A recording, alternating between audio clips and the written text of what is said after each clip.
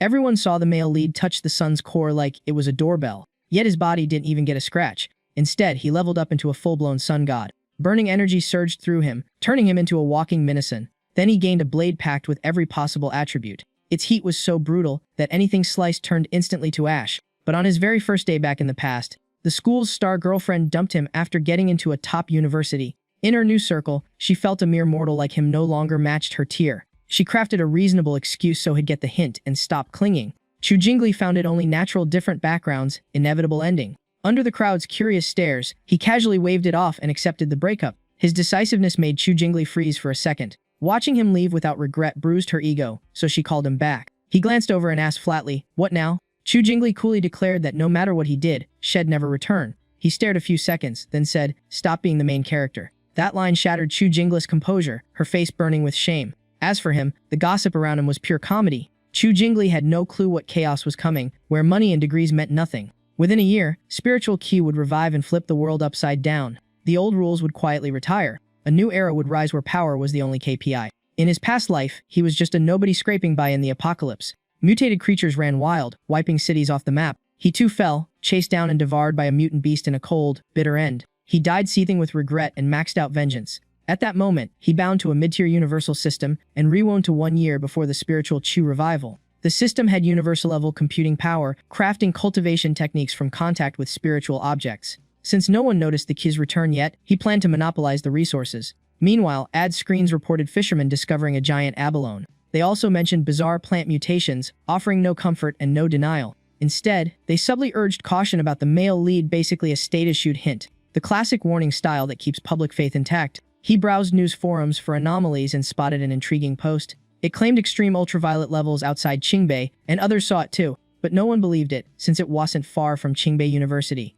In reality, the campus just had cloudy, gloomy skies. The report said Qingbei University hit 74°C, yet the comments were still drowning in doubt. While everyone called it fake news, he smiled. His first opportunity had just clocked in. 15 minutes later, he stood at Qingbei University's gate. He wiped the sweat off his forehead. The abnormal vibes here were impossible to miss. Sunlight stabbed the ground in blinding beams. Even the guards fled their posts. He alone stayed, tanking the brutal heat. The moment his fingertip touched a tiny ray, the system's familiar chime rang in his ear. Full yang attribute fluctuation detected, corresponding data activated. The light beams morphed into bands, wrapping tightly around him. His body erupted in dazzling brilliance. The retreating guards were blinded, utterly clueless and stunned. Unbeknownst to them, his body felt like it was being incinerated from within. The fiery pain drilled to his marrow as the system continued. Transformation complete. You have obtained the golden sun breathing technique. Meanwhile, at another admissions gate of Qingbei University, his ex, Chu Jingli, arrived in style, attracting plenty of admirers. She stayed indifferent just as a burst of light flared behind her. The campus broadcast warned everyone to avoid the front gate immediately.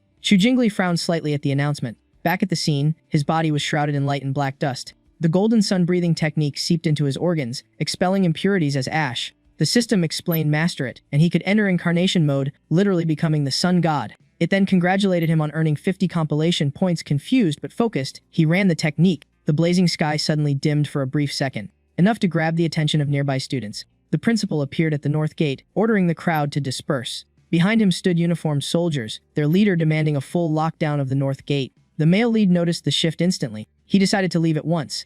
Not long after, the mysterious soldiers arrived where he had stood. One crouched to touch the black dust on the ground. After sniffing it, he muttered it was human-made. Someone had contacted spiritual ki again. Hearing this, Chu Jingli felt a vague stirring and looked down the distant road, as if spotting a familiar silhouette. She quickly dismissed it. No way his grades could get him into Qingbei University. An hour later, he returned home and began absorbing solar energy to cultivate. Recalling the chaos he caused, he wondered if it made the news and grabbed his phone. A section titled Spiritual Ki Association caught his eye. In his memory, this group had appeared online a year ago, but was treated as a joke. Now it was booming and perfectly aligned with the signs of the spiritual Ki revival, confirming the state's moves weren't simple at all. He immediately clicked in to investigate. Inside was a level 1 realm system, starting with sensing T&D spiritual objects, then level 2 spirit forging, creating mortal weapons and awakening bloodlines with heaven on earth spiritual Ki. There were higher tiers too, though most readers scoffed in disbelief. Yet he paused at a page tied to Shia Nation's projects. Though clueless in his past life, he sensed this place was tightly controlled. So he followed the instructions and began running the golden sun breathing technique. Soon, the heat within his body started to transform. As the technique circulated, his body slowly lifted off the ground, hovering midair. Flames blazed around him, his starting realm ghostly forge. This stage used the body as a base, turning flesh into ki, merging with heaven and earth spiritual chi and weapons to form a divine forge. In a flash, spiritual chi gathered above his head. When it finished, unprecedented power flooded him. He officially entered one-star ghostly forge and recalled the system's compilation ability, the power to impose edits onto reality itself. His gaze shifted to the water cup beside him. The system prompted spend compilation points to infuse yang attribute into it. That confirmed his guess. In short, he could turn ordinary objects into special items. This cup could gain yang power. So he chose to save the points for blades instead, planning to forge his own weapon. His family heirloom treasured saber became the target. But it was late, so he postponed the experiment until tomorrow. Yet as he slept, a pair of eerie red eyes flickered in the night. At the same time, atop a skyscraper, a girl in tactical gear stood silently,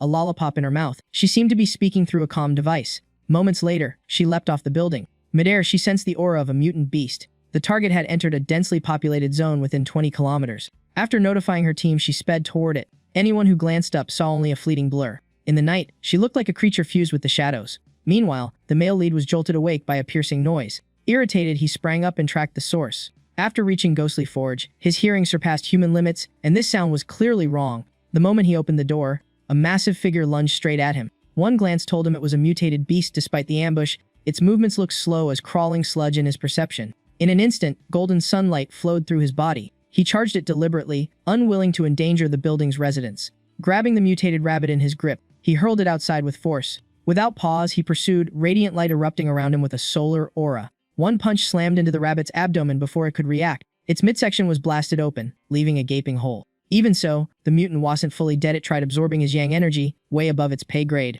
In seconds, its body was ripped apart by the very force it tried to steal. The burst of light made insomniacs think dawn had arrived, yet outside their windows, the night remained pitch black. After exploding, each rabbit fragment shimmered with eerie gold. One eyeball landed at his feet. He glanced down, then crushed it without hesitation. A dark attribute creature daring to devour its direct counter, basically speedrunning suicide. Had he been ordinary, the whole building would have been its buffet. That only strengthened his resolve to gather more cultivation techniques. Not long after he left, a figure descended from above. It was the tactical girl from earlier. She froze upon seeing her prey reduced to glittering chunks. Cause unknown, but the remaining dark energy still needed cleanup. Suddenly, a trace of yang aura reached her hand, even burning her slightly, in this force perfectly matched the residue she found at Qingbei University's North Gate. This couldn't be coincidence, because before the spiritual key revival, common attributes were the 5 elements. Pure yang was nearly non-existent, so she reported immediately. The line went silent for a moment before giving orders. Find the one with this rare talent, recruit them at all costs. She understood the weight of that command. Her mission instantly shifted.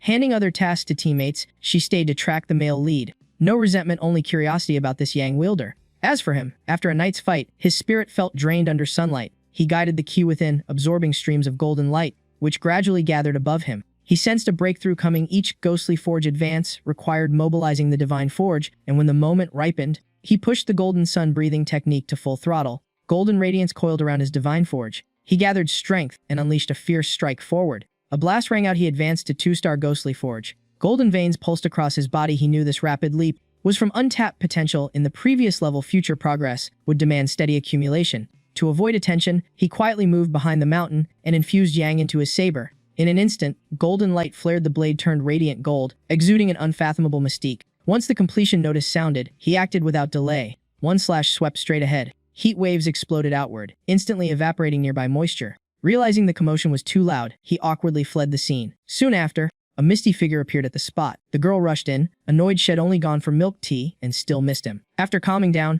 the target had vanished without a trace, leaving her frozen in place. The heavily ravaged mountain scene left her stunned. What gave her a headache was figuring out how to restore the area. Suddenly her expression shifted, eyes wide with disbelief. The lingering aura carried the mark of 2-star ghostly forge. Last night it was 1-star, yet her shock wasn't over. She also sensed traces of a spirit weapon, something only a few in the association possessed. Though rare, the Spiritual Key Association had spirit weapon forging tech, so how did he know it too? Meanwhile, he wondered if his weapon could fuse more attributes, since the system could compile all kinds of techniques. Then new intel caught his eye. His traces had been found. Early cultivators wanted to recruit and protect him, even share a newly revived spiritual key site. That piqued his interest. He focused on the proposal immediately. The location, a lava cave. Given the compatible attributes, he chose to join the team. The next day, a small group gathered at the meeting point. 1 woman, 3 men, but the 3 had no clue. The blonde girl was actually from the Spiritual Key Association. Online recruiting was just a cover. Her real goal was scouting talent for the Stateran Association, which had cost her plenty of effort. The Spiritual Chi Association operated directly under government control, tightly managed. Right then, the male lead arrived. The blonde girl was briefly startled his aura had reached 2-star Ghostly Forge. She stayed silent and led them deep into the cave. After some chatter, they reached the target spot. Ignoring calls behind him, he rushed forward. He directly touched the boiling lava. A loud boom erupted as scorching heat surged outward. The system detected an inner flame anomaly and instantly compiled a brand new crimson flame saber art for him. When executed, each slash detonated like raging fire. The blade was wrapped in thick flames laced with searing lightning. The accumulated firepower, fueled by battle intent, could unleash devastating force. Perfectly syncing with his long saber, it added a superior burning attribute. He spent compilation points to fuse it into his weapon. The spectacle left the others dumbfounded. Before their eyes, the blade seemed to merge with the flowing crimson lava. Feeling the power within, he brimmed with excitement once the inner flame was absorbed. The surrounding spiritual ki calmed, aiding everyone's cultivation. Minutes later, 3 more people arrived, clearly drawn by the spiritual chi fluctuations. Sensing they were all 1-star Ghostly Forge, the blonde girl wished to avoid conflict. She proposed sharing the spiritual chi resource peacefully. The leader sneered, dismissing everyone but the blonde girl, and even told the rest to scram. Her jaw tightened, expression stiff with anger. Right then, the male lead stepped between them, saber still radiating heat, voice icy, bullying a weak girl proud of that. He slammed the blade into the ground, unleashing a violent wave of fire. The scorching heat shook the 3 intruders. When he raised the saber and pointed it at them, their earlier arrogance evaporated instantly. They knew if targeted, they'd be roasted on the spot, so they fled without daring to look back. The others now looked at him with open admiration. He awkwardly brushed it off, mumbling that he'd leave first. The blonde girl, having witnessed his overwhelming strength, stayed silent. Inside, she resolved to report quickly and recruit him at all costs. Soon enough, the Spiritual Chi Association received her message. A cultivator with a heightier attribute shocked and thrilled them, yet they worried about how to approach him. If they knew those heightier attributes all came from him alone, what would their faces look like? On his way back, he saw news about the cave disturbance, already exposed and spreading online. He didn't care much. What mattered more was the yang energy he absorbed. It pushed him to the brink of another breakthrough. So he returned to the mountain behind his home. Meanwhile, the silver-haired girl had just restored the site he'd wrecked earlier. Suddenly, a radiant halo like a miniature sun appeared, drawing spiritual chi into a forming phantom silhouette. Faced with the flashy anomaly, she instantly guessed it was him and dashed toward the light. This time, she was determined to meet him. Earlier, as he ran the golden sun breathing technique, he absorbed all yang in the air, pushing his aura to its absolute peak, and the phantom form gradually solidified. Seeing this, the silver-haired girl was deeply shaken. The spiritual chi forming that phantom bore the marks of true, trial-tested cultivation. She recalled her own reckless push to 3-star, botching circulation, and ending up hospitalized for a week. Her feelings grew complicated. Many cultivators shared that flaw. Seeing his calm bearing, she assumed he was an elder master. Just then, the phantom began to move. After the 3rd swing, he advanced straight into 3-star Ghostly Forge. When the silver-haired girl reached the spot, it was empty. Unwilling to give up, she followed the fading traces. Finally overwhelmed, she called to the sky, "Senior must still be nearby!" In truth, he was hiding on a tree branch, aware someone had been tracking him for days and curious who it was. The girl introduced herself as from the Cultivators Association, lowering her tone and pleading for him to join. He broke his silence and simply asked why. Sensing his disinterest, she hurriedly explained the benefits and the vision of uniting against future enemies. She even offered her credentials as proof, which mildly impressed him. He recalled she was once a national long-distance running champion. But in his past life, the association was crushed by an overwhelmingly powerful foe, nearly wiping out humanity. Joining meant heavy restraints. Right now, the cons outweighed the pros for him. Still, limited cooperation was possible. He could help when necessary. Otherwise, he wanted no disturbance, and from her attitude, the association didn't dare offend him either, since rare attribute holders were exceptionally scarce. So Qingyang agreed and proposed feeding the association mixed true and false intel about him. She did exactly that, reporting she had only met him by chance. The association wasn't too focused on him anyway, as a new threat had emerged: vicious aberrant beings exploiting the spiritual chi revival to corrupt regional energy, creating man-eating mutant beasts, some even disguising as anomalies to hunt and divide territory. If not eliminated swiftly, their destructive traits would erode human civilization step by step. After he returned home, the weather suddenly turned violent: storm winds, torrential rain, dense lightning like a tribulation trial. Authorities immediately warned citizens to stay indoors. His residential area was sealed off, yet he sensed something off. The lightning spiritual chi fluctuations weren't pure, likely another anomaly born of the revival. So he headed toward the mountain behind, where lightning struck relentlessly. Sure enough, upon approach, the system warned of a newly contaminated spiritual chi node. Meanwhile, the association analyzed the explosive lightning energy on the mountain, rating its level danger. No one could near the core. Even 3-star Ghostly Forge meant certain death. A mountain lockdown order was swiftly issued. In contrast, he calmly observed the lightning hammering the center. The outer lightning attribute wasn't pure enough. He had to climb deeper toward the Jade Emperor Peak, where the key had just formed. Current mutant beasts weren't a threat to him, but future calamities would demand far more power than he currently held. With his young attribute and blazing saber, perhaps one day it could evolve into a true solar divine weapon, and this lightning energy might serve as the stepping stone. Upgrading his body, driven by relentless ambition, he gritted his teeth and charged through countless lightning bolts toward the mountain's core. At that moment, a massive bolt struck his position. The young man swung his saber to meet it, but couldn't withstand the terrifying force. Even shielded by the golden sun breathing technique, he was swallowed by electricity. His yang power shattered. The lightning was at absolute extreme, like heavenly punishment. The pressure kept mounting, pushing him to the brink of collapse. He looked up, mind racing for a way to control this power. His gaze locked onto where the lightning continued to crash down. He instantly fired up the golden sun breathing technique and swung his blade straight at the incoming lightning. No dodging, just vibes. A surge hit his throat, and he spat out a mouthful of dramatic red blood. The lightning fried him numb and aching all over, yet quitting wasn't on today's agenda. He gritted through the insane pressure, inching toward the core until he was almost there. As if offended, the thunder source unleashed an endless lightning tantrum at him, dazzling like a celestial rave. It shone so wildly that even folks thousands of miles away could see the sky screaming. At that moment, the system chimed an ultra-powerful lightning source detected. In a blink, he received the divine thunder hundredfold tempering art. It erased his fear of heavenly thunder, and even let him channel it into his body like premium electricity. His body was remade anew. Unlike plain yang energy, lightning power dominates both offense and defense. He felt his bones and tendons reinforced hard, and shockingly, this upgrade didn't hurt at all. He even gained points to forge something new, an item that could fuse with mightier lightning. Such fusion would hard counter all evil, but his yang-attributed blade would explode if pushed further. So he chose his right arm instead, officially creating a lightning-infused arm. As he gained the rare lightning attribute, the violent storm over Yu Shan gradually faded. This totally wrecked the association's prediction that it would last 3 days, so they rushed up the mountain and quickly found traces of a cultivator. The Aura Association's military was shaken. Even Shrank elites couldn't enter that lightning zone. Yet someone did, and if such a being turned hostile, the fallout would be terrifying. Determined, they vowed to find him at all costs and slapped him with the title Tyrant. Suddenly, Major Han recalled a Yang-attributed cultivator and asked Su Qingying about the investigation. She stayed cool. She fed him half-truths and kept their prior meeting completely off the record. Major General Han simply nodded, arranged his forces, and declared the Yushan incident a natural phenomenon. Back home, he focused on sensing the changes in his right arm after fusing with lightning power. The electric current there felt like his toughest body part, and the once wrathful thunder source had compacted into a neat, controllable core. The system noted this mightier lightning could deal triple burst damage to evil beings. He was itching for a test drive. Right then, new updates popped up on the forum he followed. A breaking news alert flashed before his eyes. It reported a massive explosion at a chemical plant with heavy casualties. But the comments hinted at something off. Nearby residents felt a gloomy, unsettling aura. After a moment's thought, he recalled his past life encounters with evil entities. They loved lurking in dark, forgotten corners. Often starting as ordinary creatures, they mutated, gained awareness, and upgraded their stalking and killing skills to terrifying levels.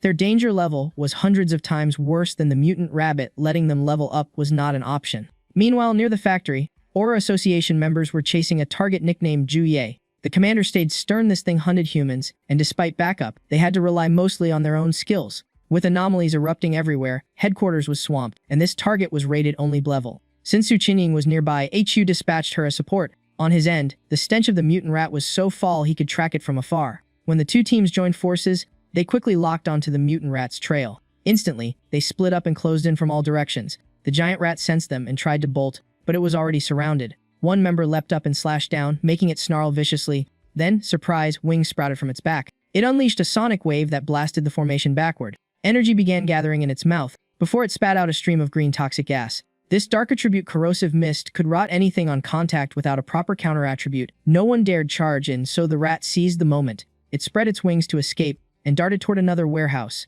To avoid disaster, Su Qingying checked the spiritual energy density. The rat had shown 49 before, but this warehouse spiked to 80, meaning more than one mutant beast was inside. Realizing the danger, the group tried to retreat, but too late. The rat had teamed up with a giant mutated snake, setting a deadly hunting trap as thick poison fog engulfed the area. So Qingying was cut off from the others and targeted one by one. Seeing this, she understood the creature had near-human intelligence, even suppressing instinctive hostility to cooperate. Now she faced not only the giant snake's impending strike, but also the spreading toxic mist. As her spiritual power neared exhaustion and surrounding energy thinned out, she could no longer hold on. Just as her will was about to collapse, the ceiling suddenly shattered, and a beam of blazing light poured down, flooding the entire warehouse. The giant snake instantly noticed his arrival and lunged at him with jaws wide open. Meanwhile, the mutant rat exploited his dodge, biting straight into his right arm, but he didn't even flinch. From that arm, lightning power erupted violently, instantly erasing the rat. He then swung his blade at the snake behind, puzzled why it didn't fear the light. That detail caught his attention, and the strike enraged the creature, sending it into a frenzied counterattack as he nimbly evaded. He unleashed a blazing hot slash, aimed straight at the target, splitting its head in two, yet the snake possessed regeneration, so the blow wasn't fatal. Still, the slash carried more than simple force. In the blink of an eye, thunder roared explosively throughout the warehouse. Instantly, thunder wrapped around the snake. This was the blade's newly buffed might. The flames withdrew, replaced by compressed lightning injected straight into its body. As a dark energy creature, the rat burned easily under light, but the snake was different. It had reached disaster level. Even dying, it managed one last sneaky bite. Without the golden sun breathing technique and the detoxifying solar flame, plus the lightning reinforcement, anyone else would have been a corpse. After finishing the two mutants, he noticed the girl who had tailed him before. One glance told him she was faking unconsciousness. Realizing the act was up, Su Qingjing covered her blushing face. She had never clearly seen his features, always assuming he hid them on purpose. As she thanked him, he simply acknowledged it and turned to leave. Seeing him go, Su Qingjing quickly lowered her hand, about to stop him, but he leapt up and vanished in seconds. His hasty exit was actually because he had tested contact with dark energy, hoping the system could collect it, but the chilling discomfort exceeded expectations, and the system stayed silent. Meanwhile, Su Qingjing shook the older captain awake. As they regained consciousness, the two corpses beside them left everyone stunned. She explained that a Yang-attributed expert she'd been tracking had handled it. Shocked and impressed, they began collecting the remaining dark energy traces. However, while moving, the captain accidentally stepped on leftover snake flesh, triggering a spark of electricity underfoot that froze everyone in place. They had believed the man only had the Yang attribute. This revelation shook even Su Qingjing. She hadn't known he wielded another higher power, and now, thinking of his solo actions, an unbelievable guess formed in her mind. A person wielding two higher attributes shattered common sense. She had encountered someone extraordinary. The news was swiftly reported to the association, and forces arrived to gather residual spiritual energy. They analyzed every remaining trace. After half an hour, results showed both the mutant rat and giant snake were almost certainly taken down by the same person. Even prepared, the conclusion still left everyone reeling. Never before had there been records of one individual possessing two higher attributes. Knowing secrecy was pointless, Su Qingjing reported everything in full. This time, the association reacted differently. They canceled surveillance, deciding his rescue and anomaly clearing proved his stance, not wanting to offend him further. With matters at this stage, she further suggested he might possess a spiritual weapon. That stunned the leadership, no matter how gifted. Wielding a spiritual weapon so early in the spiritual resurgence was baffling. According to Su Qingjing, the spiritual weapon carried the Yang attribute, opening up a bold new hypothesis. They theorized he might reach the spirit creation realm, capable of forging a spiritual weapon himself, though that was wild speculation. After all, those at this level were usually veterans stacked with decades of resources. So a young guy like him getting there, hard to swallow,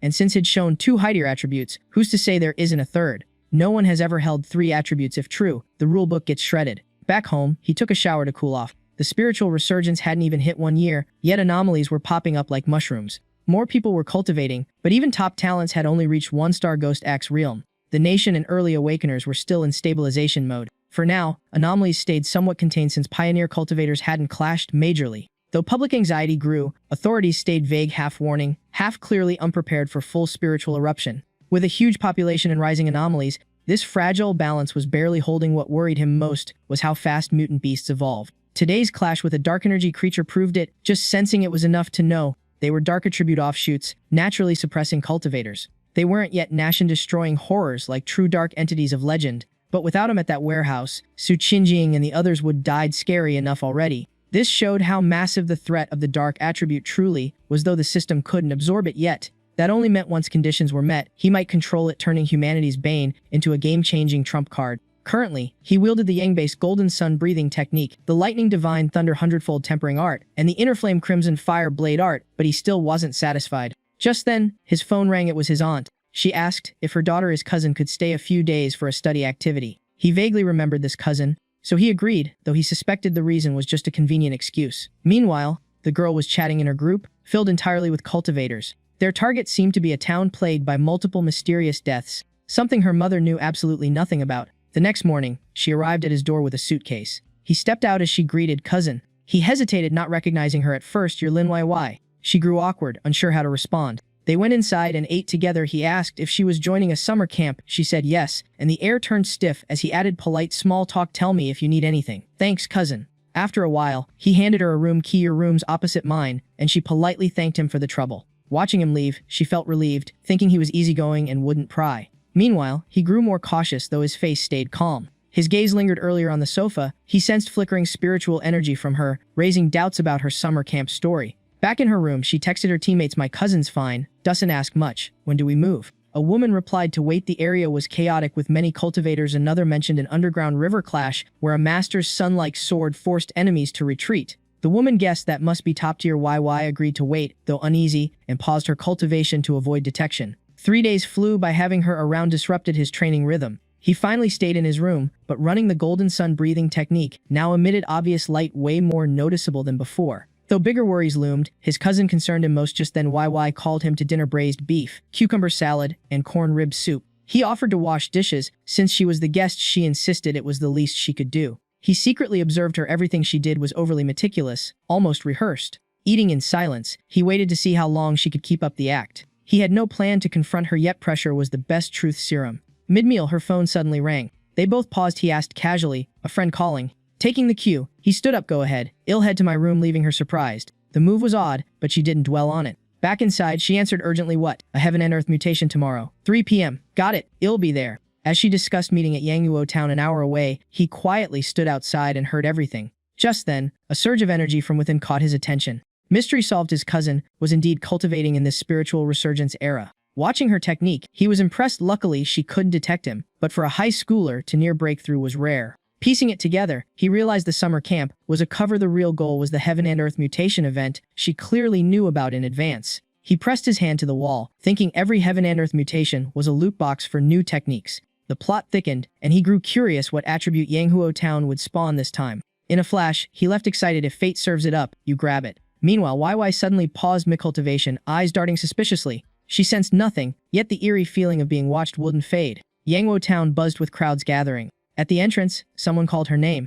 YY, an online acquaintance teased, "So how's your cousin? Handsome?" She thought briefly. "Has fine but looks pretty average, nothing eye-catching." The friend sighed in disappointment while another burst out laughing. A sultry girl nicknamed Beautiful 81-year-old lady chimed in, "Didn't you once say you're just painfully ordinary too?" The group on the other side had been waiting. A man in white said, "Everyone's here, let's get to business." Noticing someone missing, YY asked. The reply was curt, "She's not coming." As they moved out, Beautiful 81-year-old lady whispered, "She's always mysterious, ignore it, let's go." At the same time, he was already there, watching them quietly from afar. After sizing things up, he figured his cousin's team seemed capable of operating discreetly. His gaze swept through them. The weakest was stable at 2-star Ghost Axe Realm. The man earlier at 3-star Rumor had it. Another, even stronger member rarely showed. He pieced together the situation and looked toward the town's mountain. The air there felt heavy and grim. A familiar voice reported updates as a colossal vine descended from the sky like a twisted fairy tale. Observers noted the vines appeared randomly, unlike any known pattern. Clearly a Heaven and Earth mutation, yet unrelated to weather.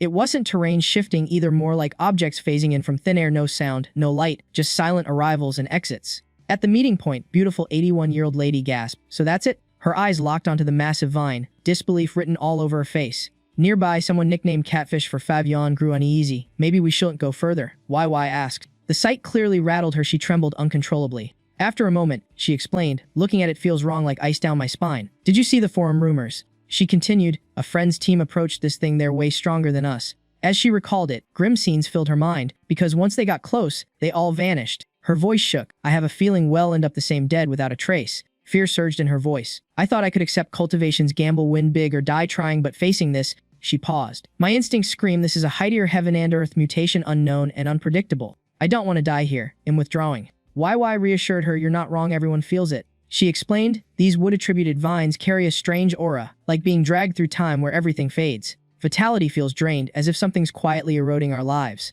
"So what?" Y said, still gripping the hand of Catfish for Fav Yuan. Yet she insisted this was the very path of martial cultivation. From above, he surveyed the gloom among all anomalies had seen. Aside from dark attribute shifts, these vines were uniquely unsettling. He sighed softly. Staying here to cultivate took serious guts. Though brimming with life and form, the vines felt lifeless within, like hollow shells devoid of spiritual force. Standing atop a rock, YY declared, "We're out of time. Danger here is obvious." She warned, "Stay within sight, don't stray." Everyone complied instantly. In her mind, this at least minimized risk. She entered meditation, choosing a branch as her cultivation spot. The protagonist watched with mild approval, their spacing balanced caution and energy absorption. Truly a top student, calculated, efficient, neither reckless nor timid. Her aura soon climbed to its limit. He was surprised already at the brink of breakthrough. Near 3-star ghost axe realm this fast. His cousin was no joke. Beautiful 81-year-old lady gasped. 3-star ghost axe, wow, amazing. Even catfish for Fevin stare, jaw dropped. Beneath the tree, the vines began spreading invasively. The curly-haired boy sensed it first. He shouted, not good! The vines are coming at us! What? From that far, 81-year-old lady panicked.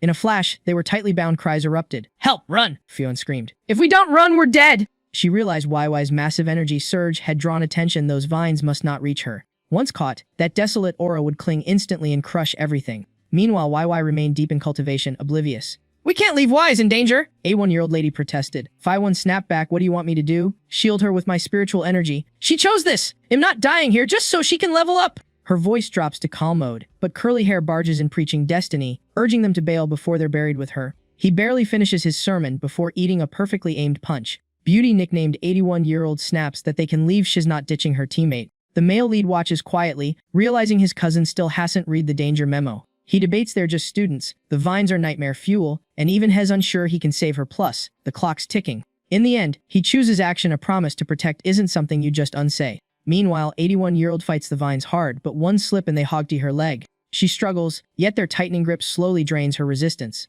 Right then, a vine darts toward the barrier where YY is meditating. The male lead bursts in dramatically, flaming weapon in hand. Year-old and the guy cheated of 5 UN can only watch, anxious and helpless. His blazing weapon slices the air and slams into the ground. The strike shakes the earth, throwing everything into chaos. After the big move, he descends coolly like it's just another Tuesday. Everyone gawks as the vines freeze then start retreating. Sections of vine are incinerated in the blink of an eye. His figure becomes clear, radiating pure boss-level aura. Curly hair recognizes him as an extreme Yangelimate pioneer, the kind bold enough to shove back that desolate aura head-in. Unis creeps in. This guy hit Ghost Mansion triple star in record time, a national rarity. He compares silently minus that mysterious prodigy. Even Linye's talent only matches his butt. The male lead still grips his weapon, ready to swing again. Curly hair wonders bitterly if they're just dim sparks beside a blazing moon. Stands frozen, mind looping on one question: who exactly is this guy? A data prompt appears. Extreme wood attribute detected, recording in progress. The system quickly confirms successful acquisition. Data shows the ability regenerates endlessly by absorbing nearby life force, basically infinite auto-recharge, while he begins extracting the attribute. Spiritual energy reports desolate attribute acquired, enabling control of decaying aura to erode vitality. He opens his eyes slowly, green pupils glowing, finally understanding why these vines lurk only in deadly zones. Sword planted in the ground, heat radiates from him. If this species spread elsewhere, vast life force would have been sucked dry already. He glances back, mentally rating the desolate attribute, basically a life force thief on steroids. From behind, 81-year-old calls out her heartfelt thanks for the save. Bruised and wobbling, she approaches to express gratitude and ask how to repay him. He stays distant, waves it off with a no need, see you, knowing he's the real winner, after farming life force and the desolate attribute from their trail. The girls scammed online and long hair watch worriedly, realizing they'd better rethink how they judge people. Sword in tow, he vanishes in a flash, proving crises reveal true colors and disunited teams don't last. The 501 scammed girl sighs at his speed, wondering what now, while long hair mocks her sudden regret. Eyeing Lin YY in the barrier, long hair calmly suggests sticking together since dangers past and Lin YY has hit 3rd tier. Right then Y opens her eyes. The trio exclaims in relief as long hair quickly checks if Shiz clear-headed, noting the mysterious powerhouse matters more. YY scans the scene, baffled, asking what on earth just happened. Her gaze lands on a heat-steaming tree, and she backs off fast, the lingering extreme yang aura still sizzling in the air. Long hair eagerly leans in, offering to recount the whole dramatic saga. Later, on her way home, YY replays the story, wondering if someone that strong truly exists. Descriptions of the male lead echo in her mind, practically a beyond normal legend. Head said the vines they couldn't crack were forced back by that man's single strike. They'd watched the massive vine cluster shrink timidly, no longer daring to advance. YY enters home, thoughts swirling though his gone. His power's aftershock left everything eerily calm. The male lead greets her casually, back already. He gives her a look, feigning concern about her pale face. YY scratches her head, blaming school fatigue. He tells her to rest and promises to order dinner, and she agrees softly. YY heads into her room, the door clicking shut. Leaning against it, she feels drained. Breakthroughs fry the mind, and controlling spiritual energy demands laser focus, more exhausting than sleepless nights. She flops onto the bed, doom-scrolling lazily, realizing sleepless nights are rookie stuff, now that cultivation is basically mandatory in this changing world. Another thought hits her. Cousin's normal life is now a luxury she can't afford. A sudden message pops up, making her pause. Jia Lan asks to report any trace of that powerhouse. YY notes it's the first time Jia Lan has spoken in the group. She replies quickly, asking if their savior could be the legend from Dark River Ronglong, and if so, why help them. Rumors explode about the male lead in Extreme Yang Master reappears, sword light tearing the sky, reportedly seen in the polluted Dark River Ronglong with a blinding blast. Stories escalate, claiming his strike forced a retreat in Sha country, few peers dare face him, and meeting him in a mutation zone means run first. As night falls, the male lead wheels his bike out. Mounting up, he calculates that Linnaeus guard is down, so slipping out won't raise suspicion. Riding through the dark, he shifts focus to fusing the desolate attribute power, oddly plant-friendly. He weighs the risks its destructive nature could backfire badly if absorbed. Tempted but cautious, he worries about side effects, especially clashing with his thunder attribute. After thinking it through, he concludes he needs a medium, like that strange plant before. Those vines form by absorbing dense revived spiritual energy, mutating into something fierce. A sly smile curls on his lips, destination locked, danger included. He pedals faster, speeding toward the deep forest. Soon, he stops at the city's forest park. Walking slowly on the grass, he seeks a plant that resonates most with his spiritual energy, perfect as a conduit. With that, he closes his eyes and activates his power. His body lifts off the ground as spiritual energy radiates outward. Watching the surroundings, has surprised to feel plants responding. The energy bonds increasingly with the leaves, yet still falls short of his ideal threshold. Suddenly, something unusual grabs his attention. Before him, a tiny glowing flower sways softly. He wonders if this is his lucky pick. Without hesitation, he reaches out. The petals suddenly latch onto his fingertip. After absorbing spiritual energy, the flower blooms wider, growing plumper and more vivid. Intrigued, he notes this wildflower acts less like a plant and more like a sentient sponge, absorbing spiritual energy and reaching back for more. He gently strokes the tiny bloom. In the quiet, he murmurs that it resonates most with his spiritual energy, perfect for fusing the desolate attribute, and the flower sways as if saying yes. He releases his power, and a violent surge of aura around the flower blasts the surrounding grass away.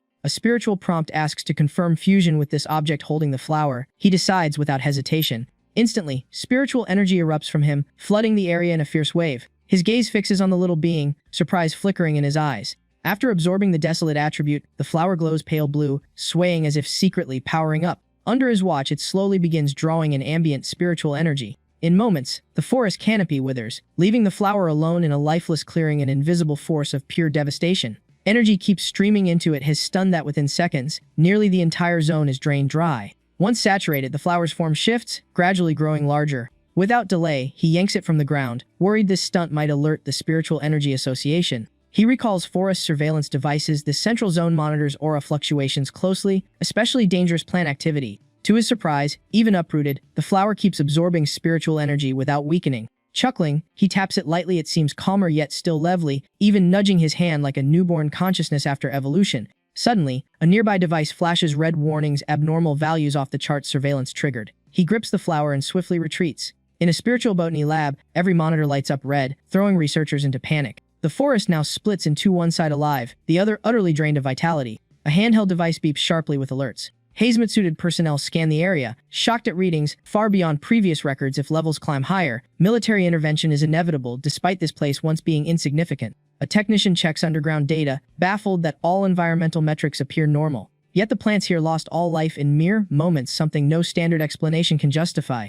Another steps forward, speculating about the spiritual force involved and suggesting they probe deeper to find the core. A man suddenly shouts for everyone to stop, warning them not to advance or touch the area. At the mention of the desolate attribute, a young staffer's jaw practically drops. Noticing this, the bespectacled man calmly recalls the vines that once hung ominously in midair. The younger staff shudder, remembering that a rank mutant plant nightmare. He lowers his voice, stressing its lethal trait, draining all nearby life force to fuel itself, a mistake many paid for dearly. The young worker falls silent. Another admits that without timely intervention, he wouldn't be standing here. The man explains that such plants create death zones, sucking dry any life within, citing Sha country's ancient tree forbidden zone in Shang City. Images surface of a rotting ancient tree that turned an entire forest into a no-go zone. Anything approaching got skewered. Wiping sweat, he analyzes the shifting world. Plant mutations are no joke, and desolate is their extreme pinnacle, now with a new case added. Suddenly, a hand lands on his shoulder, a voice saying the situation is understood. Recognizing the newcomer, he blurts in surprise, "Major Han."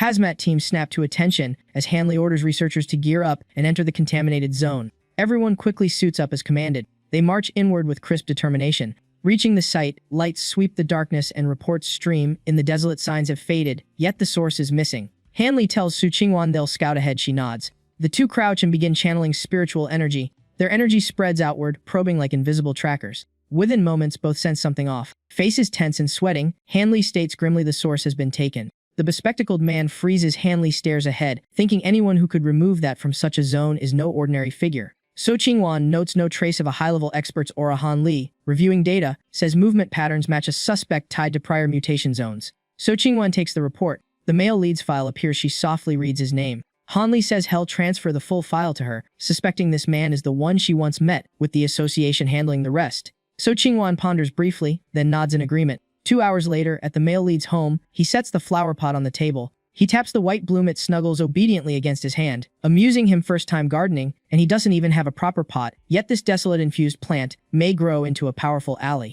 The flower keeps absorbing spiritual energy. He notes its combat potential and perfect disguise. Even Lin Yi wouldn't suspect this innocent-looking cheat code. Calm as ever, he reminds himself that power matters, but hidden trump cards matter more. Right then, his phone rings. Old Wang from next door. He picks up, recognizing the familiar name. Wang Liang, his childhood buddy, once inseparable, until the other chose the army and left that life behind. He answers warmly back already. Wang Liang sounds excited, asking to meet up like old times. The suddenness makes him raise an eyebrow. Slightly hesitant, Wang Liang says he has something important to share and tells him to brace himself. After hanging up, Wang Liang faces Su Qingwan and Ji Lan, reporting he followed orders and hoping his friend stays safe if uninvolved. Ji Lan taps the table sharp. Her tone hardens focus on the mission. No extras if he's not the target. Just act as a friend and give subtle warnings. Later, the male lead and Wang Liang clink glasses at their reunion. As they drink, he studies his friend's military-hardened demeanor, imagining the trials behind it. Wang Liang downs a drink, recounts 3 years of service, then asks about him. The male lead replies casually about his current life. Wang Liang reacts lightly, while the male lead drifts into thought, recalling how, in the past, they never met again. Ruined battlefields and fallen soldiers flash through his mind, and he wonders if fate will spare his friend this time. Wang Liang turns serious, asking if he's seen any strange phenomena lately, things straight out of imagination. He feels a flicker of suspicion, wondering if the soldier knows about the world's changes or is probing him. Keeping cool, he asks what Wang Liang means. Wang Liang sighs, saying no news is good, then warns that degrees and wealth will soon mean nothing. The world order is about to flip. The male lead stays silent, piecing it together. This must be top military secrecy, bound tight by orders of silence. His name lands on a surveillance list. Wang Liang's old friend visit was a low-key probe. Wang Liang reassures him stay quiet about today, and you're fine, an off-the-record warning that stirs complicated feelings. Suddenly, Wang Liang's phone blares an alert. He's ordered to report within 10 minutes. He rushes off, tossing a quick apology about an urgent mission. Unfazed, the male lead asks if this involves spiritual energy revival and insists on coming along. Wang Liang pauses, eyes sharpening at him. The male lead grips his shoulder, bluntly noting this meeting was likely ordered. Surprised, Wang Liang is cut off as has told, "Relax, I trust you won't harm me." Truth is, he wants to see if the military's operations tie into heaven and earth upheavals. If the Spiritual Energy Association handles anomalies, what's the army's role? They enter military blockade zone 19, and the male lead subtly senses the air here is absurdly dense, far beyond previous affected zones. Wang Liang checks in for identity verification. A confirmation chime sounds. The gates open amid tight security. Suddenly, a thunderous explosion hits. Ahead, over 20 spirit soldiers encircle a savage mutant creature roaring wildly. Weapons flash and blue light binds the target, but it counters with crimson blasts, knocking soldiers back. He recognizes coordinated attribute combat. Ji Lan, a ghost talisman triple-star officer, confirms it. The beast's dark flame fusion makes it lethal. Many soldiers are badly injured. She calls Wang Liang. He responds, only to be scolded for bringing a civilian into a restricted zone. Dropping it due to urgency, Ji Lan charges in, ordering Wang Liang into formation. He obeys instantly. Mid-fight, she eyes the male lead. So this is Fang Yi. Nothing special, aura barely flickering. Maybe he's not the one. No time to dwell. She warns him as Wang Liang's friend. Shall say this once. This is a forbidden zone. Enter at your own risk, and keep silent. He replies simply, understood. She draws her weapon, shouting, Zhang Mi! Li Yu! The two dive from above, striking the target. Ji Lan raises her gun and fires a blazing golden beam. The heavy hit lands, and the beast howls violently. Yet crimson light erupts around it, its mutation level spiking again. The beast swings a massive claw at Li Yu, shouts, ring out, Li Yu, watch out! At the critical moment, a streak of golden light intercepts the blow, saving him from disaster. Ji Lam's gun still smoked as she coolly warned everyone to keep distance and finish it before it evolved. No slacking allowed. The male lead quickly judged them, a tightly drilled squad with iron discipline and teamwork that made 11 way scarier than 2. His expression shifted as he sensed trouble and barked, retreat! You can't handle this thing! Too late, the mutant beast blasted out purple lightning, slicing straight through their formation. Ji Lam instantly ordered max alert, upgraded the forbidden zone level, and banned retreat. Everyone echoed in unison. The beast sprouted horns and claws, ballooned in size, and its glowing red head signaled dark attribute fusion complete. Its crimson gaze swept downward like a boss entering phase 2. below, Wang Liang visibly wavered under the pressure. Ji Lam shouted his name, while lightning flickered in the male lead's tense eyes. Wang Liang barely dodged the first strike luck stat doing overtime. Ji Lam reported that Target C in Forbidden Zone 19 had evolved into Brank and ordered a strategy shift as the male lead watched quietly. Then he saw Wang Liang get blasted away. He rushed forward and caught him, asking if he was okay. Wang Liang, badly shaken and unstable, forced calm, saying it was just his spiritual energy and suppression collar backfiring. He even tried reassuring him, boasting about the soldiers of Forbidden Zone 19. The male lead said nothing, just stared silently. Across the field, Ji Lam raised her weapon again and declared they'd stop it at any cost, even with their lives. The entire squad swore they would never let the Brank mutant leave the Forbidden Zone. Suddenly, the male lead dashed forward, overtaking even Ji Lam. Under her questioning gaze, a massive sphere of lightning gathered in his palm, ready to drop. He taunted the beast, asking if it was really that confident. Then he charged without hesitation. Leaping into the air, he roared, "Let this divine thunder train you!" The strike crashed down, and the beast howled violently. Shockwaves rippled out, forcing everyone to shield their eyes. Liu gaped, stunned that even Ji Lam couldn't solo a Brank like this. Wang Liang stammered whether his buddy was truly Ji Lam, cut in firmly they weren't mistaken. Her eyes locked on the blazing figure as she declared with certainty, "He is Bao Jun." Noticing the beast still standing, the male lead sighed and told Ji Lam and Lao Wang to step back. Ji Lam rapidly pieced together the battle, realizing a Brank normally required full team sacrifice-level tactics, yet this man nearly crushed it alone. Her brows tightened as she wondered what kind of monstrous power that was. Opposite them, the male lead raised his hand again, concluding this was peak lightning at its extreme, even by Lai Kingdom standards. It was top tier. Watching his moves, Ji Lam's face shifted as she imagined just how far this guy could level up. Suddenly, a bolt of lightning tore down from the sky, ripping through space like dramatic CGI. As the strike hit the beast, the male lead calmly stepped out of its light path, convincing Ji Lam that Bao Jin was no empty title. His expression turned quiet and unreadable, like a storm about to reload. Zhang Mi clutched her chest, shivering, while Liu admitted lightning was far scarier than darkness. Corrosion hurts, but thunder just deletes you.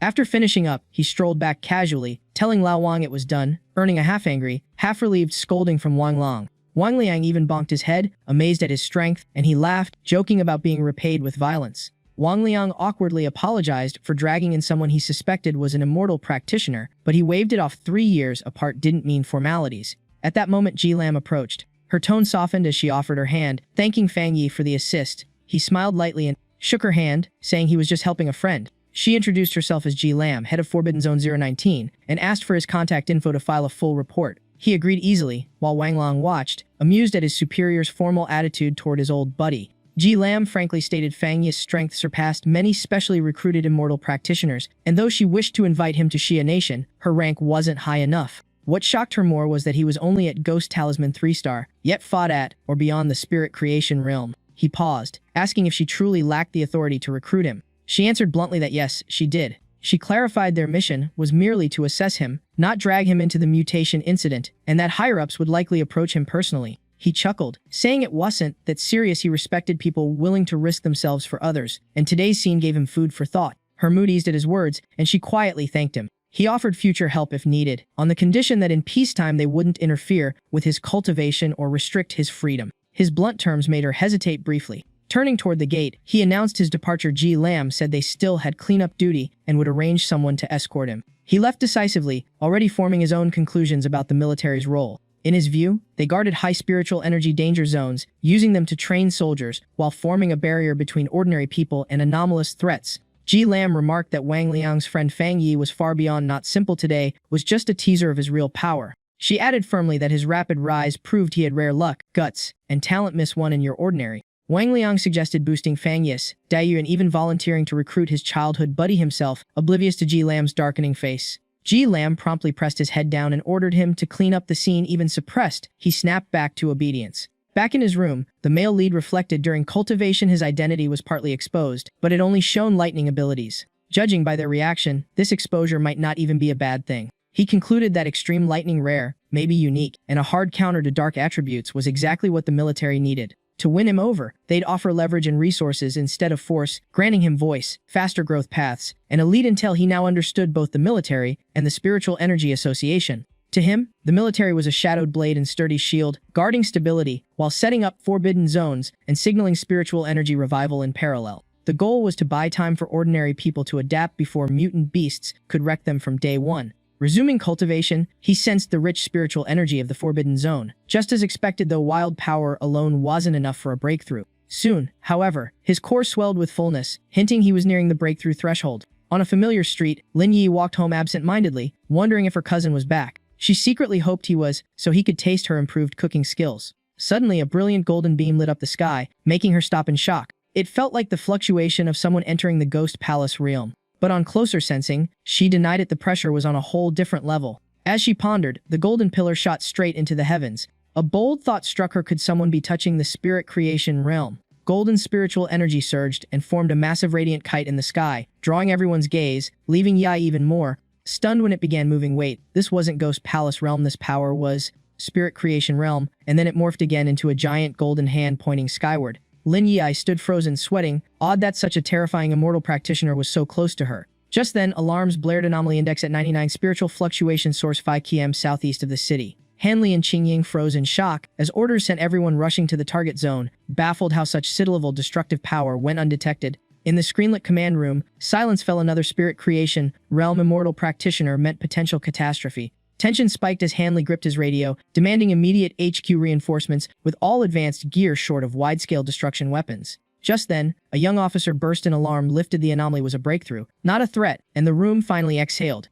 The male lead let out a breath. He had officially stepped into the spirit creation realm. Rubbing his neck, he found the breakthrough oddly smooth. Aside from feeling lighter, nothing dramatic seemed different. His phone buzzed with a message from Wang Liang. Hero of Liangshan sent news about another abnormal blaze at Qingcheng University. After a brief chat, Wang Liang warned him to be careful. His new power wasn't easy to control. He agreed, deciding to stay low-key and keep Yang Flame and Scarlet Fire Dao technique as trump cards before replying. Relax, I'll be careful, I've still got aces up my sleeve. Right then, the door opened and Lin Yi walked in cheerfully with a food box, announcing she was home. She asked if he'd eaten and offered the meal, while he lazily replied from the sofa that he'd eat later. Lin Yi frowned slightly, worried her cousin was kind but notoriously lazy. Even if school wasn't his priority, she still had to juggle her duties as an immortal practitioner. Flopping onto the bed, she pondered the sudden spirit creation expert's appearance and resolved to protect her cousin in return for past kindness. Meanwhile, the male lead studied the news. First, extreme heat, now wildfire, analyzing footage that showed terrifying speed and destruction. Trees and flower beds near the field were burned to black stubs. The area was sealed off as clips replayed nonstop with endless comments. Though brief, the footage looked worse than the previous Northgate incident. Wondering how Yang attributes differed this time, he recalled Ji Lam's handshake and decided to investigate and contact her. The next morning, Qingcheng University's gates were shut tight under heavy guard, with reporters swarming for answers about the blaze. Amid the crowd, two figures stepped forward, their presence gradually silencing the surroundings. A reporter whispered who they were as Fang Yi and Ji Lam strode inside under everyone's stunned gaze. Some protested the unfair entry while the two calmly inspected the still-burning site. Fang Yi wondered if this heavenly fire was literal. Ji Lam confirmed it was the government's term. The blaze had erupted without warning, couldn't be extinguished, and raged on despite dozens of helicopters hovering uselessly above. Ji Lam said she'd checked the principal's office and asked if he'd join. He chose to stay, and she told him to be careful. He slowly approached the scorched zone, still sealed off by barriers. The ground was charred but cold. He stepped in to sense residual spiritual energy, yet found nothing. So much for easy clues. Fang Yi, a sudden voice made him pause. Chu Qingli, he replied, noticing a freckled brown-haired girl beside her asking why he was here. The freckled girl curiously blurted that he was the ex-boyfriend Qingli once mentioned, the junior college guy, earning a small nod from her. Slinging an arm over Qingli's shoulder, she looked down on him and told him to give up. The gap between them was obvious. Fang Yi frowned, baffled, hung up on her. Nearby students gathered, gossiping and snickering as if he'd chased Qingli here. The freckled girl pointed at him arrogantly, threatening to call the police if he didn't leave. Qingli lowered her head awkwardly, assuming he still hadn't let go of their past. Just as tension peaked, a calm voice asked, Fang Yi, are these your friends? His flat reply, just high school classmates, left Qingli stunned. Ji Lam remained composed, a faint smile behind her sunglasses as she glanced at Qingli. The two girls faltered under her commanding aura, suddenly doubting who this woman was. Ji Lam stepped forward and informed Fang Yi the heavenly fire was worse than expected. As a military-appointed consultant, he needed to join the inspection, and he agreed at once. A shout rang out and the crowd quickly parted. The principal's arrival shocked everyone. Known for being busy and stoic, his appearance sparked wild speculation about ties to Ji Lam and Fang Yi. Qingli stood confused while her freckled friend smugly assumed he'd come to deal with Fang Yi. The next scene shattered that theory. The principal walked straight to Fang Yi, warmly shook his hand, and respectfully greeted him as Consultant Fang, thanking him for aiding with the dangerous anomalies. He even bowed slightly, entrusting the sports field incident to him. Kingsley froze, then was held back with other bystanders by security. All around, people stared in disbelief at the principal's deferential treatment of Fang Yi. In an instant, the crowd's attitude flipped, mockery vanished like it never existed. Praise replaced gossip, while Chu Qingli was squeezed to the back of the crowd. She stood silently amid the noise, saying nothing. Doubtful eyes turned on her, some noting Fang Yi hadn't glanced at her once pale-faced. She endured the whispers. Shortly after, at the north side of Qingcheng University, the principal led them forward, recounting the first fire with a visibly tightened expression. The memory was pure chaos and devastation. He paused, adding that other areas were contained, only this spot remained. Fang Yi followed his gesture, noting the lingering stench of burning in the air. Before them, a still smoldering basketball hoop marked the fire's origin point. Ji Lam pulled out a watch-like device, prompting Fang Yi to ask what it was. She explained it measured basic spiritual fluctuations. Anything above 10 required lockdown, since ordinary people couldn't endure it. The number instantly spiked to 60, startling her. She judged it dangerously high without swift action. Not just the school but the city would suffer, requiring elites with pure spiritual power and stable realms. Suddenly, Fang Yi stepped past the barrier, stunning them. Consultant Fang. Without hesitation, he leapt straight into the blazing pit. The reading soared almost immediately, hitting 110. Ji Lam shouted in alarm. 110 qualified as shrank anomaly. The principal panicked, unsure how to respond now that Fang Yi was inside. Strange flame patterns flickered in her eyes as she wondered how he dared charge in alone, something even the strongest, Forbidden Zone Soldier King might not attempt. Meanwhile, within the roaring sea of fire, Fang Yi advanced steadily. Unharmed, he reasoned that just as Yang attribute resisted lightning before, it should counter heavenly fire, but self-protection blocked him from touching the core flame or activating techniques. Deeper in, he confronted a colossal fire entity, forcing him closer to the source.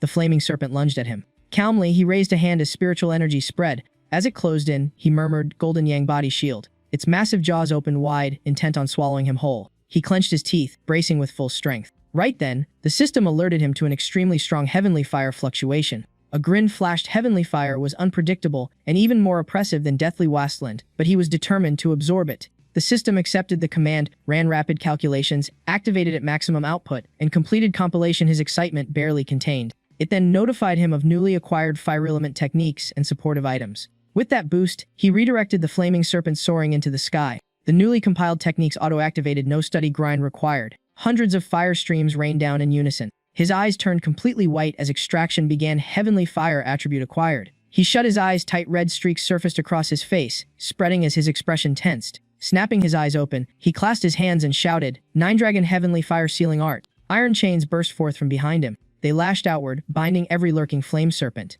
Ji Lam and the principal were stunned. That sealing aura resembled techniques used by top-tier immortal practitioners in the Forbidden Military Zone. Amid the web of chains, Fang Yi widened his stance and roared, "Seal!" The raging heavenly fire was sucked into the chains instantly. The chain structure expanded endlessly, as if devouring the entire fire source. He lightly held the flaming mass within seal complete. Landing softly, he released it, letting the sealed core float midair. Heavenly fire is temporarily sealed here. He warned them not to remove the seal, repair the stadium, or let anyone approach. The principal quickly agreed to preserve the site at all costs. Standing aside, Ji Lam grew unusually quiet. Fang Yi teased that Qingbei Shore was generous with its 7 or 8 stadiums. The principal awkwardly laughed before Ji Lam cut in, asking for a private word. The principal obligingly stepped away, and Fang Yi looked at her, puzzled. Ji Lam leaned closer, eyes meaningful. "You hide yourself well, Fang Yi." He shrugged it off, saying heavenly fire wasn't easy to handle. She dropped the pretense. She meant the talent and realm had been concealing. Even exposed, his expression stayed calm. She admitted someone of his strength having secrets was natural, but asked him to hear her out.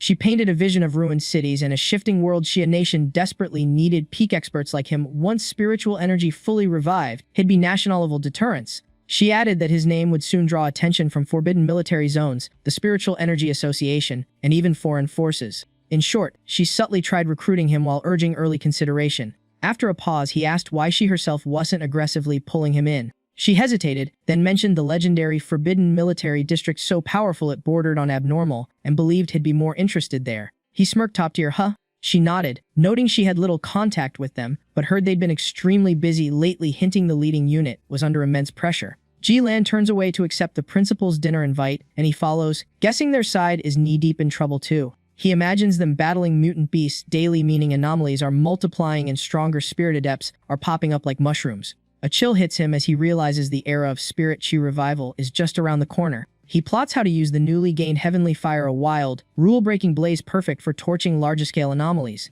Suddenly, a light bulb flickers on in his mind. He figures it pairs almost perfectly with his scarlet fire blade art. Extra firepower would be icing on the cake. In the distance, mountain ranges stack endlessly against the sky. Blade in hand, he steps into the forest, eyes locked on the data flashing before him. Upon reaching the forbidden mountain, he finds no obvious anomaly, yet it's sealed off, making him suspect the Spirit Q Association caught on to his plan early. He smirks, recalling Qingying was this place handed to him as a testing ground. Fine, hell, play along. His thoughts screech to a halt as he senses something off. His instincts flare at a chaotic aura tinged with death key. Then soft rustling echoes from the treetops. A ferocious mutant beast reveals itself, eyes glued hungrily to its prey. He stays calm, taunting, "So you've got awareness now," debating whether to strike. Take a good look. He instantly accepts the system's prompt. Spirit Q floods into his blade, making it blaze with light. Flames erupt from the edge as heavenly fire spreads with unstoppable fury. His eager gaze makes the beast hesitate, his just as curious to see what this power can really do. Without pause, he swings sparks rain down, turning the creature into his live test subject.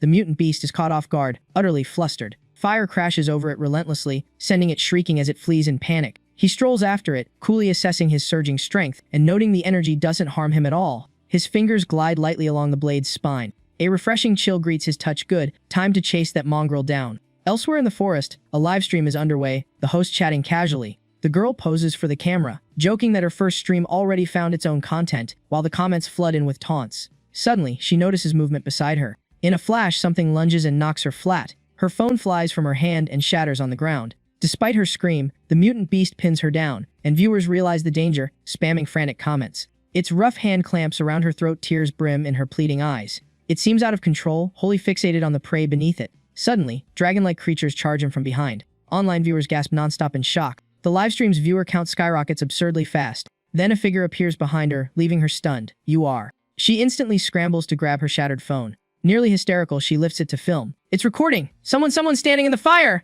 The sight of him and his blade amid the inferno detonates the chat. "It's a god! We're saved!" After the stream, his fiery image spreads across headlines, becoming hot gossip overnight. Elsewhere, a woman excitedly calls Chuanglai to watch the news about him, but she immediately denies it. Suddenly, Chuanglai's eyes freeze on the screen. Her gasp makes the woman laugh. "See? I told you so, cool, right?" Chuanglai's face darkens as she insists it's fake CGI, nervously convincing herself it's not him. If it were, he'd be ashes, though. If it is him, would he come back for revenge? She refuses to back down. Elsewhere, an elegant 81-year-old woman shows her phone, saying the man looks like the spirit adept who once saved them from the vines, and her companion eagerly agrees. At the same time, Xiaoya shows the image to Lo Li, asking if it's Pan and noting he feels stronger. Lao Li is stunned, saying that blade swing is identical. They really backed the right powerhouse before. In a skyscraper, a deep voice warns that the city's crisis is looming while current spirit adepts are far from enough. Inside, Qingying and the others hold a tense discussion. Jilan asks skeptically how many attributes he has. The reply is short: 3, maybe more. Another reports that higher-ups plan to act personally, but Qingying frowns and cuts him off. He then stands and leaves, ordering the matter to be handled cleanly. Qingying breaks into sweat, realizing the entire spirit key world of Xia Nation is watching him. Jilan can't hide his anticipation either. Elsewhere, a heart monitor beeps steadily as someone says hopefully, "Teacher, Xia Nation may have a new chance." Beside the hospital bed, Jialan murmurs that someone like him appearing slightly increases the odds of awakening. As morning sunlight spreads, a new day begins. Sitting alone at home, the male lead broods over being filmed yesterday. Munching bread, he wonders why the livestream video was locked. He suddenly notices Lin Y never came home and left no message. Uni surges, his calls go unanswered. This isn't like her at all. Anxiety takes over, and he decides to search for her himself. Meanwhile, Weiwei anxiously asks how long they've been trapped. Both are badly injured, and the older woman apologizes, saying it's been about 10 hours, and she thought it was just an ordinary ghostly apparition. Clutching her side wound, the 81-year-old groans, while Weiwei stays oddly calm, blaming her own weakness and urging caution and energy control.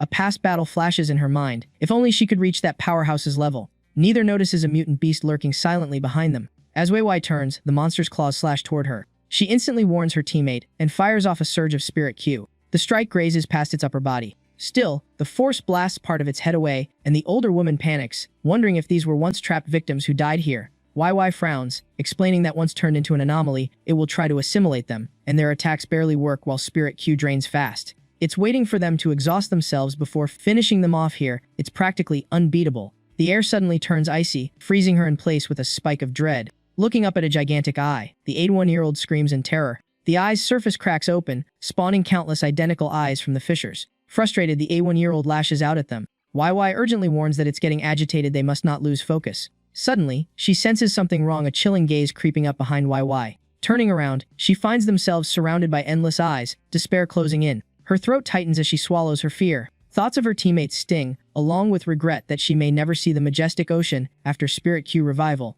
YY slowly gives up and closes her eyes as all hope seems lost, when a streak of blue light rips through the sky. The male lead descends with overwhelming force. He mutters lightly, almost to himself, that he nearly arrived too late. Seeing him, Y breaks into tears of relief. A violent force slams down beside the creature, and YY finally realizes the cousin they once underestimated is anything but ordinary. Before joy settles, she hurriedly warns him as the mutant beast shifts its target to the male lead. He draws his weapon, clearly eager to test its might, eyes locking onto the target. Then he unleashes a devastating blaze attack. The mutant beast burns until its form twists grotesquely, a spell-chilling sight. As someone regains consciousness to that scene, doubt creeps in have they already lost their lives. She dazedly asks if they and the beast went to hell together, but YY quickly assures her they're alive. The A1-year-old snaps back, staring at him in shock. Right then, the male lead says it's done, mentioning he hasn't even had breakfast yet. The A1-year-old barely listens, eyes wide with awe. She immediately rushes over to gush about her savior, leaving him awkward and unsure how to react. Standing aside, YY cautiously asks if the fire type who saved them is her cousin. The A1-year-old freezes, shocked that this boss is the supposedly ordinary cousin she mentioned.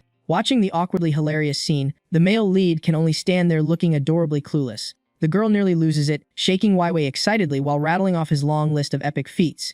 Even after confirming his identity, she wavers. Can someone with two overpowering attributes who outclasses her really be her cousin? The male lead finally admits it, and asks about the situation, why only the two of them, and where's everyone else? The 81-year-old explains that Wu Mao fell seriously ill, Dashu took a tougher mission, and the others are missing. YY lowers her gaze, blaming herself for being overconfident after breaking into Third Star Noble Realm. He realizes the team's breakup was inevitable since everyone had their own plans, and that sharp cousin likely saw it coming. Shaking off stray thoughts, he says that now their identities are clear, he trusts them, so the handsome man formally invites them to form a team, on the condition they keep his secret. YY is about to respond but gets cut off by 81's over-the-top excitement. She can only gaze at him with shining eyes, feeling silently protected as if someone had long stood behind her, turning her lonely cultivation path warm. Overwhelmed, tears quietly stream down her face. In a blink, YY switches moods, beams brightly, thanks her cousin, and cheekily asks for 2 extra fried eggs. Just then, her phone pings. She checks it and says Jia Lan sent a new mission. The mission clearly states, enter the extreme yin zone to collect dark element items, with a warning to think carefully before registering. Instantly intrigued, the male lead asks about it, and YY cautiously explains that Xia Nation sealed the area due to overwhelming dark energy. Most of the city's anomalies originate there, and even authorities have never fully explored it. Hearing that, he tells her to dig deeper into the mission details. From the clues, he suspects Jia Lan either has a special identity or is high-ranking in the military or council. YY follows up by messaging Jia Lan for more specifics. Surprisingly, Jia Lan replies quickly with a thorough explanation. Even 81 is stunned, eyes wide at the swift response. Jia Lan emphasizes they should think it through, and that registering later is fine if they can gather strong, trustworthy spirit adepts. As she scrolls, Jia Lan quietly waits for their reply. Arms crossed, the male lead rereads the message and grasps the hidden intent. Raising a brow, he tells YY, looks like someone's got their eye on me. Thinking of that place, he can't hide his excitement. It sounds worth the trip. The system pops up a high-level mission alert with extreme risk, reminding him that teaming up with reliable spirit adepts before registering isn't a bad idea. The woman in a suit starts reporting on the team status, but Jia Lan cuts her off, saying if he's truly worthy of Xia Nation's trust, he'll show up. The woman worries what happens if he doesn't, and Jia Lan turns stern if he doesn't. It simply means the time isn't right. Clutching her bouquet, Jia Lan wonders aloud if anyone suspects the 7-decade flower mission is a death trap for powerful spirit adepts. The other woman tries to reply, but Jia Lan gently sets the flowers down, explaining those near-suicidal missions carry a deeper meaning. They're a necessary path to build strength for Xia Nation. Only by gathering 7-decade flowers can more spirit adepts be saved.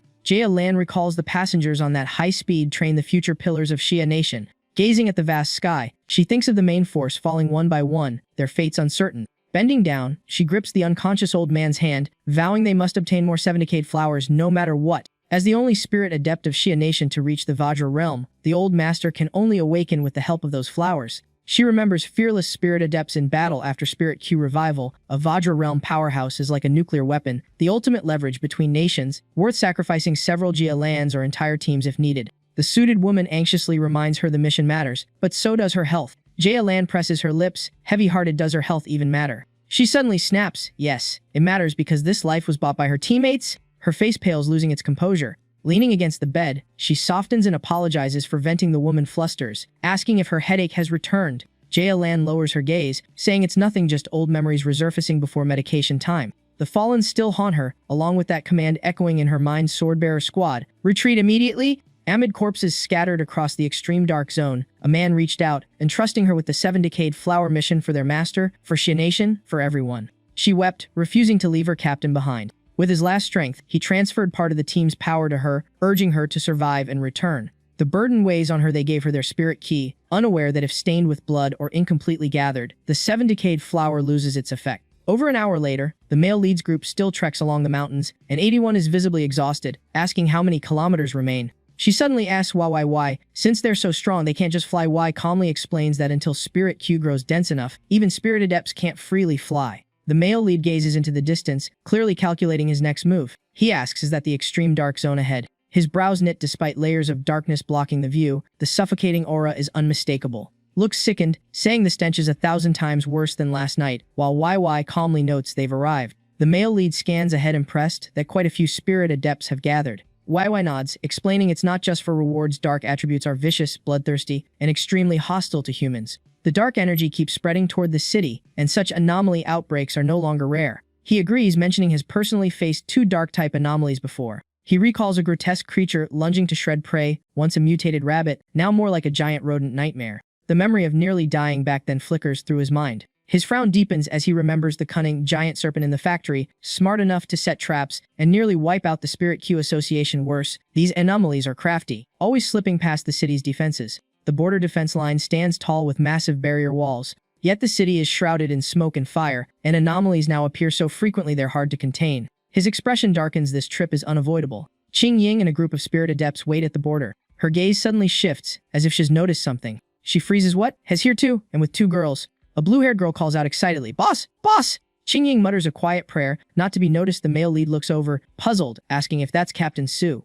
A mocking voice rings out from behind. A gun-toting spirit adept grumbles about rude, noisy youngsters, sneering that once inside the extreme dark zone, their trust might not last long. Irritated, someone snaps back, demanding if he even knows who they are, but the male lead gestures lightly, stopping her. He retorts coolly, telling the man to worry about himself. Soon enough they'll see who panics first. The man turns to look behind him. He smirks. The vehicle's here. Let's see. The car door slowly opens, revealing Lan, and the crowd is stunned by her identity. She steps out and walks forward. Someone whispers about her overwhelming presence. The male lead casually guesses she's the one leading the way. Lan's gaze settles on the male lead. She then walks toward the border gate. She tosses an object straight at the gate. Veins bulge at her temple as the barrier before them gradually dissolves. A crimson energy spreads, signaling everyone has assembled. The gate officially opens. After clearing the path, Lan turns back and warns them they may enter, but the 7-decade flower must remain intact and unstained by human blood. The male leads group silently notes that no requirements met means no reward, and once clear, they move out.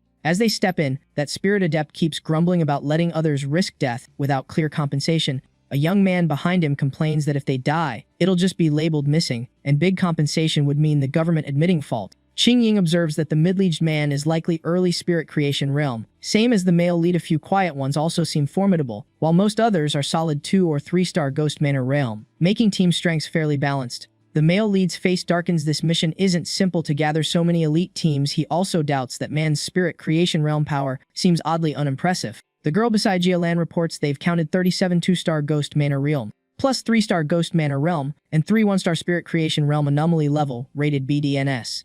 Lan watches them enter and tells her team to head to the monitoring zone. She's prepared everything. Beyond the border lies utter desolation, devoid of life. The atmosphere makes 81 and YY visibly uncomfortable. The male lead warns them to stay close since the darkness distorts vision. 81 crouches, nauseated and weak. Qing Ying gently explains the stench is decomposing corpses mixed with brain fluid. Such reactions are normal. She points ahead where equally strong spirit adepts are also vomiting. She adds that dark attributes naturally suppress spirit adepts, like pollution, making local anomalies hyperactive. Continuing, she explains level anomalies equal ghost manor realm and are controllable, while level match spirit creation realm. They usually appear where spirit chew is chaotic or dense, like here, and sleevel reaches Vajra realm or higher, practically larger-scale disaster class.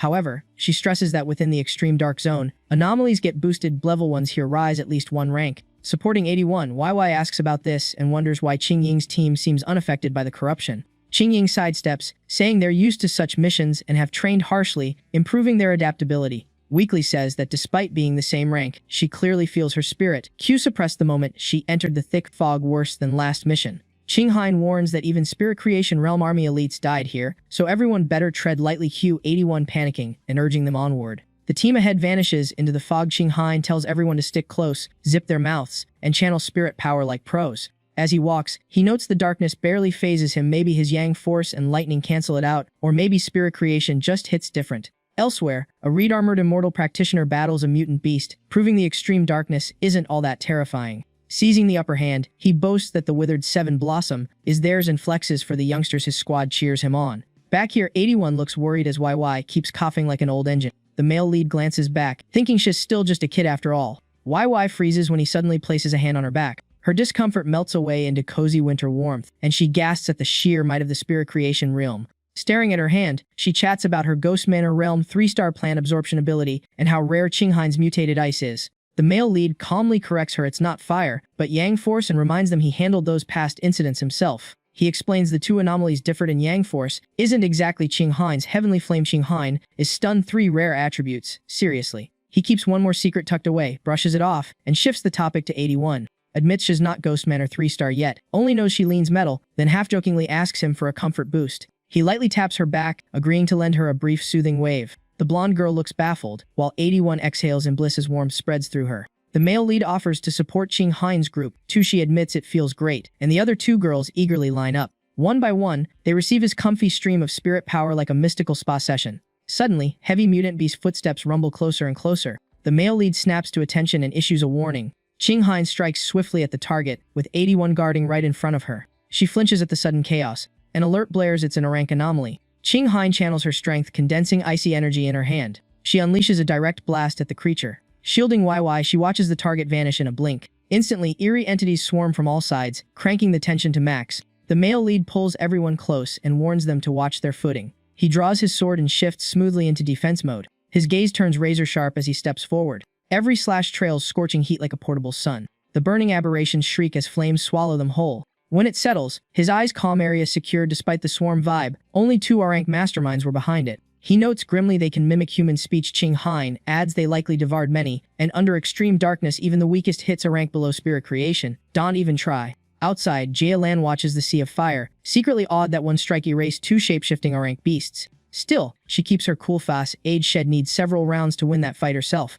YY clenches her fists, saying if Captain Su was right, they must stick tight or anomalies could disguise an ambush. Then urges 81 up. Is still shaken, crushed by overwhelming pressure. One touch would flatten her, like being strangled by air itself. The male lead's focus suddenly shifts to a nearby mountain. YY follows his gaze, asking if anyone hears ocean-like waves rumbling ahead. The ground violently trembles in reply. The crowd erupts into chaos, everyone bolting for dear life. Screams ring out, retreat! Some even beg for help as if facing the unimaginable. In stark contrast, the male lead stays calm, merely frowning slightly. Other immortal practitioners flee. The incoming horror is the Dark Tide, a phenomenon that wrecked even legendary armies. A massive crimson wave surges from afar, panic fueling desperate screams. Amid the madness, one greedy fool erects a barrier instead of fleeing, eyes gleaming with ambition. Brimming with confidence, he charges straight into the wave. One touch later, his life snuffs out fast, leaving only regretful curses. The wave morphs into a monstrous maw, devours him, and keeps chasing the runners. Qinghine grimly admits it's hopeless as the male lead asks about the Dark Tide's nature.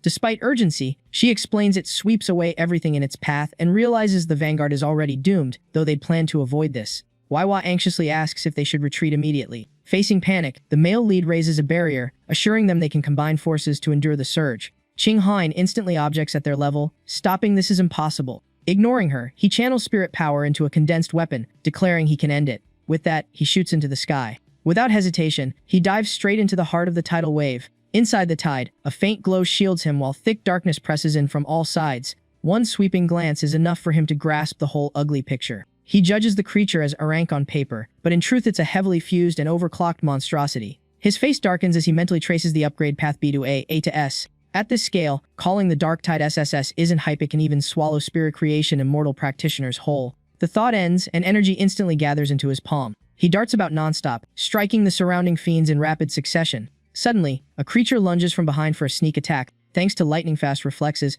he spins in a flash, blade rising to block the strike. Then something unexpected tugs at his attention. Seeing clearly, he recognizes the same reckless guy as before and casually asks, "Still alive?" Hearing him, the man weakly responds barely, but enough to mean is salvageable. Without delay, he raises a hand and draws power from the sky. At his will, a bolt of lightning crashes down onto the creature. After dragging the man out, he casually drops him onto the ground. A closer look confirms there's still a slim chance to save him, emphasis on slim. The earlier monster closes in again. He grips his weapon, ready for round 2. Watching it swell larger, he realizes it possesses an infinite growth ability. Even as it powers up, he stays relaxed, deciding to test his new defensive spirit force technique. A radiant barrier of spirit energy envelops him, stopping the beast cold. Just then, the system alerts him that dark attributes exist here, but cannot be collected. He tries to tap into that energy anyway, but every attempt fails. Refocusing, a cryptic smile curls on his lips. Facing danger, he doesn't retreat. He calculates his counterattack instead. 2 giant spiders strike at once, yet he briefly thinks of Xiaobaoa before eyeing them like it's a dual invitation. His gaze flares with dominance, disdain rising, outcome obvious. Afar, Qinghain's group watches in stunned silence. When asked if she's seen this before, Su Qinghain quietly admits she's lacking. Everyone is dumbfounded. The dark tide has actually frozen in place. Lin Yi trembles, anxiety surging as her cousin has been inside far too long. Beside her, Su Qinghain takes her hand, softly assuring that with his strength, victory is certain. She then tells the others that with the male lead's power, they don't even need to lift a finger. Hearing that, Yi laughs and showers her with praise. Suddenly, an unknown force slams hard into their barrier. The impacts grow fiercer. It looks suspiciously like the 9-dragon heavenly fire seal. Amid blinding light, the male lead's figure separates out, hovering midair. The curly-haired girl reacts first, wildly pointing and shouting, "That's Yi's cousin!" From within the technique, blazing fire dragons burst out one after another, leaving everyone gawking. Someone whispers, wondering if he's finished the seal yet. The scene shifts to him, every movement clearly strained. That seemingly slim body is bearing an absurd amount of power. He roars the name of his move, 9-dragon execution decree. With that, the force in his hand slams into the ground, shaking everything. He then uses the erupting flames to reinforce the seal. The fire rapidly contracts, forming a tight enclosing mass. But in the blink of an eye, it shatters. The target crashes to the ground. The crowd exhales in relief, then awkwardly wonders what now. Ignoring others, Lin Yi rushes to support him, while Su Qinghain offers to take him over. Seeing his calm face, she's surprised there's no triumph yet. Deeply impressed, he said he'd end the dark tide, and he did. Not lingering, he turns decisively. The dark attribute here is too dense. They must leave and collect the withered 7 blossom. So Qinghain agrees to escort the injured man to the Spirit Alliance for treatment. Others freeze, asking if the vanguard all died. He calmly replies that aside from this one, the rest were likely devoured. 81 sighs regretfully, thankful at least they didn't witness it. The group moves on toward a pitch-black lake, sensing the real danger lies there. He stays behind as rearguard, and no one objects. His gaze locks on the lake as the system analyzes, warning of extreme dark fluctuations when energy surges from the water. Scan complete. The system activates its central calculus engine. Energy streams split into pillars shooting skyward, then are absorbed by him one by one. The system announces compilation complete. When he opens his eyes, a bizarre aura surrounds him. The interface displays a new technique, boundless dark domain, creating a space where spiritual energy is corroded. He quickly realizes it can erode opponent's spirit force, and paired with his abilities, it's a nasty power boost. Back to reality, Su Qinghain senses something off and asks if he feels the strange mist. Before finishing, her face turns pale with shock. Hez floating midair again. Why is he breaking through once more? A thought flashes. Did he absorb the dark tide's power? But she immediately dismisses it. Scanning around, she feels the energy intensifying, even though absorbing dark attributes is strictly banned by the government. Grim memories surface. Past attempts to purify and refine darkness cost the government dearly. Even ranked D to S, the lowest dark level can crush a fresh ghostman or cultivator, let alone spirit creation, who can still be swallowed whole. Those immortal practitioners, in past experiments, all lost mental control and went completely berserk. When it's over, the male lead retracts his aura, returning to default mode. Facing the void, he says coolly, "You've watched long enough, come out." From the shadows, Jia Lan steps out, eyes fixed on him. "Let me guess, you handled the dark tide." So Qinghain stares wide-eyed as Jia Lan presses him about what he just did. He admits it outright, leaving Su Qinghain stunned. Suddenly, Jia Lan reaches into her coat and pulls out a gun. Everyone panics. "Sister Jia Lan, what are you doing?" "Isn't Fang Yi the military's top recruit target? What's this about?" Still calm, Fang Yi says their mission is the withered 7 blossom, unless she's unhappy they survived. Jia Lan stays silent, eyes tracking his every move. Rushes forward, demanding why Jia Lan didn't appear earlier. Without him they'd be dead, so why threaten now? After a pause, Jia Lan lowers the gun, voice softening. "Just testing you. Congrats." The tension finally breaks. Everyone exhales in sync. He asks bluntly, "So this was all a test?" She admits it is talent, and strength warranted personal verification. She then explains why she didn't intervene before. In her view, immortal practitioners follow strict rules. Life and death are fate-bound. Still, their group was lucky to have someone trustworthy. Even anomalies avoided them, wary of Fang Yi's sealing power. The dark tide is the same. Bully the weak, dodge the strong.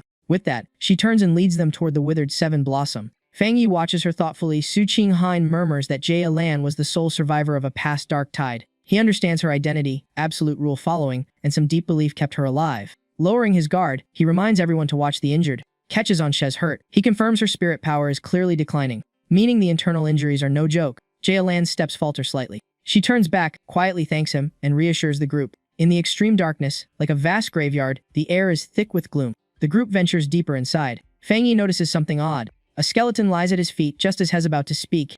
Yahello cuts and they've arrived. This is the graveyard. She points ahead to a glowing flower there, the withered seven blossom. Without hesitation, she moves forward. Around the flower, countless dark creatures stand guard. Yahello seems to lose clarity, hand reaching out as if grasping for something long lost. Fang Yi instantly senses something's off. He conjures a fireball, shouting a warning. Calling for her to stay conscious, he hurls the fireball straight at Yahello. Feeling its force, she pauses, detecting rare yin-yang power hidden within. She slices the air, cutting down his attack in one stroke. Her gaze lingers on him, clearly reassessing. Suddenly, the spirits behind her vanish, and she realizes she wasn't fully prepared. Lin Yi and Su Qinghan rush over, worried she's heavily affected by dark attributes. Better stick together. After a brief thought, Yahello says the withered seven blossom let him handle it alone. Hearing that, Fang Yi calmly walks past the three toward the flower, soon seeing it clearly. The ground abruptly trembles violently. A fox demon bursts from the earth, charging straight at him. It opens its maw, anguished souls wailing endlessly from within, starved and desperate. Unfazed, he channels power into his hand and murmurs, "Divine thunder."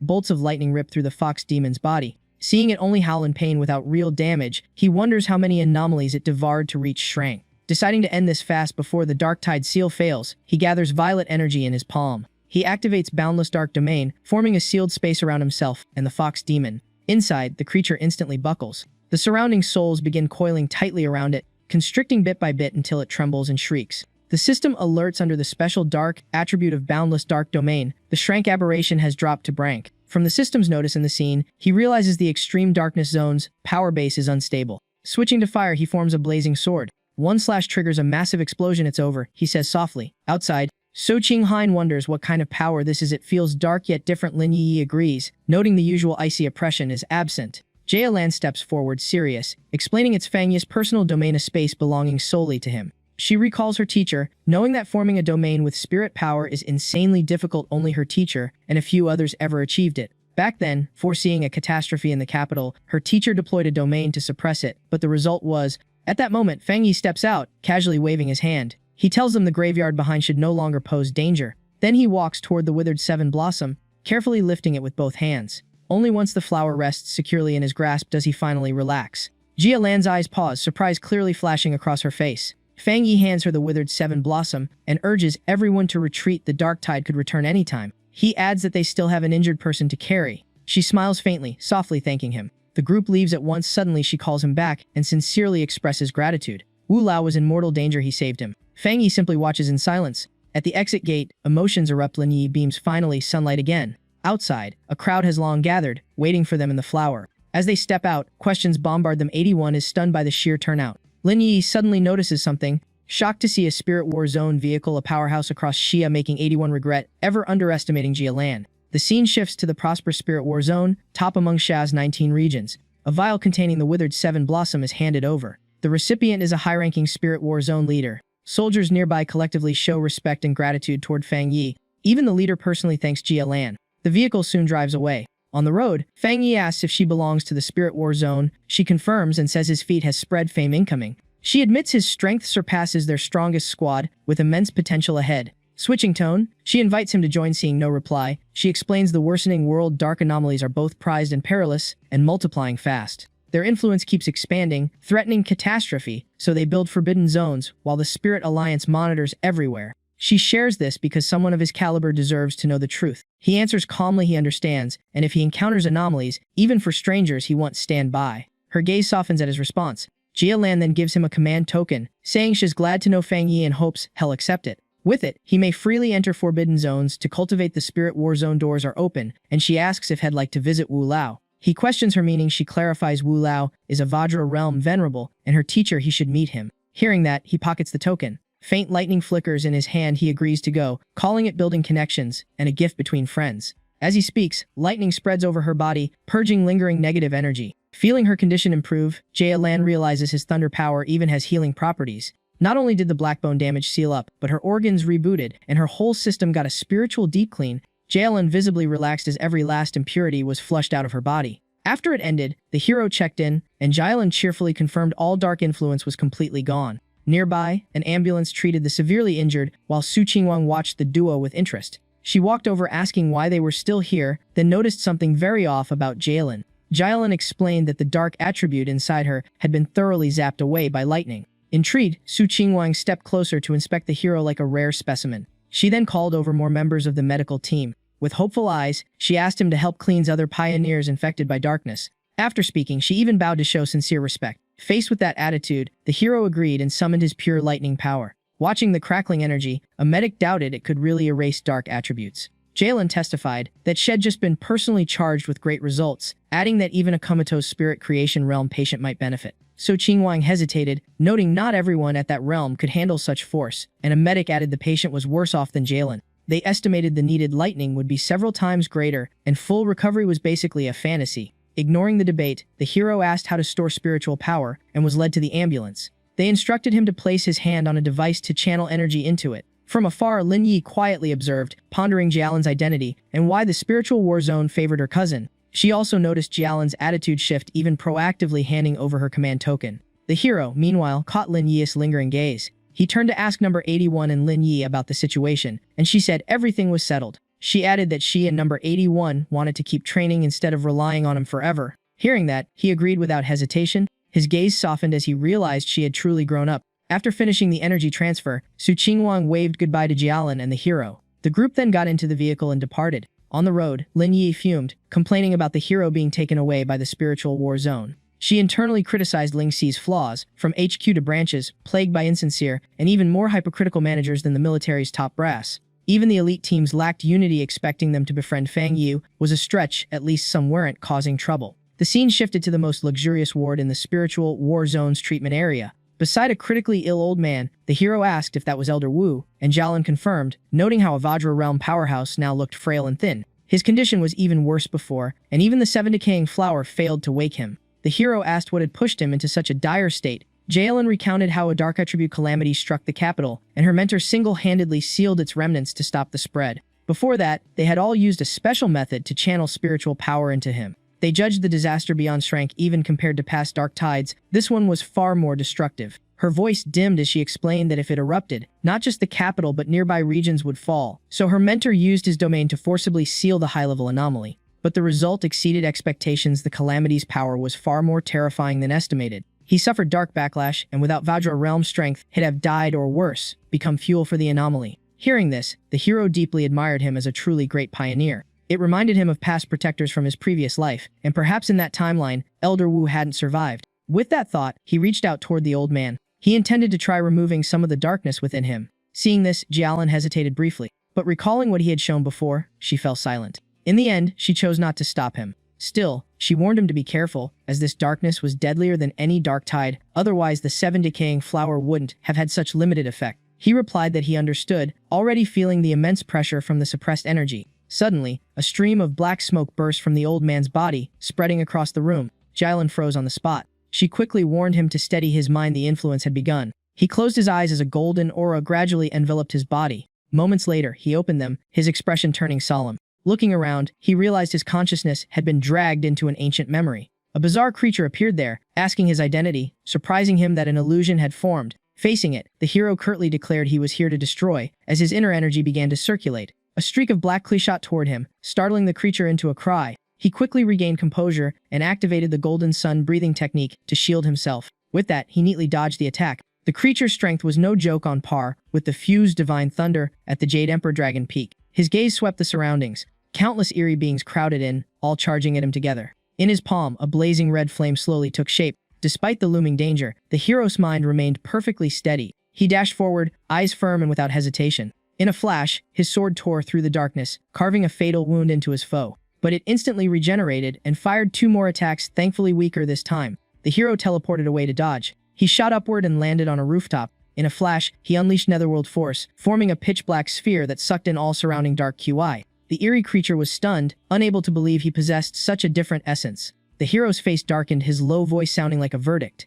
Space cracked open, a massive black hole appeared, and the creature was swallowed in an instant. Though the enemy vanished, gloomy clouds lingered, residual will of the dark anomaly, making him wary of what's coming. The creature's terrifying image flickered through his mind. Facing endless foes alone, he sighed softly, knowing retreat was wise. The scene shifted, he suddenly froze. Reaching into thin air, he yanked out a strand of dark Q from the void. Under his force, it shattered immediately. He then chanted and cast the 9 dragons' heavenly fire sealing art, binding the remaining key tightly. Yahello was astonished, recognizing it as Elder Wu's dark attribute, but the hero clarified it was merely calamity residue. It was still strong, but its influence had greatly diminished. Elder Wu's complexion improved, and Yahello repeatedly expressed her gratitude. The hero gently declined the praise, admitting he hadn't fully erased the darkness. He then tightened his grip on the object in his hand. It shattered and dissolved into the air, finally putting him at ease. Recalling the illusion, he warned Yahello to always stay prepared. Her face grew heavy as she mentioned troubling rumors. Surprised, he questioned how abnormal spiritual energy events were supposedly strictly recorded in the system.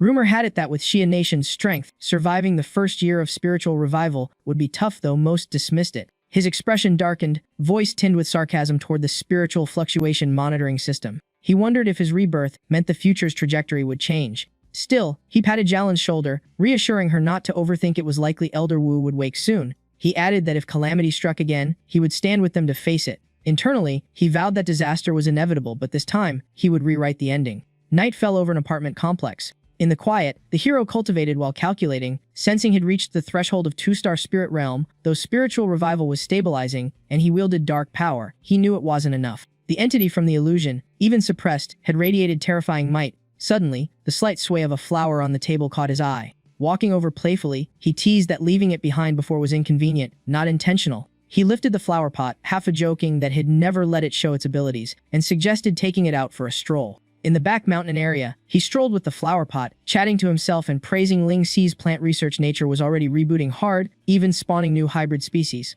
He set the pot on open ground, noting he should thank Xiao Su's team tomorrow. He reminded himself not to let it absorb energy too recklessly. Once placed on the soil, the flower perked up like it just had coffee. Its roots spread wildly, invading nearby plants like an eager landlord. Watching the surrounding vegetation wither dry, he decided that was enough snacking. He lifted the stunned flower and said they'd move to another buffet spot. Muttering, he guessed in the evolutionary plant ladder, its desolate trait ranked at least A-grade. The mountain's animals were oddly absent, probably spooked by its ominous aura. Just then a roar echoed nearby. The hero's gaze sharpened instantly. A wolf pack emerged, eyes glowing red, especially the unusually massive alpha. He realized with surprise they were evolving. Looking closer, he murmured that it was the Wolf King, and its transformation was nearly complete. When it finished, the Wolf King let out a thunderous howl. Shielding the spirit flower, he sensed the energy fluctuation likely reaching A-grade anomaly. The Wolf King, once wood attributed, had gained a corrosive poison attribute from absorbing dark energy. Clearly, dark influence was spreading, granting it dual attributes. Even so, in his book, it was still just A-grade. He removed the spirit flower from the pot and firmly declared he'd handle the wolves. Though only A-grade, their numbers were troublesome, and the city lay at the mountain's foot. He chose to test pure desolate power alone, curious about its raw damage. Meanwhile, a group of strangers observed from below, and a long-haired man spoke up. He noted the Wolf King had evolved and asked about pollution levels. The captain checked his watch and gave a number. Hearing it, the man froze briefly. The captain said the index was still rising, puzzled since a wood type should cap at 3-star Ghost Palace realm at best or 1-star Spirit Creation realm, but this far exceeded estimates. The long-haired man panicked, saying they were outmatched, especially since the captain had only just reached 3-star Ghost Palace realm. Suddenly, massive dark energy surged from the peak, shocking them. They finally understood the insane pollution reading. The captain quickly concluded the Wolf King had mutated into a rare dual attribute anomaly. Though outmatched, he chose to stall the beasts. If they finished evolving, the city below would be doomed, while ordering immediate backup from Ling Xi. Suddenly the ground shook violently, not an earthquake, but likely another anomaly crashing the party. The captain's device spiked fast, hitting 1,000. They realized the surge was desolate energy, no clue why it showed up here. They decided to retreat to safety. The long-haired man glanced back, recalling the vanished vines with suspicion. The captain urged speed and demanded immediate evacuation of nearby residents. Another member stopped him, noting the desolate force no longer spread outward, oddly contained. The captain guessed it had retracted into the mountain. The long-haired man felt the danger fade and hesitated about reporting it. Meanwhile, the spirit flower's roots kept extending, countless buds sprouting along its body. Moments later, all buds burst, unleashing violent desolate energy. The captain realized it came from the flower. Around the hero, the spirit flower expanded into a vast field, encircling the Wolf King. Though engulfed, it fought back, shredding petals with its claws. The hero calmly said the sea of flowers would keep growing until the enemy's energy ran dry. With spiritual protection, he could endure the beasts, however, had zero chance. Their desperate cries said it all. Vines constricted them tight, leaving only feeble twitching. Soon all life was drained, leaving bare skeletons behind. After feeding, the spirit flower's vines turned crimson.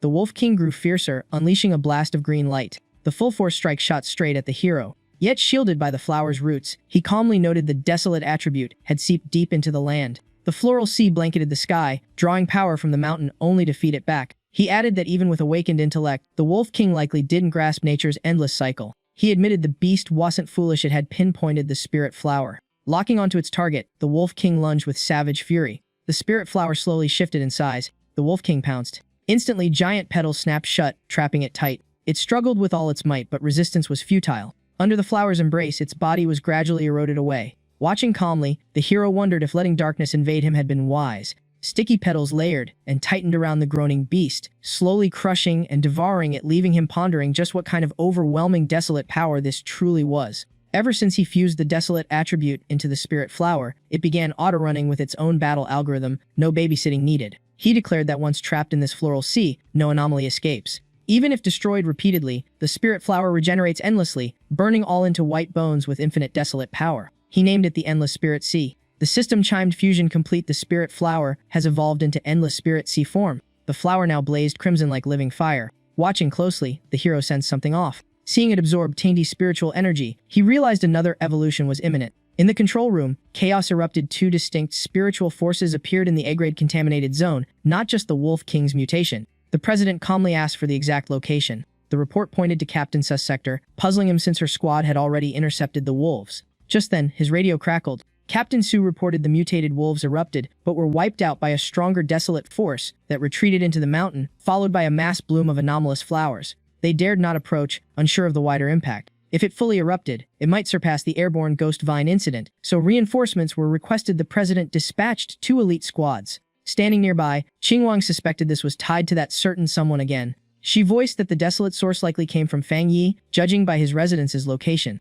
and concluded he alone could handle it. Back at Back Mountain, red petals drifted in the wind. The hero noted that after absorbing the Wolf King, the spirit flower was evolving again. Scarlet petals swayed like living flames. He grew intrigued, clear signs of a fire attribute emerging. Direct absorption sped up evolution far more easily than human cultivation ever could. The spirit flower shrank, resting neatly in his palm. The system announced after devouring the wolves and Wolf King, it evolved into A-grade desolate flame spirit flower, dual attributes desolate and fire, with extreme spiritual appetite suitable for nurturing in the infinite netherworld. He paused, surprised at the mention of the infinite netherworld. A thought struck. Its dark anomalies and environment could push the flower toward dark evolution. He immediately sent the spirit flower into the infinite netherworld. Suddenly, lightning split the sky, jolting him alert. He quickly concluded he was about to break through to 2-star spirit creation realm. Sitting cross-legged midair, he entered deep meditation. Power streams gathered as energy circulation grew smoother. Teeny spiritual Kai seemed to seek him out. Right then, Jiang Lu effortlessly pinpointed his location.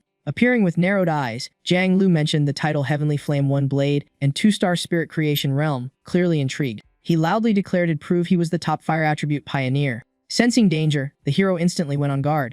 Opening his eyes to a flame rushing at him, he quickly guessed the attacker's identity. He focused power into one hand to counter. The strike was cleanly blocked, confirming the opponent had finally shown himself. He mocked him for lurking before without concealing his aura. The opponent was a freshly advanced lone wolf, no faction, just battle obsessed. Jiang Lu stepped out of the flames, praised him briefly, then demanded how he dodged that move. Facing the hero's indifference, he kept talking, as if recalling something. He introduced himself, claiming his name would soon be unforgettable. The hero said nothing, raising a hand to summon divine thunder. Jiang Lu charged without hesitation. A blinding light erupted above the hero's head. Jiang Lu faltered, unease flashing in his mind, but it was too late to retreat. The strike landed head-on, nearly blasting him apart. All that followed was a puff of white smoke. Battered and kneeling, Jiang Lu was utterly confused, his breath ragged, body trembling uncontrollably. The hero approached slowly, icy gaze scanning him. He grabbed Jiang Li's head and lifted him with ease, then slammed him hard into the ground. Only then did he ask for his name again. Jiang Lu couldn't even answer. His mind spiraled. How had he been crushed so fast despite reaching 1-star spirit creation realm? He once believed his rare fire attribute made him untouchable in the spiritual awakening era.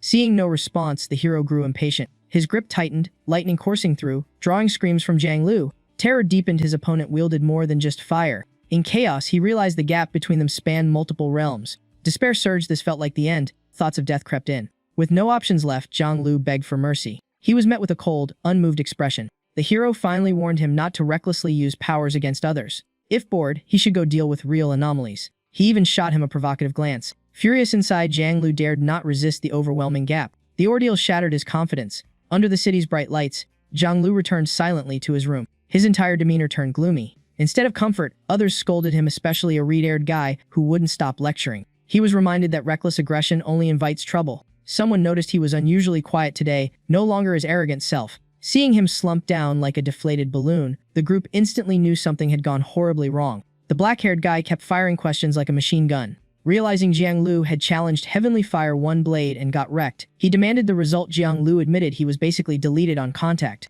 Black Hair went full drama mode and demanded every juicy detail. On the verge of collapse, Jiang Lu choked out that he was defeated in a blink. He drowned in regret, while Red Hair grew curious about the monster who crushed a genius. Pale-faced, Jiang Lu said his ultimate move was shattered instantly by terrifying lightning power. Black Hair frowned, suspecting maybe Jiang Lu picked the wrong target, unless it was someone from the high-tier battle zone. Red Hair doubted too, guessing the opponent wasn't just an ordinary immortal practitioner. Jiang Lu snapped back, insisting he couldn't be mistaken. Only survivors would understand that terror. In his memory, the foe was beyond imagination. Lightning condensed so fiercely he nearly died on the spot. His certainty made the other two tense their instincts, screamed it was true. Jiang Lu swore the opponent was a dual fire-lightning immortal practitioner, possibly hiding power at the 3-star spirit creation realm. The pair panicked, and Black Hair predicted this guy would become every genius nightmare. The trio kept obsessing over that horrifying strength. Suddenly, Jiang Lu decided he might secretly copy that cultivation path. Meanwhile, Nanjung was cultivating in his room when the strange boosted state mysteriously vanished.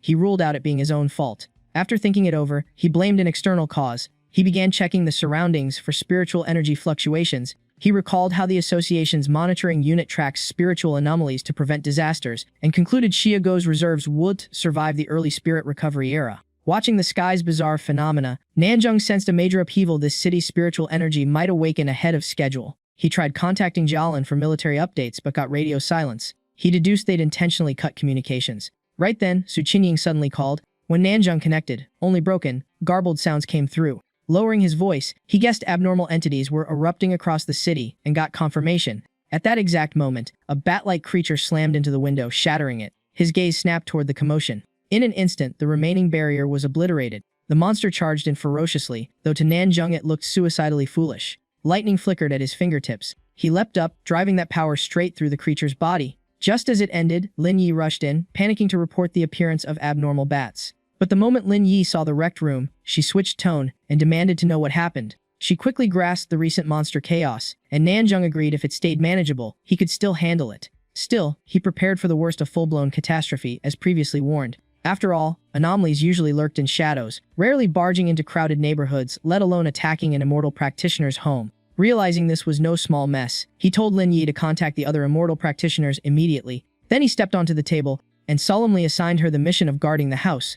Outside, thunder roared nonstop. Someone reported signal interference, leaving Fang Yi unable to track their location. If disaster truly struck, they'd be on their own, though some still hoped it was just faulty equipment. So Qingjing wished it was all needless panic. Even so, she stayed sharp, constantly checking patrol reports. Suddenly, a savage howl blasted into everyone's ears. So Qingjing instantly went on alert, detecting a swarm of anomalies through her device. The government issued an emergency notice, urging citizens to stay indoors. Tension spread like wildfire. Unease was written on every face. Meanwhile, two people hurried along the road, only to sense something was very wrong. Red Hair grew anxious and handed decision-making over to Jiang Lu. As he hesitated, a mutated bat lunged at him. Jiang Lu immediately unleashed his ability to counterattack. Mid-fight, he realized the creature's ferocity was off the charts. His flames died down, yet the bat stubbornly refused to die. Noticing its regeneration, Jiang Lu grew wary and swiftly chose to retreat. Earlier at the association, there'd been a proposal to invite Ningxi's top brass and Fang Yi for deeper talks. Suddenly, the communication screen flickered with abnormal signals.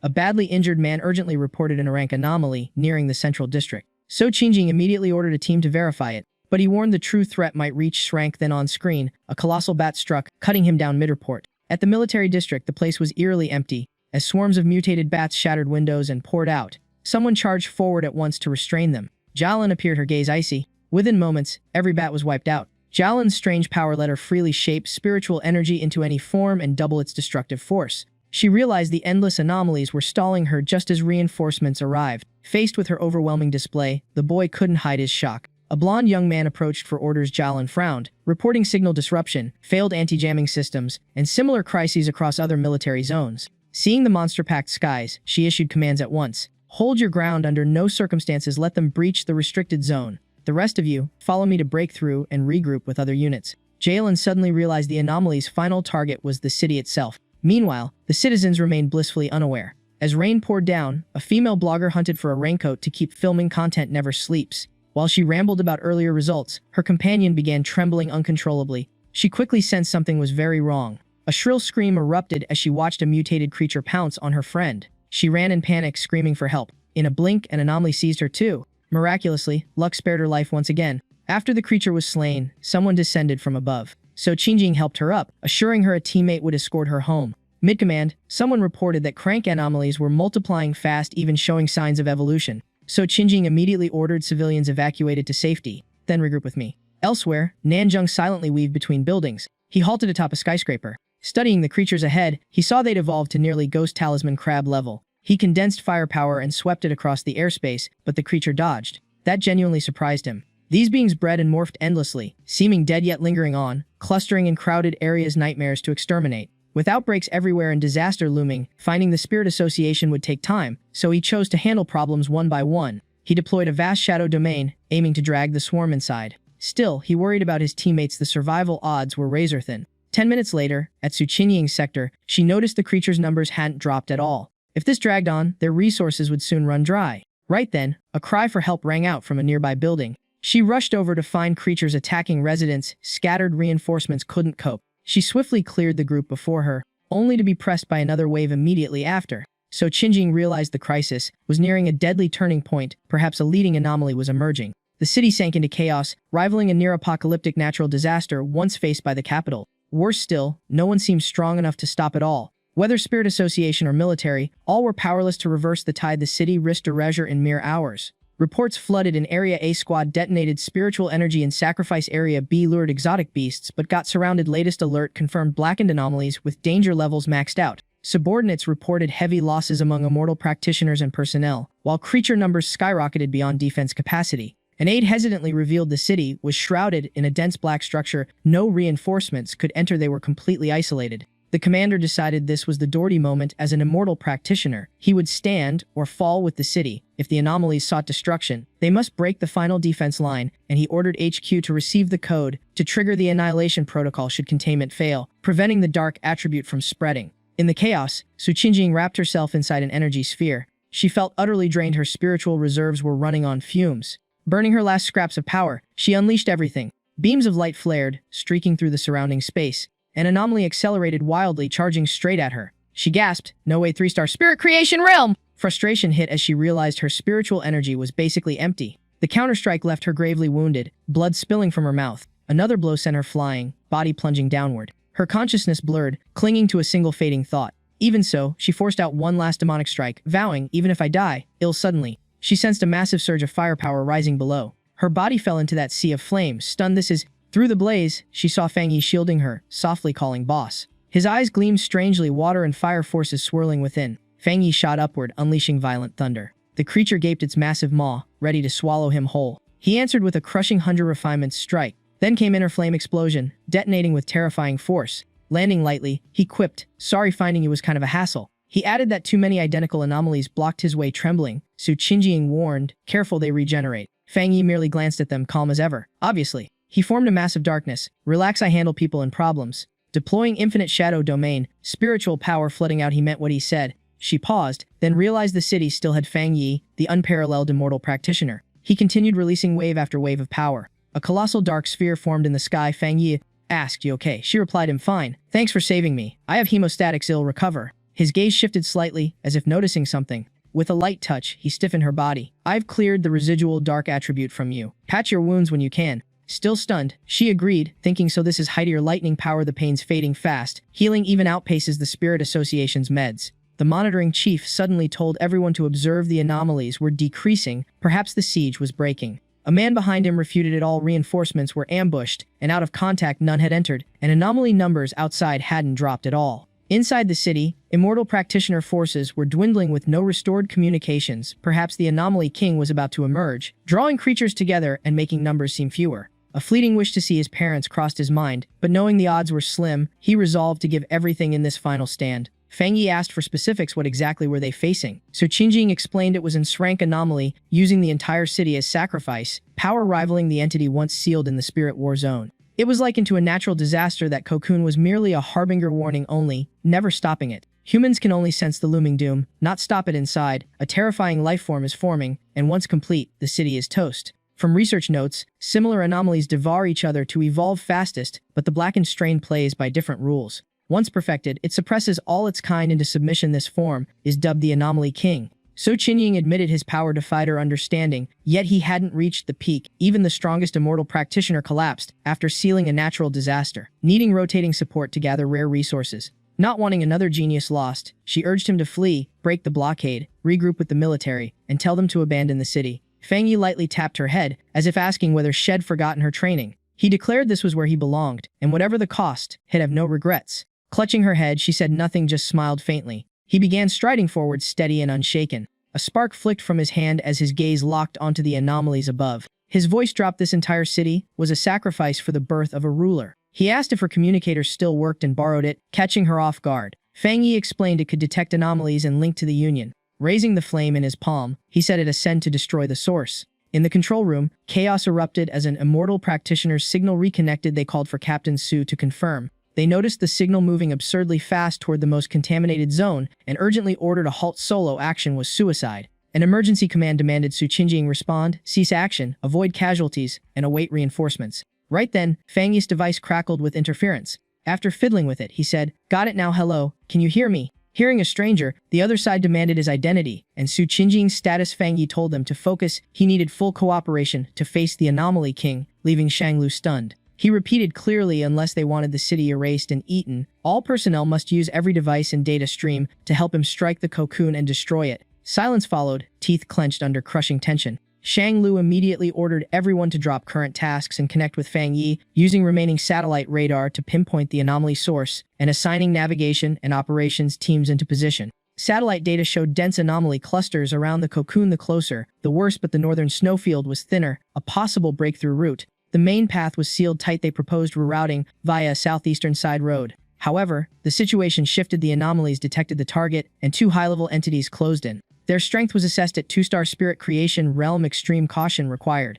In a split second, Fang Yi wondered if dodging was possible, but retreat was no longer on the table. Violent shockwaves rippled out, forcing everyone to clamp their hands over their ears. On Fang Yi's side, he darted nonstop, weaving through a storm of attacks. His eyes ignited with near-manic fervor as he pressed on. Shang Lu suddenly shouted. The anomaly source signal vanished. A single strike had felled the rank blackened entity, raising doubts about who this man really was. The room erupted. They realized it was the tyrant, hope reigniting, who knew such a hidden powerhouse lurked in the city. Fang Yi narrowed his gaze, coolly assessing the target ahead. He noticed his enhanced flames could suppress anomalies, slowing their regeneration. He calculated that with one more breakthrough, a single blow might erase their revival entirely. For now, he had to rely on relentless combos, but their endless spawning made it messy. Suddenly, strange fluctuations stirred at the swarm's core. The lower-tier creatures seemed to receive a signal and froze in unison. Then they retreated in mass instead of attacking. The abrupt halt baffled everyone. Why had the anomalies suddenly stopped? The chairman felt a chill. Such behavior meant only one thing. He concluded they were being summoned by the Anomaly King, its descent accelerating. If outer forces withdrew, this might be a rare opening.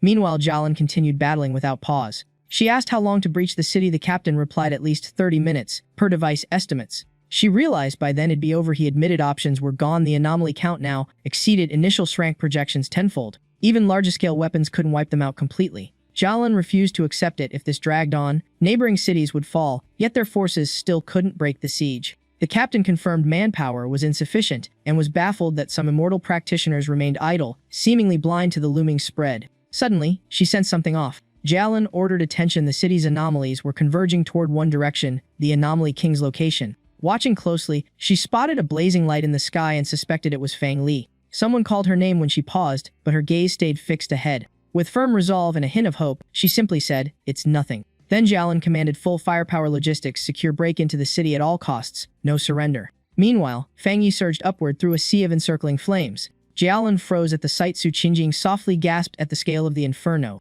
Others peered through windows in excitement, recognizing that familiar power. The redate anomalies grew even more ferocious. Fang Yi shot straight upward, smashing through every obstacle in his path. He slammed a heavy strike downward, as if that was exactly what he'd planned. The gloomy sky split between swarming anomalies and his blazing light. A violent surge of firepower pierced the dense defenses ahead. Determination blazed unmistakably in his eyes. As he pressed on, he suddenly felt something shifting within. Though spiritual energy was scarce, he brushed the edge of a breakthrough. A flicker crossed his face, then he accelerated even harder. His other hand condensed a mass of darkness. The sphere expanded as if to swallow space itself, infinite shadow domain. Without hesitation, he summoned Linghua. Crimson streaks began spreading across the sky. A colossal entity manifested, which he guided to absorb energy for his breakthrough. Linghua erupted instantly, unleashing ferocious power. Massive tendrils lashed outward. Each one pierced through anomaly bodies. Simultaneously, they siphoned spiritual energy nonstop. Someone realized the target had vanished from sight. Fang Yi saw the cocoon hanging in the sky, visible, yet untouchable, like an illusion. Still, he could sense its heartbeat within. The sound boomed like ancient war drums, fierce and relentless. It stirred primal instincts, yet its unseen form meant the process wasn't complete. He demanded precise coordinates, and was told data was streaming to his device. The watch on his wrist turned red. A guiding beam shot skyward, locking onto the target. Golden light engulfed him, diamond breathing technique activated. As he unleashed it, the entire space flared bright. The radiance spread, gradually overwhelming the anomalies. Witnesses were stunned. This wasn't mere fire, but a supreme yang force opposing darkness, a heightier counter-attribute. Shanglu observed anomaly numbers plummeting, the siege shrinking, contamination levels dropping to unprecedented lows, astonishing everyone. Tanks rolled forward as reports confirmed the swarm had received some signal and was retreating deeper into the city. Yahello immediately urged Fang Yi to focus on striking the Anomaly King's cocoon. The captain added that the man was indeed the tyrant, awed by his extreme yang, might yet worried he faced that existence alone. She proposed advancing into the city, but was halted by abnormal signs ahead. Jalan's expression shifted, unease surfacing. Turmoil in the sky stunned all, hinting the cocoon's hatching might be accelerating. Many burned with fury upon grasping the disaster source, vowing to annihilate every anomaly. Some refused mere defense, insisting on action. The cocoon's existence equaled the city's death sentence. Elsewhere, Su Qingying tirelessly treated the wounded. She realized each heightier anomaly blocking Fang Yi represented a stolen life. Suddenly, someone seemed to grasp a crucial insight. She recalls Fang Yi summoning a flower that slurps up ambient energy like a hungry wasteland beast. Clearly, has still got that quirky power in his pocket. She suggests funneling all spiritual power into the structure the entity made and let it feast. Everyone instantly jumps on the bandwagon. The guild president is visibly stunned by the scene. He first assumes they're charging up for a direct strike, then realizes it's not nearly enough. It clicks they're feeding spiritual power to Fang Yi's summoned entity. He promptly joins in, tossing his own power into the mix. The rest, fired up, eagerly contribute as well. Energy from all directions starts converging into one dramatic focal point. Even Qingying, mid-healing, freezes at the spectacle. She realizes it's the combined strength of every immortal practitioner in the city. Without hesitation, she releases her remaining energy too. In her heart, she aims it at the enemy humanity's fiery reply. Yi Chang Zhaiwang enters an even more violent transformation. Fang Yi strikes, blasting the surrounding aberrants to bits. Wiping blood away, he hears his device warn that all outer city aberrants are swarming him. The estimate hits hundreds of thousands, across all levels including elites. He shrugs it off. Numbers don't matter if they're all doomed. He figures the enemy left the cocoon early out of fear of a direct assault. Suddenly, a grotesque arm pushes out from the cocoon. His expression hardens as he focuses completely, ready to clash. The cocoon shatters and Yi Chang Zhaiwang fully emerges at last.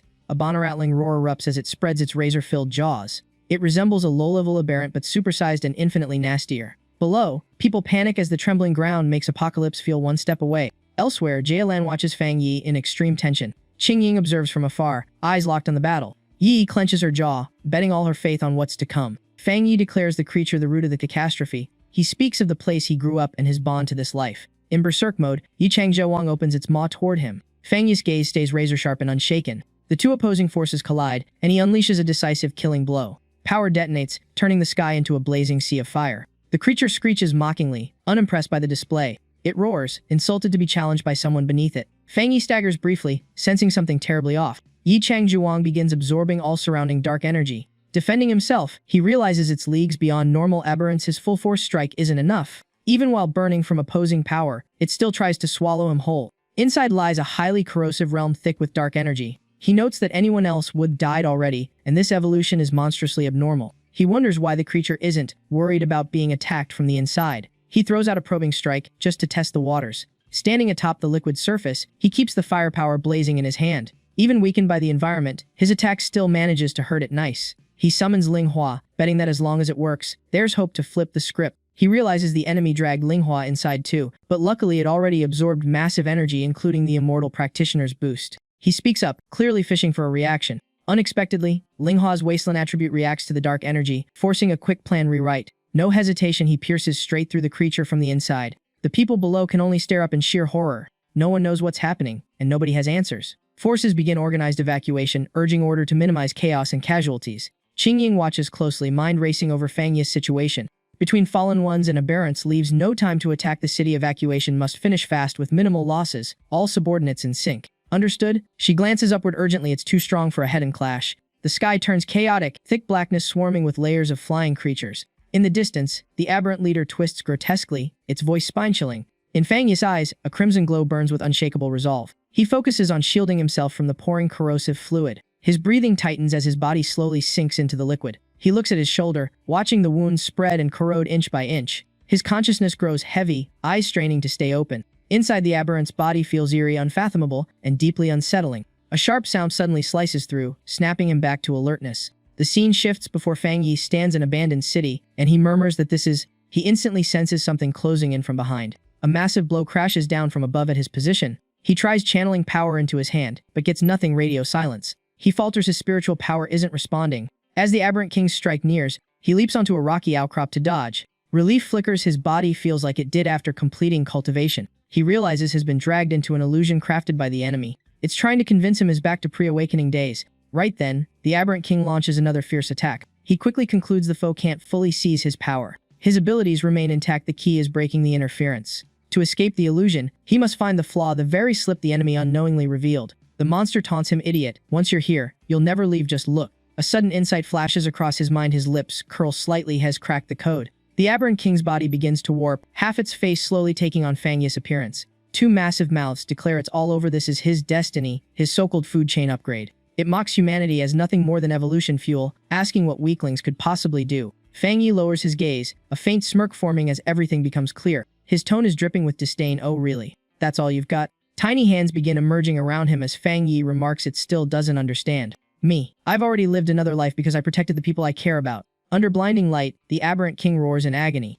The surrounding space shifts as darkness is steadily pushed back. Fang Yi's expression changes as flames engulf him completely. Power surges. He calls out for the system to appear. Strange phenomena spiral around his body. A status panel confirms conditions met and asks whether to break through to 2-star spirit realm. Wrapped in fire, Fang Yi charges forward. "Thanks for helping me realize this. My breakthrough into the 2-star spirit realm is my turning point. Enough to overturn the situation you tried to suppress. And I am the one chosen to reclaim everything." The demon laughs mockingly at the lowly creature. 2-star spirit realm, you dare stand before me? It unleashes a jet of black energy straight at Fang Yi. "Human, you have no escape. Become my nourishment." The attack suddenly falters. Fang Yi's expression shifts slightly, a strange smile forming. The demon panics, screaming as its body starts collapsing from within. Fang Yi activates a technique, Seal Burial. 9 dragons, heavenly flame, purge evil and corruption! The demon screams. This is beyond 2-star spirit realm power. His explosion of energy shocks everyone, wiping out all aberrations. The demon's form flickers, on the verge of disintegration. The city's darkness is completely dispersed. A hollow void like a black hole is revealed. That void appears right before Fang Yi's chest. Yet his expression remains calm and unmoved. He raises his hand and invokes infinite dark realm. In his mind, everything finally ends. The crowd erupts. It's over. "We survived! The city is safe! We're still alive! It's finally resolved!" Yahello can't hide her joy. "No need for that. We still have our own tasks. Rebuild the city. Restore life back to normal." In the control room, cheers erupt. Relief, disbelief, and victory all at once. Without him, defeating Wang Jianglin would been impossible. We would all fallen with the city. Elsewhere, Qingying asks anxiously if they're still alive. The guild president reassures her, saying the medical center hasn't been destroyed by the aberration swarm. She nods thoughtfully, realizing without Fang Yi they'd be gone, and wonders who he really is and how he can always overturn fate itself. The president agrees headquarters will definitely react, and Qingying adds that his breakthrough to 2-star spirit realm means higher powers will come calling before them. She admits he has already far surpassed her expectations, with talent and power likely ranking among the strongest in the entire lower nation. The president says the blazing sky and purging flames were witnessed by all and will spark massive discussion, so they must act quickly. Qingying pauses in surprise. "What?" He replies calmly, "Seal Purger, yeah, that name fits." Underground Zone 81, someone runs shouting for YY to slow down. YY panics, asking where her cousin went, while another person tells her to go home and wait. Suddenly sensing movement, she turns back. Seeing Fang Yi, Y tearfully calls out, "Cousin." Fang Yi freezes slightly before looking over. He asks worriedly why they came looking for him, and if his body can still handle it. She insists they knew he needed them right now. She supports him as he says he's fine, while he reflects it's been a long time since he was pushed this hard by the aberrant king. The finishing strike and sealing nearly drained him completely, and now the kids are worrying about him instead. YY suddenly notices something unusual about him. Shocked, she asks if he's broken through again to 2-star spirit realm, amazed at his terrifying speed, while others react in disbelief. News spreads the city savior, Sealpurger, a mysterious peak-tier powerhouse who killed the aberrant king alone. Who exactly is he? People are stunned, recalling even top forces were helpless, and suspect he may be a hidden trump card of the great Xia. Jianglu stares at the screen, confirming it was indeed the one who defeated the city-destroying aberrant king. For him, losing to someone like that suddenly feels almost honorable. Someone asks where Zhang Xiao is going, and he replies simply to find him and become his disciple. The other person hesitates, saying many others are likely targeting Fang Yi as well. Great Xiasu City gradually returns to its original calm. In a meeting room, someone casually asks what everyone is watching. It looks interesting. They had expected a clash between the military and the Spirit Association, but reality disappointed them. Someone suggests bringing a good weapon to meet Fang Yi. Another immediately objects, saying a chosen one like him can't be swayed by mere tools. The woman places her hand on Fang Yi's image, emphasizing his title Sealpurger. A mechanical arm suddenly tears the photo apart. The woman calmly reassures them no rush, any obstacle, no matter the level, will be eliminated. In the shadows, hidden factions grow confident and prepare for destruction. At home, a voice calls outside asking if Fang Yi is there. He gets up and opens the door, finding 2 visitors waiting. The guild president arrives with gifts, formally thanking him for preventing an class disaster from spiraling out of control on behalf of the Spirit Association. Fang Yi replies casually that it's nothing and invites them inside. He leisurely prepares tea for his guests after they enter. The president glances around, thinking a powerhouse's home is surprisingly simple and that better arrangements should be made. He then proposes officially revealing Fang Yi's title Sealpurger, asking for approval. Fang Yi shows interest. The president explains that across Great Xia, elite practitioners are emerging in every city and becoming public figures. Because the class disaster was unprecedented, they want to publicize the Sealpurger name and elevate Sioux City into a strategic hub during the era of spiritual revival. After this crisis, the city needs a central figure strong and reputable enough to lead its practitioners. Qing Ying adds that future anomalies will increase, making it impossible to remain unprepared like this time. Fang Yi repeats left unprotected, and she confirms it without him, the city would have fallen, just in different ways. YY comments she may still not grasp how harsh this post-spiritual revival world truly is. Fang Yi gently reassures her not to see everything so darkly. Fang Yi reflects that he had been focused on cultivation and hadn't paid attention to the city's broader development. Before spiritual revival, Sioux City was a key provincial city, but not among the top-tier strategic centers. The top 3 were Divine City, Heavenly City, and Commerce City, followed by Sea City, Origin City, and River City. Thus, this disaster ironically becomes an opportunity for Sioux City's rise. The president adds that cities are now ranking their practitioners. Stronger cities gain more resources, and free practitioners are beginning to join local organizations. He explains that both practitioners and ordinary people need hope and a guiding symbol, though the Spirit Association will keep the Sealpurger's identity secret to spark speculation. Fang Yi folds his arms and responds immediately. He agrees that imagination can be more dangerous than reality, has no objections, and welcomes cooperation since it benefits him and those around him. Fang Yi extends his hand forward. The handshake is quickly completed, sealing the agreement. The guild president looks satisfied and bids him a pleasant partnership. Sealpurger. With coordinated efforts from the Spirit Association and military, Sioux City rapidly recovers, rescue work stabilizes order, and the disaster ironically accelerates a new global structure. In Divine City's Spirit Association HQ, people discuss whether Sealpurger is the one who resolved the class anomaly in Sioux City. Among new recruits, he stands out as a rare chosen one with Haidir Yang attribute that completely counters darkness. Reports add that he also wields multiple rare abilities, including the widely known Heaven Flame Slash and a high-level Fire plus Lightning Berserker system named by the military. Another person interjects in disbelief. There are even more unexplained details. A woman approaches and asks to see the Sealpurger information. Staff immediately oblige. She comments that more and more powerful practitioners are emerging, yet few have witnessed true top-tier strength. She adds that even she wants to see his real abilities firsthand, expecting they will meet him soon. Elsewhere in Commerce City, inside a library, Quang Hai sits before a screen, drawing attention from those around her. A young man nervously tries to talk to her. She cuts him off coldly, saying this is a library and he is disturbing others. Rejected, he leaves with a sigh. She feels mildly irritated, thinking such dull people ignore the massive changes happening around them. In just a few days in Commerce City, everything has changed. After exams, she awakened spiritual power and stepped onto a new path. She has become a Qifu Realm 4-star practitioner, a rare level few achieve. She believes this is why she survived the Sioux City disaster, unlike ordinary people who had no chance against anomalies. A memory surfaces. Someone once called her just a classmate. She frowns, realizing that person likely died in the chaos, and she once mistook a genius for a nobody. Compared to him, Sealpurger is on an entirely unreachable level. Only someone like that could stand on equal footing with her. The paper in her hand contains a notice about selling a house.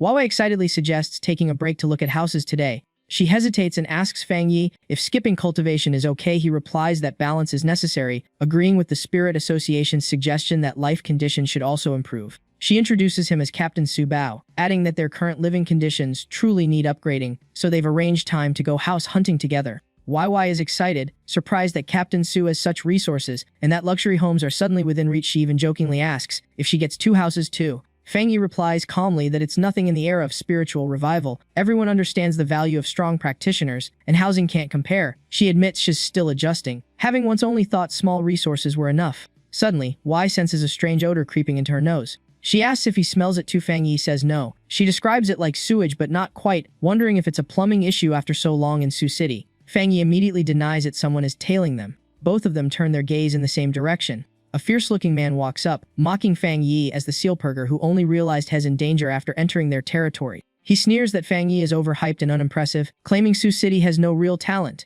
He orders Fang Yi to hand over everything he has. YY strikes first, but the opponent easily evades. A massive blade is raised, radiating brutal killing intent. The slash forces her into defense. She warns Fang Yi that they are also spirit realm cultivators. Fang Yi remains calm and blocks the attack with fire-based power. His gaze sharpens, clearly annoyed. He coldly remarks that trash like them dares cause trouble in public. He stands alone against the group. The attackers panic, refusing to believe it. Their leader mutters in disbelief that Fang Yi should have been incapacitated by their toxin. Fang Yi remains relaxed, even wearing sunglasses. He instantly identifies it as a paralysis drug derived from mutated wood attribute practitioners. The leader shouts that it was only a mistake and insists they are all spirit realm cultivators who won't let him escape this time. Fang Yi dismisses them, analyzing their dark, twisted techniques with contempt. Their methods may bypass normal defenses, but they are useless against him. Another attacker sneaks up behind Y. Before he can strike, she counters, while Fang Yi stays composed. Fang Yi says he doesn't want to escalate things, but this kind of harassment is unacceptable. He removes his sunglasses, clearly irritated, calling them troublesome. Fire erupts around him, pressure flooding the area as he orders YY to step back.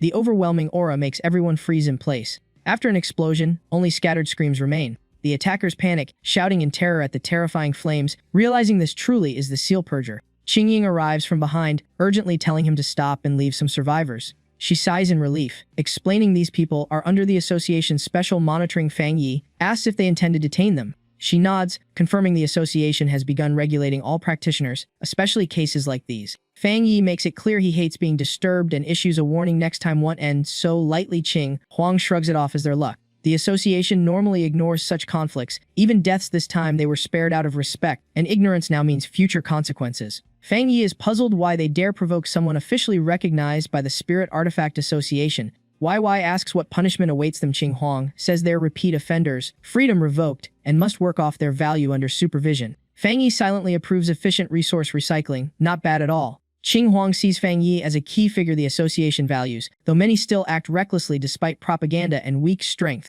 So talent must be concentrated and resources focused. They can't let ignorant troublemakers ruin hard-won stability. She smiles and suggests moving on, offering to show them houses and cars, clearly with her own plan in mind. Soon she presents 2 residences, a top-floor penthouse in the city center with great views and full convenience, and a 3-story villa with privacy and a mountain water setting, ideal for cultivation.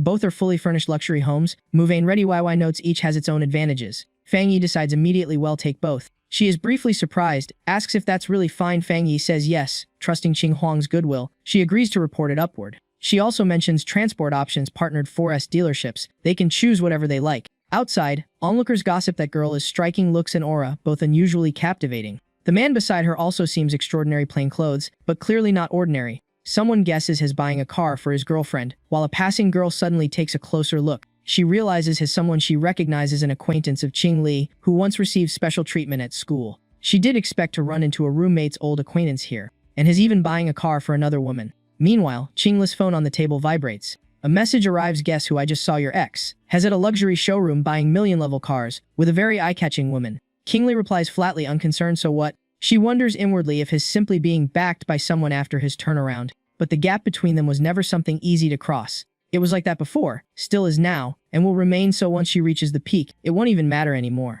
Arriving at the villa, Chias can't hide his excitement. We really have a villa now! Fang Yi remains calm and indifferent. Not bad. Wipe your drool. There's another one downtown if you like it. We can move there too. She rushes upstairs excitedly, saying she'll check the rooms, while Fang Yi watches her back with a helpless sigh. This kid. For once, she looks her real age instead of pretending to be mature in his past life they never met, but this time he won't let her end in tragedy again. A phone suddenly rings, an incoming call from Yahello. Why is she calling now? He answers. Yahello congratulates him on his promotion as Captain Fang Yi and mentions the Spirit Artifact Association gifting him 2 houses. He sits back and casually replies it's actually not a bad arrangement and quite sustainable. Yahello tells him not to defend them for someone like him. Money doesn't matter, but practical rewards do. Soon spirit fruits from the recovery wave will ripen. Shall send him some. Fang Yi reflects that the difference between mortals and cultivators is worldview, and at his level, even elite resources from the spiritual battlefield zone barely register. Yahello then brings up an internal mission and asks if has interested in joining. Fang Yi realizes this is the real reason for the call and tells her to continue. She asks if he knows Tianbao Tower in Shang City. He reacts slightly. Tianbao Tower, the biggest commercial center in Shang City. It has recently been shut down, sparking widespread rumors. Yahello explains there's been anomalous intrusion events causing casualties, turning it into a creepy abandoned zone. Tianbao Tower was once the city's landmark, bustling, iconic, and the face of Shang City. But repeated anomalies forced the Spirit Association of Shang City to seal it off for containment. Fang Yi steps forward and greets the group, stating he has arrived on assignment from the spiritual battlefield zone. He recalls Yahello's instruction to hide his identity and cultivation level for now, and decides to comply. Spiritual sense cannot detect true cultivation levels here. Everyone seems to be concealing strength. Judging from attire, the 2 people nearby likely came from the military district. One of them steps up and greets him politely, saying it's an honor. The other follows with a greeting. Fang Yi notices their aura resembles Su Qingwang's, likely members of the local spirit association. A woman confirms they are from the Spirit Association of Shang City, assigned to cooperate with him on this mission. Soon, the vehicle speeds off, carrying faint but unstable energy fluctuations. The driver says they'll be temporary teammates, though is still unclear about their strengths. Despite that, the car falls into heavy silence. Everyone seems socially switched off. Another woman breaks the awkward mood, suggesting they should agree on one thing. Once inside, they must support each other. Fang Yi leans back by the window, sensing this team isn't simple at all, assembled from multiple sources, with Shang City Spirit Association showing a strange mix of factions. At that moment, Jiaji quietly studies him with a probing gaze. He lowers his voice, asking if this is the big shot Yahello mentioned. Qing replies she's unsure. He looks too young, almost like a student. Fang Yi stays still, ignoring all the whispers around him. After observing, they note he has no government identification ring and fully concealed aura, making his true strength impossible to read. Qing wonders if he could be the one who single-handedly suppressed a disaster in Tai City, yet he looks far too young. All the rumors triple rare attributes, a mere first-star creation realm suppressing endlessly evolving anomalies, even sealing an anomaly king and breaking through mid-fight only deepen her curiosity. Elsewhere, inside a spiritual battlefield office, Yahello answers a call. Tianbao Tower has gone completely out of control. The advanced team lost contact. Anomaly density has hit 12,000, with 53 confirmed casualties. She falls silent, clearly sensing the situation escalating dangerously fast.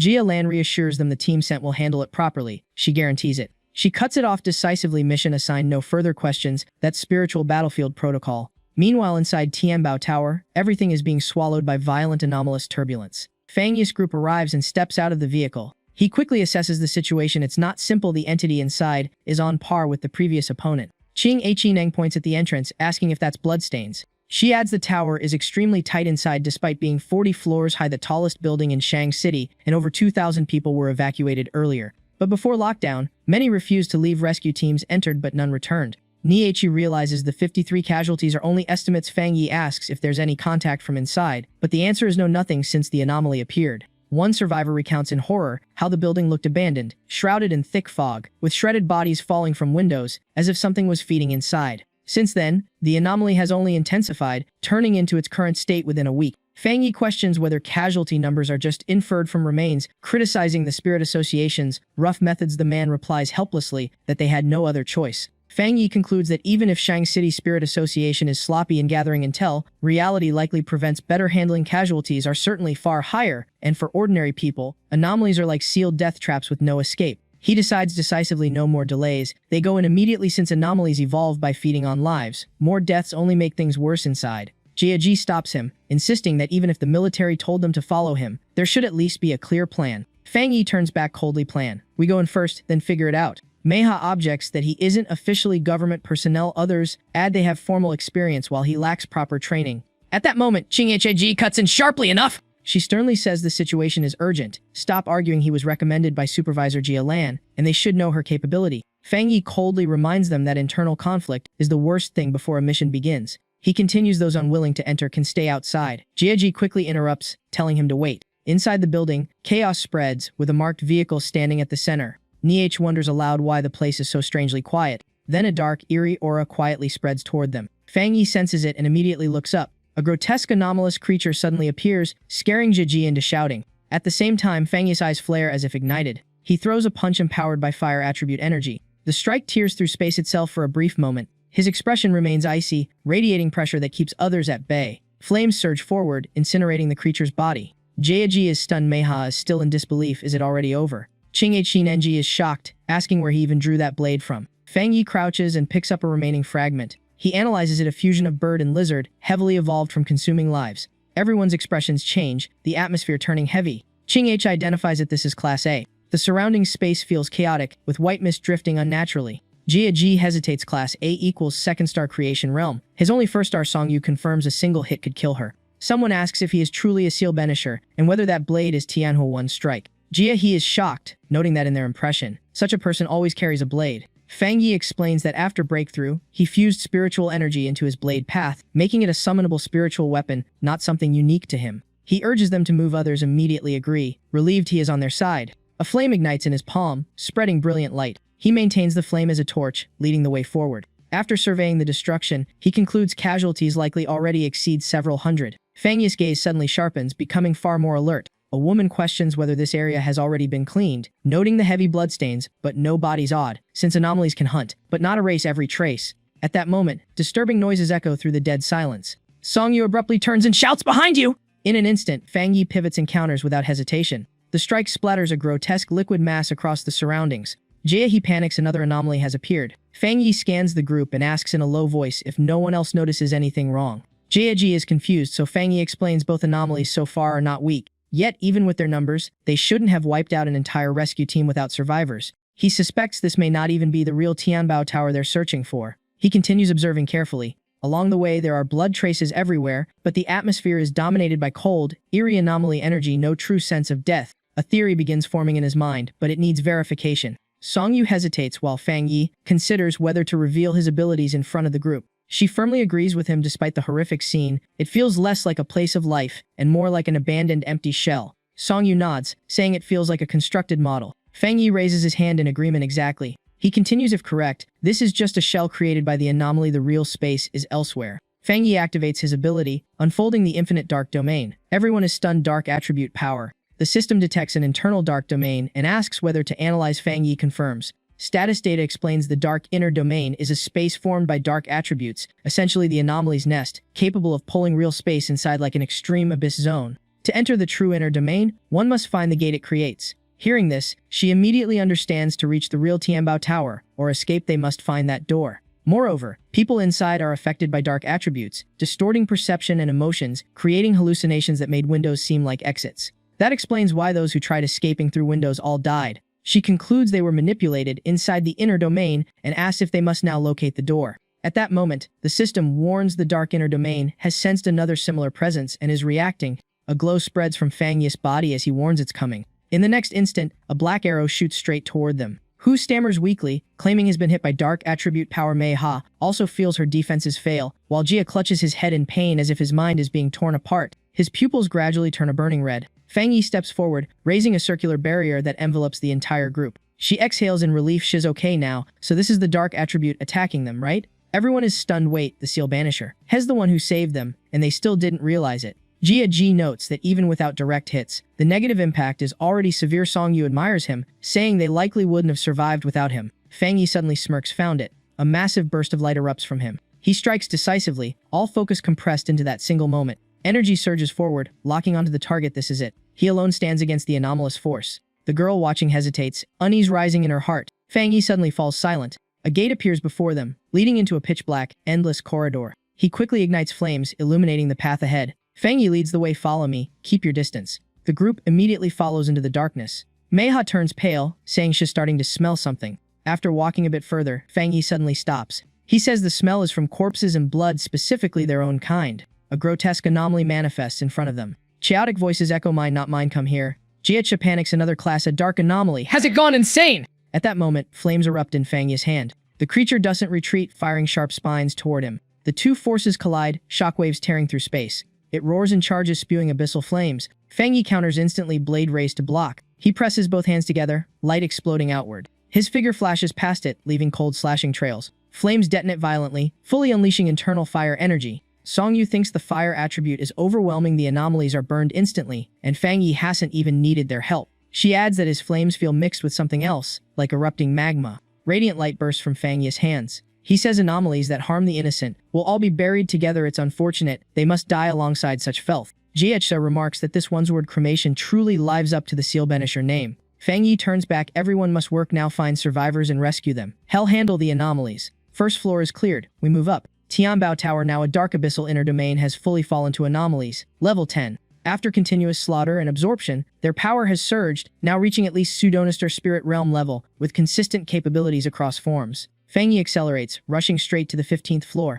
Arriving, the girl shivers. This level is even colder, and dark energy has penetrated her barrier. Suddenly, Jieji freezes in horror at the scene ahead. He warns that something is still moving inside the corpses, corrupting everything it touches, telling them not to let the threads enter their bodies. The surrounding atmosphere grows heavier and suffocating, sending chills down everyone's spine. Fang Yi narrows his gaze slightly. Finally, something worth noticing. A massive monster opens its giant maw, charging straight at them. He stands still, watching the incoming spines without a hint of hesitation. Calmly, he activates his ability. A counterattack erupts, infused with dark power. A vortex of wind surges, dragging enormous compressed air masses outward. The anomaly thrashes its massive tail repeatedly to attack. Fang Yi sees through it, trying to stall and evolve. His blade drops decisively as he shouts, "No chance." In that instant, overwhelming force distorts its entire form. Amid a sea of spreading flames, piercing screams echo. Fang Yi remarks coldly, "Barely worth my attention. I thought you might reach 3-star spirit realm, and at least give me some trouble." Suddenly, Jiechfa notices something unusual. He shouts and shocks someone. Fang Yi responds, "A survivor." From behind the door, a trembling person steps out. "Are you awakened?" The person opens the door wider. "We still have 5 survivors inside." Fang Yi scans the room. It resembles a sealed storage chamber for important items, and the survivors are visibly panicked. He reassures them, "It's fine. We're here to rescue you." JH steps forward. "We're from the Shang City Spirit Association. The monsters outside are already eliminated. You're safe now. Come out." The survivor stammers in disbelief. "You mean?" He is shocked. All those terrifying monsters were taken down in a single strike. Outside Tianbao Tower, hope begins to rise as people sense Fang Yi's spiritual fire on each floor. Even without full contact, faint fluctuations are detected. The latest signal comes from the 40th floor. What? The 40th floor already? 9 minutes and 56 seconds. Fang Yi has cleared the entire tower in under 10 minutes, shaking the entire awakened community of Shang City. Then another report comes. A Class S anomaly has appeared at the top floor. Fang Yi's gaze darkens. "So you're the one in charge here." Before him stands the so-called anomaly, King Bone Core. Power erupts as Fang Yi charges directly at it. He quickly analyzes it. Although it takes the form of Bone Core, the surrounding creatures are parasites, part of its body, and not to be underestimated. Fang Yi unleashes a rapid chain of attacks. His eyes reflect unwavering determination. A blade of light slices through its body almost effortlessly. Yet the creature remains completely unharmed. The group panics. Even the Seal Banisher can't handle it. "We're done for! Should we fight? What can we even do against that thing?" Fang Yi clicks his tongue in annoyance. This act is getting old. He summons Divine Thunder, merging multiple powers. Bone Core retaliates, unleashing disturbing, grating noises. Fang Yi snaps, "Shut up, you're too loud." A massive burst of light erupts, sweeping across the entire space. He continues coldly, still resisting. "If you go down too easily, you don't deserve the title of king here. Even if Tianbao Tower is turned into fuel, your strength is still nothing against a natural disaster. Better let you taste helplessness while waiting for the end." Mei He retracts her earlier words, admitting total overwhelm. Jia, he adds, "It's terrifying. He's literally toying with the king of anomalies. This king of anomalies, of all beings, why is he in Tai Shi? If he were ours, that'd be perfect." Song Yu observes that every slash is perfectly calculated, left to right, outside to inside, flawless balance with zero deviation. From start to finish, he never once targeted the bone bird's skull. Not only was there no threat, it never even got a chance to resist. The gap in power is too vast, is already beyond the level of a king of anomalies. Facing him, the bone bird keeps emitting its piercing screeches nonstop. Fang Yi glances coldly, still trying to regenerate. "Do you think I'm playing around?" Immediately after, dense heavenly thunder blankets the sky. The bone bird continues resisting through its sonic attacks. The space above turns a deep oppressive crimson. Lightning rips through the blood-tinted sky like it's tearing reality itself. With time, the terrifying scene fades away, the sky returns to normal, and everyone stares in stunned silence. It's over. The king of anomalies' energy is gone. Unbelievable. What level is that man? He's completely different from the immortal walker of Shang-Chi. Is this the gap between peaks? Only now do we realize there's always a higher peak above the peak. Someone recalls the Shrank anomaly invasion of Tai Shi, named Hell King Sacrificial Ground. It nearly triggered a disaster-level outbreak. Before being sealed, details remain top secret, and no one could replicate that containment method. Fang Yi states calmly the bone bird has been eliminated. The dark space collapses, and they can now reconnect with the outside world and report the situation. Song Yu immediately reports, "Hello, this is Song Yu. The Tianbao Tower incident has been resolved, and all anomalies have been handled. No, we must emphasize that it was thanks to the Seal Barrier team that we completed the mission. We hope the Lingxi Shangxi Association will cooperate, and please pass on our gratitude to Tai Shi and the Seal Barrier. The Shangxi captain who was just appointed today. What is he doing here showing up only after the mission is already over?" Knowing Tai Shi's Seal Barrier had arrived, they tried to stop him earlier, but it was useless against an immortal walker. That confident advice meant nothing. What is going on with you people? This mission was assigned to the military district, and Tai Shi's captain was personally invited by the spiritual command zone. We will take full responsibility for him. Now you want to take him away. The Lingxi Shangxi Association is acting with unclear intent. This is an insult to military authority. The Seal Barrier title is a core designation jointly recommended by the Spiritual War Zone, and the Tai Shiling Shangxi Association. Any interference with them means bearing the consequences alone. At that moment, Fang Yi steps forward, walking outward with firm strides. His gaze slightly retracts, revealing a trace of concealed irritation. Fang Yi murmurs lightly, "Pretty fast already here." A man rushes over Shangxi Captain Yu Fengjiang. "You're the Seal Barrier from Tai Shi." Fang Yi replies calmly, "Yeah, so what?" Internally, he notes it's his first time meeting a wind attribute ascendant walker arrogant, but hiding his power likely only at the creation spirit realm. Feng Jiang quietly moves his arm behind his back, secretly gathering spiritual energy. The two forces collide head-on, tearing the surroundings into chaotic turbulence. With just a single move, Fang Yi sends Feng Jiang staggering backward. Feng Jiang thinks this shield barrier is just a reckless brat perfect, a tool to build Yushi's authority. He then speaks politely but pointedly thanks for handling Tianbao Tower for Shangxi. But as Tai Shi's captain, your arrival here is a bit out of bounds. Do you even understand hierarchy? Fang Yi fires back. When I came, Shangxi had no captain yet, and I was invited by the military district to handle anomalies, so what exactly are you trying to settle with me? Feng Jiang smooths things over, saying young people get emotional. He means no harm and respects talented individuals like Fang Yi. But his real intention is to use Fang Yi as a convenient weapon. A heavy, suffocating pressure spreads from him, cutting off all retreat otherwise. Don't even think about leaving Shangxi.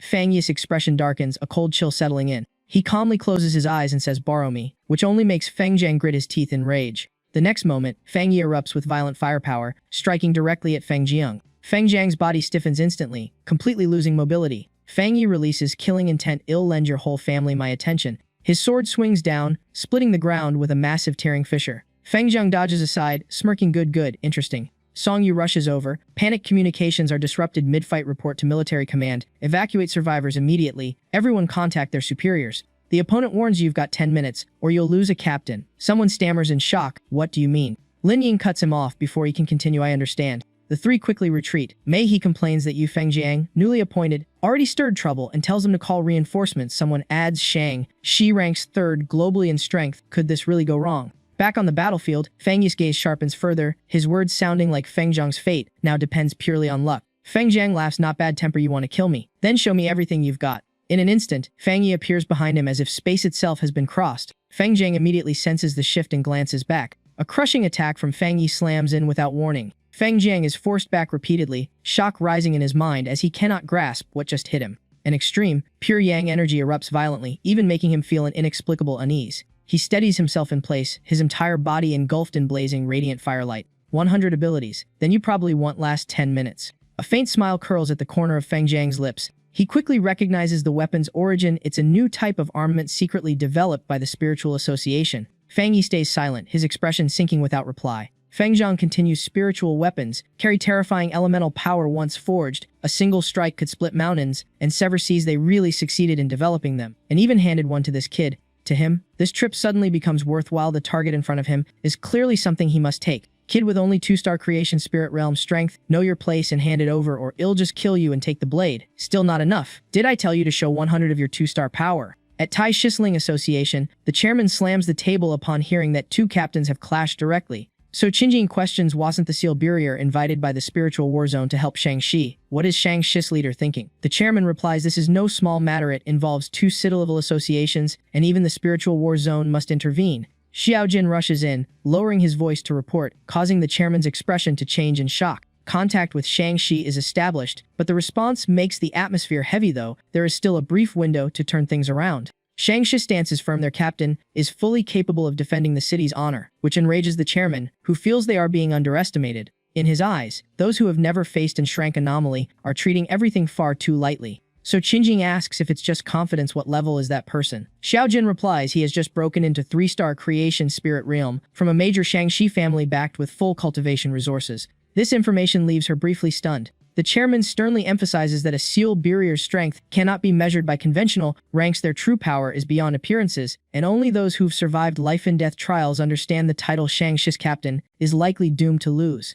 Back on the battlefield, Feng Yi unleashes a heavy punch filled with overwhelming force, and a grim outcome begins to take shape. Feng Zhang takes the hit squarely to the face, blood spilling from his mouth. His mind spirals in confusion. He cannot understand why his technique fails to break through the flame barrier. The spiritual energy he releases dissipates instantly as if it never existed. He starts suspecting the opponent possesses a power that completely nullifies attacks. Suddenly, Feng Yi's voice rings out, signaling something's arrived, shocking Feng Jiang. The Ling Association building appears right before them. This fight has been pushed all the way here. Feng Yi smiles dangerously. Out of respect for Tai Shi and the military district, he was still willing to give them one last chance. As he finishes speaking, he drives a direct kick toward the opponent's face. But it seems someone prefers hiding like a turtle. I guess it'll just make things clear. Feng Zhang's body is covered in injuries, his teeth clenched tightly. Below, chaos erupts. Waves of discussion explode as no one understands what is happening in the distance. The air suddenly turns unusually stifling, temperature spiking as everyone realizes a battle is underway. The flames trigger memories of past reports, making the crowd begin to believe the rumors were not fabricated. Feng Yi says from the other side, "You still have 5 minutes. Didn't you say you wanted me to use 100 power?" At this point, Feng Jiang is almost out of words. The attack continues to press down, his voice carrying dominance. Already at this level, and you still can't hold. Doubt arises in his mind. Could this still not be full strength? That contradicts his assessment of the opponent's realm. A crushing pressure from all directions leaves Feng Jiang almost no space to defend. A finishing strike slams directly into his body. Inside the surveillance and intelligence room of the Ling Association headquarters in Shenxi, the alert system blares, detecting a massive energy source within Haxia territory located at the Shangxi Ling Association building, with readings still rising. Fu Mei adjusts her glasses, judging the energy is not of dark origin, while Erlang expresses doubt about the situation in Shangxi. An emergency report confirms it is not an anomaly, but a clash between 2 captains, shocking everyone present. Fury erupts. Instantly orders are issued demanding Shangxi stop immediately or face disciplinary action at the highest level. The command is received and forces are mobilized, confirming this is a major incident across the entire Ling Association. From outside the door, Gu Wuru steps in and volunteers to take the mission. Inside the building, a child innocently points at the sky, mistaking the scene for a meteor shower. The mother panics and drags the child away, not daring to let him watch further. The father hurriedly decides to leave Shangxi, believing Shenxi is safer, filled with doubt about the unfolding chaos. The child trembles, clinging to the adult as soothing words are quickly spoken before the family rushes away. 1 minute earlier, Feng Zhang had already been forced to face a devastating strike head-on. Seal barrier, stop now or Yu Shi will not let you off, and neither will Shangxi Ling Association. In the opposite building, the crowd buzzes nonstop, stunned by the seal barrier's boldness and urging immediate reinforcements. Captain of Tai Shi Seal Barrier, please immediately stop your aggressive actions near Shangxi Ling Association? Shen Dao is our captain. If you touch him, you are provoking our entire Shangxi Ling Association. We will show absolutely no mercy for this behavior. Prepare to face the consequences. Feng Yi's tone drops colder as he looks at Shangxi's response. Their decision to leave the Tai Shi support unmoved leads him to suspect they trust their captain's strength to overwhelm everything without intervention.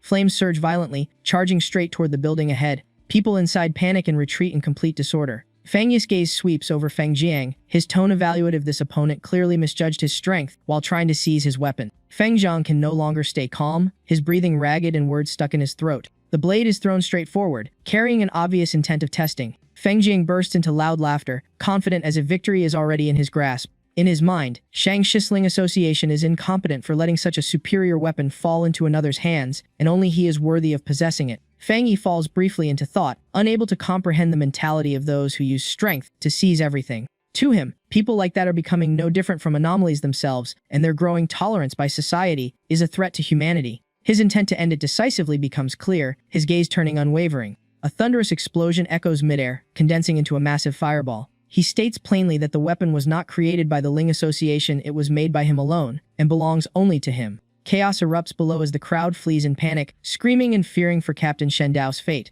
Some refuse to believe it, insisting that the gap in realm should have given Yufeng Jiang the advantage. Wang Zhong, the person in charge of Shangshi Sling Association, witnesses everything firsthand, his mind racing with assessments of Yufeng Jiang's strength and potential, long regarded as a top talent of the city. Yet the outcome is completely reversed. Seal Barrier has exceeded all standard evaluations of a captain-level combatant. The displayed power is capable of large-scale destruction, far beyond imagination. The crowd sinks into fear, unsure what to do, some even begging the attacker to stop. A helicopter rapidly approaches from above. The aircraft reports an extremely pure and powerful yang energy source, noting the flames are beginning to weaken. Standing at the cabin door, Gu Wuru concludes they are already a step too late. She clearly senses the overwhelming power enough to seriously damage an entire major city. Her hands close before her chest as she channels spiritual energy. The gathered energy disperses into multiple streams, falling toward the ground. In her judgment, the opponent is clearly holding back. Below, Wang Zhong rejoices upon realizing reinforcements from headquarters have arrived. Sensing the movement, Fang Yi looks upward.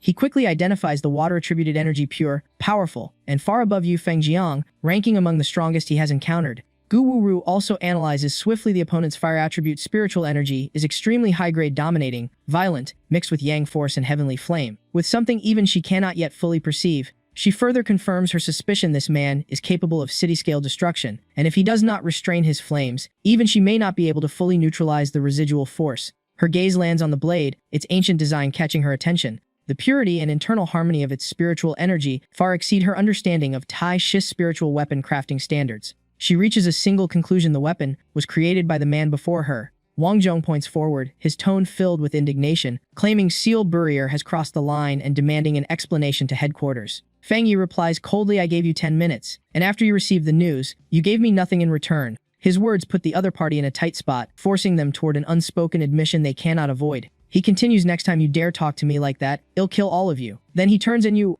Gu Wuru descends and calls out from behind. Fang Yi only glances back briefly, offering no reply. In Wang Zhong's mind, headquarters must consider public impact. If a captain's death is handled casually, it would shock the entire system. The fallout would make controlling other branches difficult, and at that moment Gu Wuru begins introducing her identity. Wang Zhong remains deep in thought, believing headquarters' intervention is inevitable given the current damage. Gu Wuru steps forward, confirming she is from the Ling Association headquarters. The scene makes him tremble, realizing the headquarters representative's attitude is far beyond his expectations. The exchange clearly shows a stance of calming tensions and avoiding conflict with the Seal Barrier, while handling Shang-Chi separately. Those around cannot help questioning the outcome. Despite a captain's death, responsibility seems softened, and headquarters' handling feels unusual. Fang Yi watches them, unconcerned by their dissatisfaction, viewing it simply as the result of their earlier choices. To him, their failure to intervene in time exposed their arrogance and overconfidence. Gu Wuru steps forward, directly demanding the person responsible be identified, causing someone to step out trembling. She sets a strict deadline to control public opinion and stabilize the situation, forcing immediate action. Her tone hardens further, even suggesting full replacement if requirements are not met. The final warning is clear: all consequences will be borne by them if they fail to comply. Fang Yi looks at her, slightly surprised that headquarters is even considering removing all Shang-Chi personnel, a move outside his expectations. The decision is clearly meant as a firm warning. Gu Wuru gently waves her hand, asking if this is sufficient for his acceptance and stating such incidents will no longer be tolerated. She says anyone who challenges him is challenging the entire headquarters. He coldly replies he doesn't care how they handle others, only why she mentioned suppressing public opinion. Gu Wuru remains calm. Are you questioning whether Shang-Chi and Tai Shi can still control public perception regarding spiritual energy recovery? She explains that anomalies and disasters are now frequent, and many already suspect the truth, but it is not publicly revealed because the timing is not right. In her analysis, disclosure now would collapse the existing order, causing internal chaos before the foundation is stable. She recalls past crises, showing that without key stabilizing forces, society would have already fallen into uncontrollable upheaval. Hearing this, Fang Yi grows quiet, gradually understanding their choice to accept partial chaos control rather than let the entire system collapse. He realizes that maintaining the illusion of stability requires frontline figures to bear the burden and directly face danger away from the masses. This also explains why some act impatiently and how Haxia manages the situation, controlling conflict while gradually guiding societal transition. However, all of it only works with coordination from individuals possessing extraordinary power. Fang Yi murmurs, sensing the delay phase is quietly nearing its end. Standing before her, he assesses his own strength and understands it is still insufficient for the larger upheavals ahead. Gu Wuru offers to arrange transport back for him, while hesitantly making a personal request. In her view, the man before her not only possesses overwhelming power, but also the potential to shoulder great responsibility, leaving her quietly impressed. Curiosity rises in Fang Yi, prompting him to respond and indicate he is willing to listen. Under his surprised gaze, Guwuru extends her hand. I speak as Guwuru, not as an agent of Apocalypse. I want to befriend you. Is that acceptable? Meanwhile, within the spiritual war zone, someone reports everything happened like this. After hearing it, Gilan slams the table in fury. Absurd! Shang Shisling Association is this incompetent. The atmosphere turns tense as assessments conclude that if this continues, Shang Shi's defenses will collapse, and takeover by headquarters is only a matter of time. Arms crossed, someone sneers the Ling Association headquarters still trustworthy, and that so-called Apocalypse barrier might even try to poach talent. Should we issue a statement too? Guwuru coldly calculates, of course. Compensation for the barrier must not be low, at least not below headquarters standards. Shang-Chi will also double his original reward. Another voice closes his eyes. I must admit, his strength and character are impressive, decisive, calculating risks and rewards. That's exactly what a city leader needs. In his judgment, such treatment is only fitting for someone of that value. She thinks if I didn't know you truly admire him, I'd think you were deliberately making things difficult for him. He continues, risk and opportunity coexist. Only he is worthy of training there. And don't forget, our war zone also has a genius in closed cultivation. In that vision, even greater threats will emerge, enough to shake humanity's foundations. Only rapid growth of the barrier can allow entry into those uncharted dark zones. Jialan agrees, you're right. Perhaps our restricted training zone is too simple for him. The atmosphere is suddenly cut by an urgent voice from outside. News arrives, Elder Wu has awakened and requested to meet immediately. Several hours later, the scene shifts back to Tai Shi. In a room, Fang Yi sits alone in silence, thoughts drifting quietly. A notification rings confirming a large sum of funds has just been transferred into his account. The door opens and a gentle visitor steps in, worriedly bringing up what happened at Shang-Chi. He cuts in casually, nothing serious. Don't overthink it. The Pioneer Forum's rumors about him beating the Shang-Chi captain are wildly exaggerated, almost cinematic nonsense. He taps her forehead lightly, a reminder to focus on cultivation instead of gossip. He stands up, ready to continue his cultivation. She calls after him, you just broke through not long ago. Are you already going for 3-star spirit formation? He chuckles self-deprecatingly, not so sure about that. She feels an inexplicable unease, like he's hiding something important. He sits quietly inside the cultivation room. In his mind, a missing piece about that strange power still hasn't clicked. His goal becomes clearer: fuse it into his existing system and squeeze out every drop of energy. The system echoes, do you wish to embed the dark attribute into the endless dark realm? Yes! After fusion, the dark attribute evolves to a higher tier. In his mind, active combat mode. Like turning those anomalies into obedient soldiers under his command. A massive projection appears above Fang Yi's building, along with the system interface. System check requirements met. Breakthrough to 3-star spirit formation realm. The crowd freezes. What is that? A projection. An immortal descended. Is that the savior who wiped out the anomalies before? A blazing ring of light suddenly spreads across the sky. Fang Yi stands midair, silently scanning everything below. He realizes the subjugated anomalies are like loyal ranks, boosting his dark realm's power. The surrounding space grows heavy, soaked in an eerie, oppressive darkness. Status panel appears, boundless dark domain successfully upgraded, new ability unlocked. New skill announced, anomaly combat operations. Fang Yi calmly says, looks like another member joined our big dark realm family. He adds casually, their pure energy helps his evolution, so behave and work well. He won't mistreat them probably. He plans to fully exploit the new dark realm ability while continuing to accumulate spiritual energy.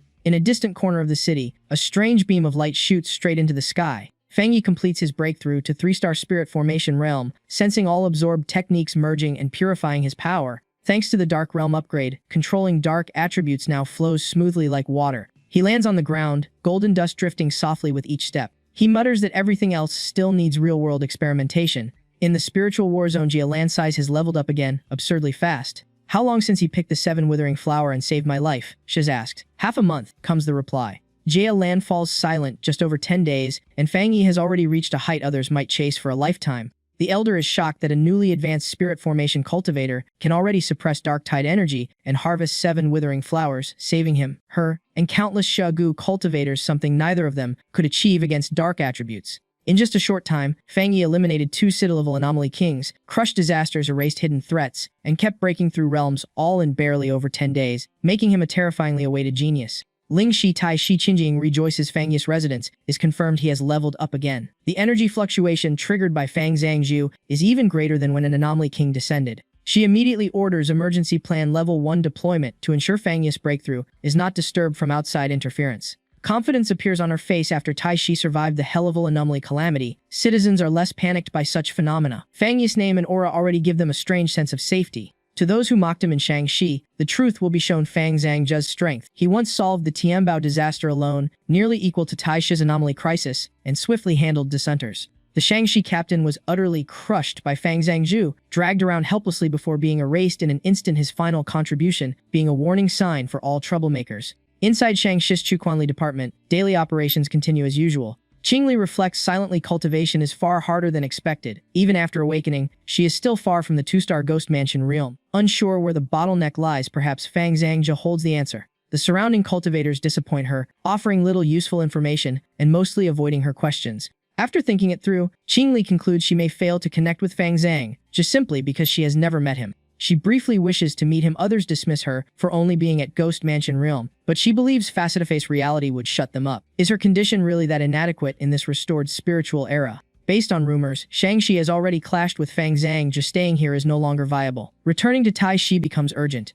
She quickly packs her belongings without hesitation. Determined, she vows that whether in the present or after full spiritual recovery, her future must be controlled by her own hands. Inside the room, she asks, "Did you successfully break through?" Fang Yi replies calmly, "Yeah, I'm fine. Just smoother spiritual flow and higher efficiency, nothing dramatic yet." He speculates that real transformation will only appear once he reaches the Diamond Realm. She smiles and lifts her phone, saying Sister Jia Lan invited them to Tianhai Forest, where a new disturbance has appeared. He replies lightly. He says he also received the invite. Likely the Spirit Warfare Zone wants to make up for the Shangxi incident. Since She's invited too, they should go together. She gets excited instantly. Tianhai Forest lies on the border within the Spirit Warfare Zone's jurisdiction. Once ordinary, it has recently mutated with strange life forms and a spiritual density above 60, making it both a cultivation paradise and a dangerous anomaly zone under military control. In the Spirit Warfare Zone, Qingzhang greets them. Tianhai Forest again, Fang Zhangju from Taishi. She asks if he remembers her. Fang Yi calmly replies and asks why she is here. She explains she is guarding the restricted zone and was assigned by Commander Jia Lan to receive them and relay information.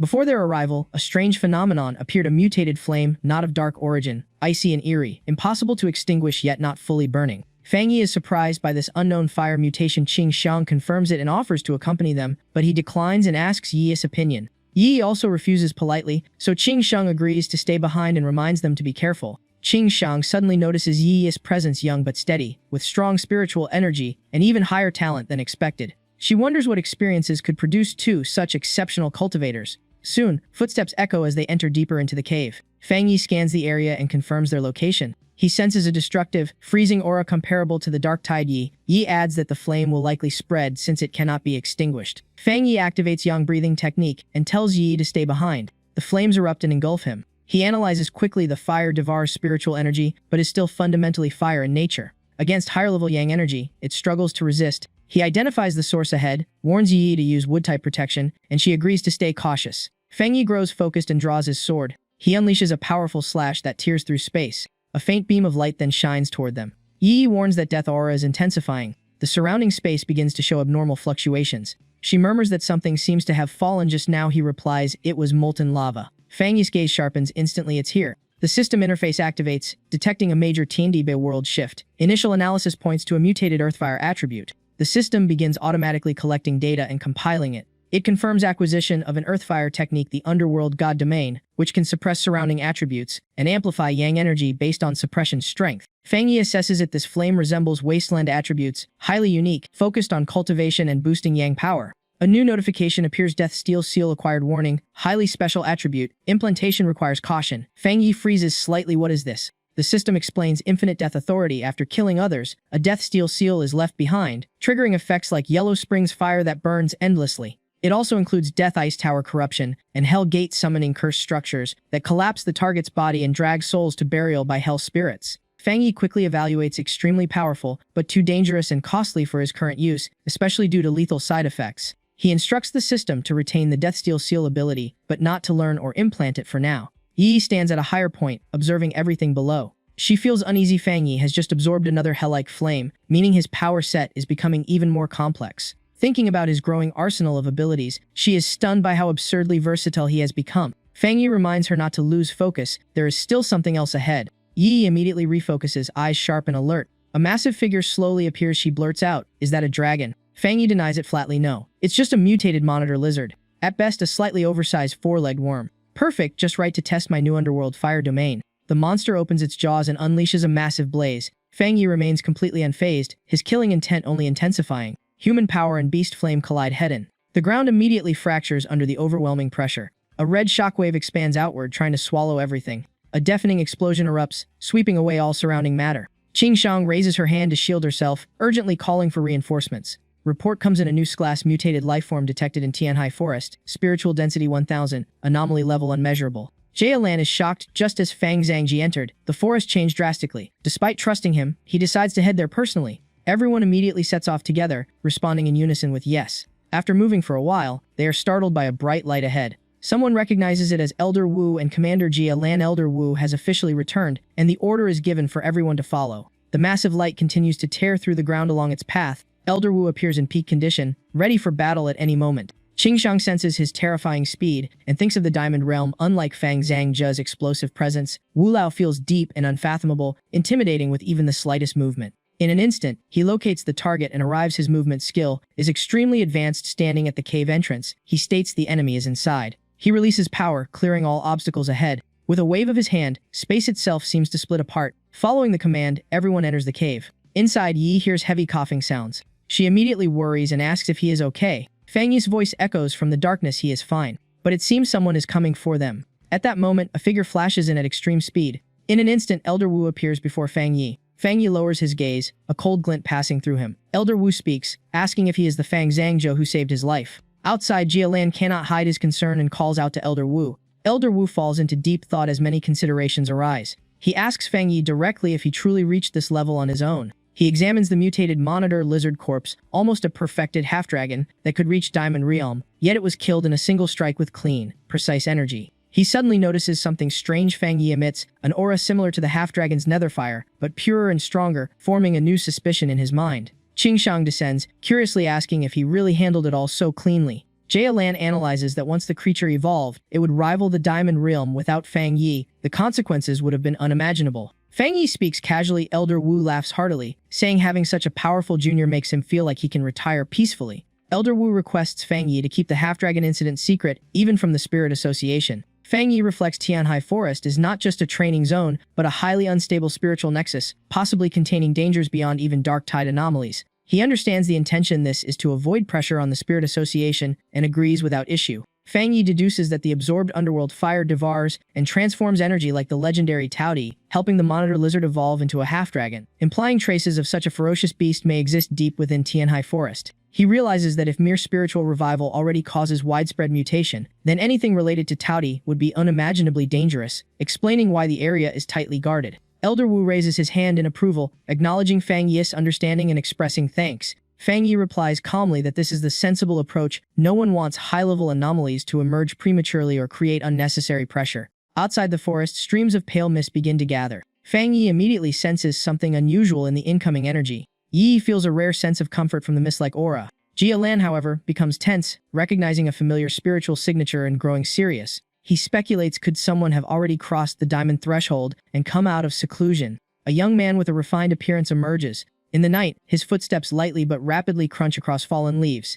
He is Bai Su, a wood attribute cultivator from the Spirit Warfare Zone. The surrounding cultivators recognize him and rejoice Bai Su has broken through, giving the zone its first new diamond-level candidate. Fang Yi observes him carefully, sensing that his spiritual energy is still unstable. Bai Su smiles and greets everyone, announcing his emergence from seclusion. His gaze shifts and lands on Fang Yi. He hesitates briefly and asks who Fang Yi is. Elder Wu introduces him as Fang Zhangji, a key Taishi captain who saved lives and handled major crises. Bai Su also explains he has only reached half-step Diamond Realm, not fully advanced yet. Fang Yi responds politely, introducing himself as Fang Zhangji, captain of Taishi. He analyzes Bai Su internally. His body is smooth and harmonious, lacking oppressive pressure, with faint diamond signs, but not a large gap from his own current state, proof that breaking through this realm is truly difficult. Bai Su is curious about the title. Elder Wu explains Fang Yi's role and achievements, emphasizing his importance and urging respect. Bai Su learns Fang Yi's rapid rise and multiple crises solved while he was in seclusion, while Elder Wu notes Fang Yi's comparable talent and explains his lack of outside information due to staying in Tianhai Forest. Elder Wu concludes more gravely, human cultivation absorbs spiritual energy against natural order, making their growth inherently slower than other life forms on Blue Star. Elder Wu continues analyzing that evolution divides all life into 5 power tiers, yet even the highest Diamond Realm experts can be counted on one hand, with only rare unknown exceptions possibly existing. He adds such cases are nearly non-existent with no precedent for further advancement, while Fang Yi remains calm and unreadable. Over time, denser spiritual energy makes cultivation easier, but the diamond threshold remains extremely dangerous, with many dying trying to cross it. He clenches his fist, explaining that reaching that realm fundamentally reconstructs the body, approaching a legendary transcendental state with vastly improved energy compatibility. He relaxes, satisfied that Bai Su reached half-step diamond without internal conflict, even stabilizing and assisting others. Bai Su acknowledges Fang Yi as formidable. A brief pause. Bai Su then speaks up, saying Fang Yi's earlier energy fluctuations helped him break through, and requests a spar to test his strength. The two face each other as tension rises. Bai Su remains polite but clearly eager, and Fang Yi senses a peer-like opponent. Fang Yi's spiritual energy rises as he laughs lightly, agreeing.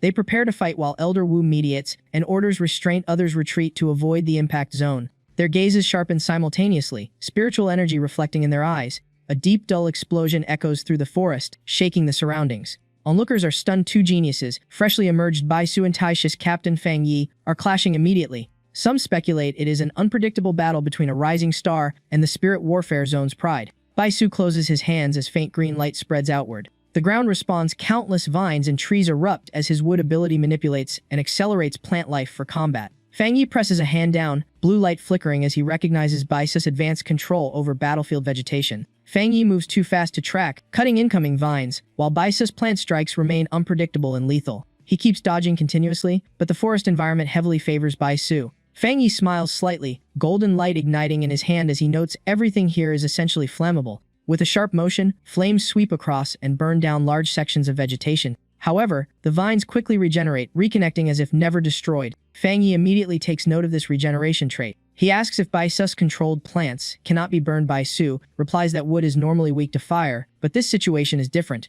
A man places his hand on mutated vegetation, calmly noting the army has been altered and is no longer restrained by normal fire countermeasures. Fang Yi's eyes turn sharp, locking firmly ahead. Vines suddenly surge from the ground, sealing off the space around him. In an instant, he is fully encircled. Bai Su calmly asks how he likes this move. Standing in the trap, Fang Yi remains composed, assessing it as formidable, worthy of a half-step Vajra. Flames spread from his hand, burning into the plants as highly refined spiritual power is pushed to its limit. From above, Bai Su warns that dragging this out is unwise. The plants are poisonous and grow stronger when activated, enough to overwhelm even a spirit creation realm 3-star cultivator. Fang Yi simply replies, treating it as an experiment. A flash of light flickers deep within the dense vegetation. Bai Su immediately focuses there, unable to hide his surprise. Flames erupt violently, breaking through the encirclement and catching him off guard. His expression grows serious. Fire spreads through the forest beyond expectations. The enhanced plants, meant to resist fire, are now being suppressed. He begins to wonder what kind of flame this could possibly be. Fang Yi suddenly appears behind Bai Su, disrupting his focus. Bai Su reacts instantly, retreating with spiritual force to evade the strike. He becomes suspicious. Fang Yi is clearly only at Spirit Creation Realm 3-star, yet performs on par with him. He steadies himself, landing firmly on the ground. Bai Su scans the burning area and says Fang Yi anticipated his continued energy infusion into Heavenly Sea Forest and even planned his retreat route. He asks if Fang Yi intended to burn the forest down on purpose. Fang Yi smiles and admits it, saying Bai Su is stronger than expected, so he had to plan ahead and cut off his escape. He adds that otherwise Bai Su would keep escalating power, making things harder to handle. Bai Su falls silent. Bai Su reflects inwardly. As a so-called genius of the Spirit War Zone, he once feared no one in Heavenly Sea Forest, yet his opponent at the same level is already reading him this deeply. He refuses to accept defeat. Resolving himself, he laughs and says, then continue. Bai Su slams his hand into the ground, and countless vines surge upward. Fang Yi is briefly stunned by the scene. In the distance, an ally shouts anxiously, warning Bai Su he is being reckless. Adding wood power to Heavenly Sea Forest will drain him dry. Black smoke rises as green glowing vines continue erupting from the earth. Bai Su loses his initial composure, roaring repeatedly as he pushes forward. The ally grows even more frantic, calling out to him again. Standing amid a sea of vines, Bai Su's spiritual power churns wildly as if reconstructing the entire battlefield. Seeing this, Fang Yi quickly retreats to reposition. Flames gather in his hands, preparing to incinerate the dense wooden spiritual mass ahead. Fang Yi turns and tells Wu Lao and Jailan that the fight is not over, and he will handle things here. Wu Lao is briefly stunned by the statement. In Fang Yi's eyes, flames flicker in reflection. He immediately goes all out, incinerating the incoming vines. Using the opening, he breaks through the vine wall and closes in on Bai Su head-on. Bai Su shifts aside instantly to dodge, but unexpectedly, a mouthful of blood spills from him. He looks up and shouts, saying he can still reconstruct the Heavenly Sea Forest again. Fang Yi replies coldly, is that all? He immediately throws a punch forward. The strike lands, cracking Bai Su's defensive barrier. Bai Su is sent crashing to the ground. Onlookers murmur that Fang Yi seems unimpressed with the Spirit War Zone's strongest, questioning whether even Bai Su matters to him. They continue discussing how Bai Su has already been forced into a corner regardless. Elsewhere, a girl thinks Feng Yi clearly hasn't used his full strength or revealed other abilities, yet the Spirit War Zone genius still lost truly abnormal. Wu Lao approaches, shocked that Baisu cannot hold on, and has even lost mental stability. The gap between the Spirit War Zone's next generation and the Grave Barrier becomes obvious, while another person notes Baisu's simple-minded obsession with strength despite his instability. On the other side, the battle is essentially decided as Baisu sits quietly on the ground. He smiles faintly and says, "Thank you." Then his wood's spiritual energy surges again, as he insists he still has power left and is not exhausted. Feng Yi firmly replies that it should end here. Baisu ignores him and continues forming seals, channeling spiritual energy. 3 separate wooden avatars emerge around him, echoing his "Will all life obeys me." Feng Yi assesses that such spiritual duplication requires extreme control and power, making Baisu one of the toughest opponents he has faced, and it still drains him significantly. The avatars and his true body charge forward together, but flames suddenly erupt, halting Baisu's advance. He freezes and looks around, asking where Feng Yi is while sensing his presence still nearby. Flames extend like binding ropes, wrapping tightly around his legs. Baisu is completely immobilized within the fire ring. A flaming blade materializes directly in front of him. Feng Yi appears and asks calmly whether it can end now. With the outcome clear, Baisu's defeat is essentially sealed, and the Grave Barrier once again earns wary respect. Yahello calmly remarks she expected Baisu's loss, but not such a total defeat, while another girl smiles, saying she already knew others are stunned that someone who handled 2 calamity-level entities would naturally overpower him. They agree that no matter how many plants he creates, Baisu simply cannot win. Feng Yi descends from the air and lands steadily on the ground. Baisu exhales and mutters about being a half-step Vajra genius. Clear disappointment shows on his face, as if rejecting his former beliefs. He bows to Feng Yi, thanks him for the guidance, and says he must leave. Feng Yi replies simply, "All right." Feng Yi leaves in a hurry. Yahello calls after him, asking where he's going, and Baisu replies briefly, "Seclusion." She's speechless. Didn't he just come out of seclusion? The battle zone still needs him, but Wu Lao says this is his first heavy defeat, so let him go. Wu Lao turns his gaze toward Feng Yi as he approaches. Wu Lao smiles and asks Feng Zhangjiu if he's interested in staying in the Shenxi Spirit Battle Zone, noting he can even dual role as Taishi team leader. He then seriously adds he wants Feng Yi to become his successor. Feng Yi repeats in confusion, "Successor?" Wu Lao explains he intends to train him. The Spirit Battle Zone of Xiaogu ranks 2nd in resources, arguably unmatched, and not something ordinary missions can access. He continues that Feng Yi will later be introduced to key figures in Shenxi, the top capital of Xiaogu with massive hidden resources. The zone was originally promoted there before relocating. Wu Lao adds that those with standing in Shenxi are top-tier cultivators, and Feng Yi's interactions there could even surpass Wu Lao's future level. Feng Yi politely declines, saying he has no intention of joining. He doesn't truly belong to Ningxi or hold real authority, so he doesn't want any faction ties. Everyone around is visibly stunned. Wu Lao doesn't force him, understanding that, in this era of spiritual recovery, the strong avoid constraints and factions lack leverage. He adds it's a goodwill gesture. Feng Yi can still request anything even without joining the Spirit Battle Zone. Feng Yi asks instead to continue cultivating with Yi and Tianhai Lin, and nothing else. Wu Lao silently looks toward Tianhai Lin, where chaotic energy churns and major changes seem imminent. He senses after their battle, lightning energy here has grown even denser, and Feng Yi still hasn't fully unleashed his thunder power. Wu Lao laughs, praising youth, and orders everyone to withdraw from Tianhai Lin and not disturb their cultivation. All comply. He thinks that as long as Feng Yi remains a cultivator of Xiaogu, that alone is enough. In the distance, Feng Yi also looks relieved. He leaps into the air, realizing the Spirit Battle Zone is not restricting him. Everything comes from his own absolute strength. He murmurs it's almost time. Above him, dense lightning spreads and gathers like divine thunder preparing to descend. The people below worry, asking what he's doing. Does he plan to directly touch the lightning? Baisu observes that Feng Yi's elemental power is too strong, allowing him to attempt absorbing the lightning, but this risks violent collision between 2 peak attributes in his body. That thought makes him clench his jaw. Whether dual or mutated attributes, one must dominate while the other supports. He watches Feng Yi closely, fearing that if 2 extreme forces clash, the human body may not withstand it. Does Feng Yi not realize this?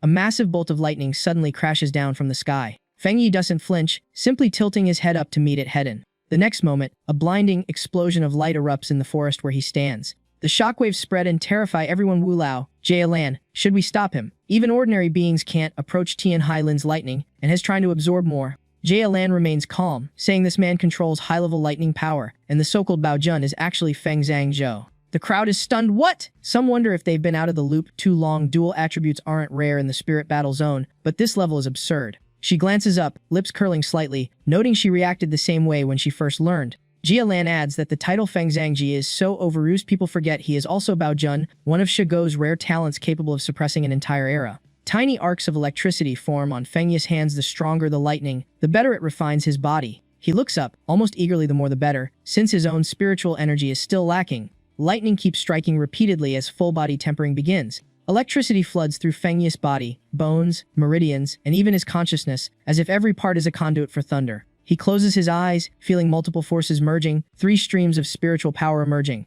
His internal fire attribute completes its refinement. Next is heavenly fire, then yang attribute, each reaching full completion. Finally, dark attribute is perfected. The thunder 100 refinement reaches completion, his body and energy fully synchronized and replenished. Fengyi opens his eyes, clenching his fist. He feels like he's undergone a total rebirth. He throws a punch toward a distant mountain. A thunderous impact echoes as the ground there splits apart. The mountain peak collapses instantly, revealing the terrifying power of Tian Highland's refined lightning. From afar, Bai Su is stunned. The spiritually nurtured mountain is destroyed in a casual strike, and Fengyi clearly hasn't used full power. He recalls that even other lightning users of the same level couldn't achieve such body refinement, let alone destroy a mountain with a casual punch. In the sky, Fengyi stands glowing brightly, signaling the end of the breakthrough. Bai Su silently resolves to challenge Feng Zhangji again in the future. Wu Lao smiles, deeply moved by such rare talent, once again wishing Fengyi would stay in the battle zone. He recalls Fengyi's past feats, dominating a half-step Vajra opponent and slaying an incomplete natural disaster level, anomaly truly outstanding in strength and mindset.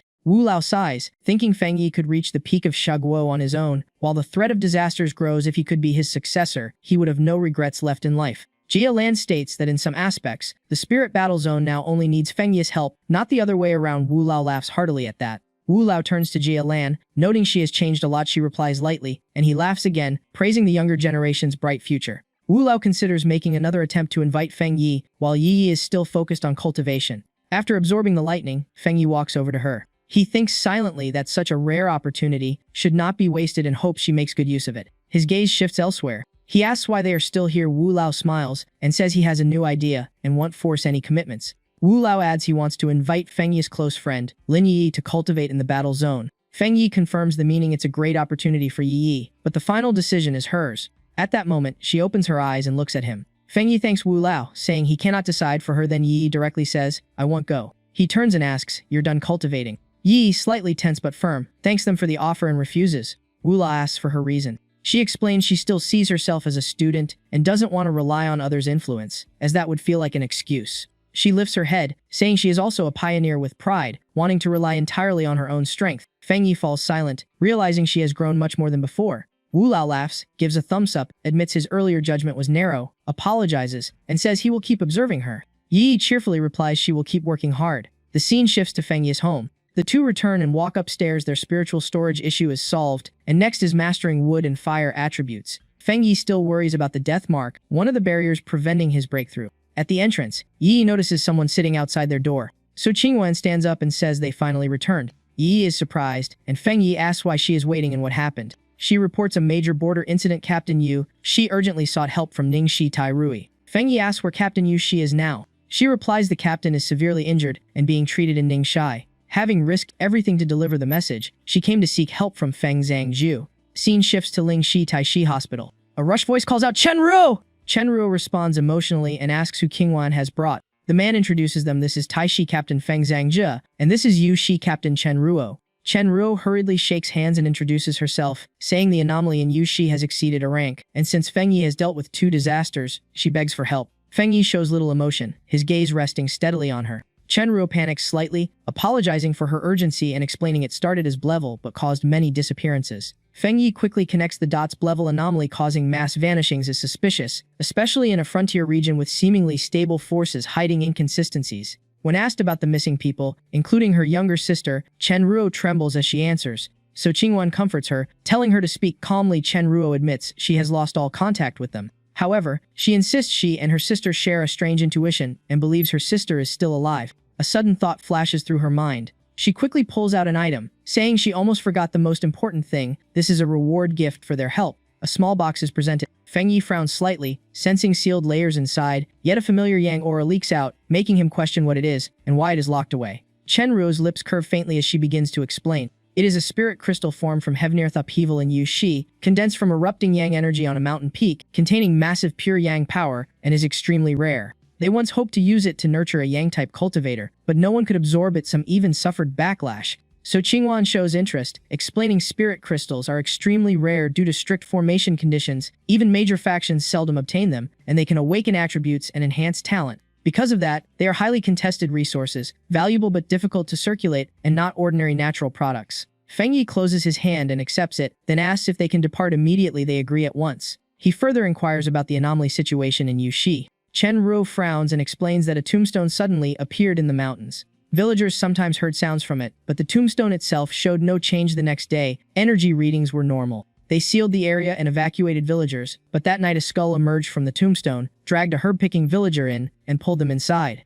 The off-road vehicle continues moving forward. Chen Ruo announces arrival, and Su Qingwen asks Feng Yi how he feels. He hesitates briefly and says he senses no abnormal aura. Chen Ruo continues after that. Tombstones began appearing randomly across Yushi, with no pattern, and no one knows when skulls will emerge to drag people into graves. In less than a day, the number of tombstones increased rapidly. She suggests meeting with Lin Shi and military personnel. Feng Yi observes carefully and confirms the anomaly level is unusually low, something unprecedented for both Lin Shi and military records, as these tombstones emit almost no spiritual fluctuations. He deduces that the anomalies may be hiding their aura to make others careless, or that the act of burying people alive is part of some ritual. Anomalies can also perform rituals like humans, usually to recover or summon a greater entity. This resembles a pattern seen in earlier disaster-level events, though not identical. Previously, the massacre in Taishi was also preparation for the arrival of a higher-level existence. Hearing this, Chen Ru suddenly stops walking. She turns back tense, and asks so even disasters are a kind of ritual. So Qingwan tilts her head and looks over.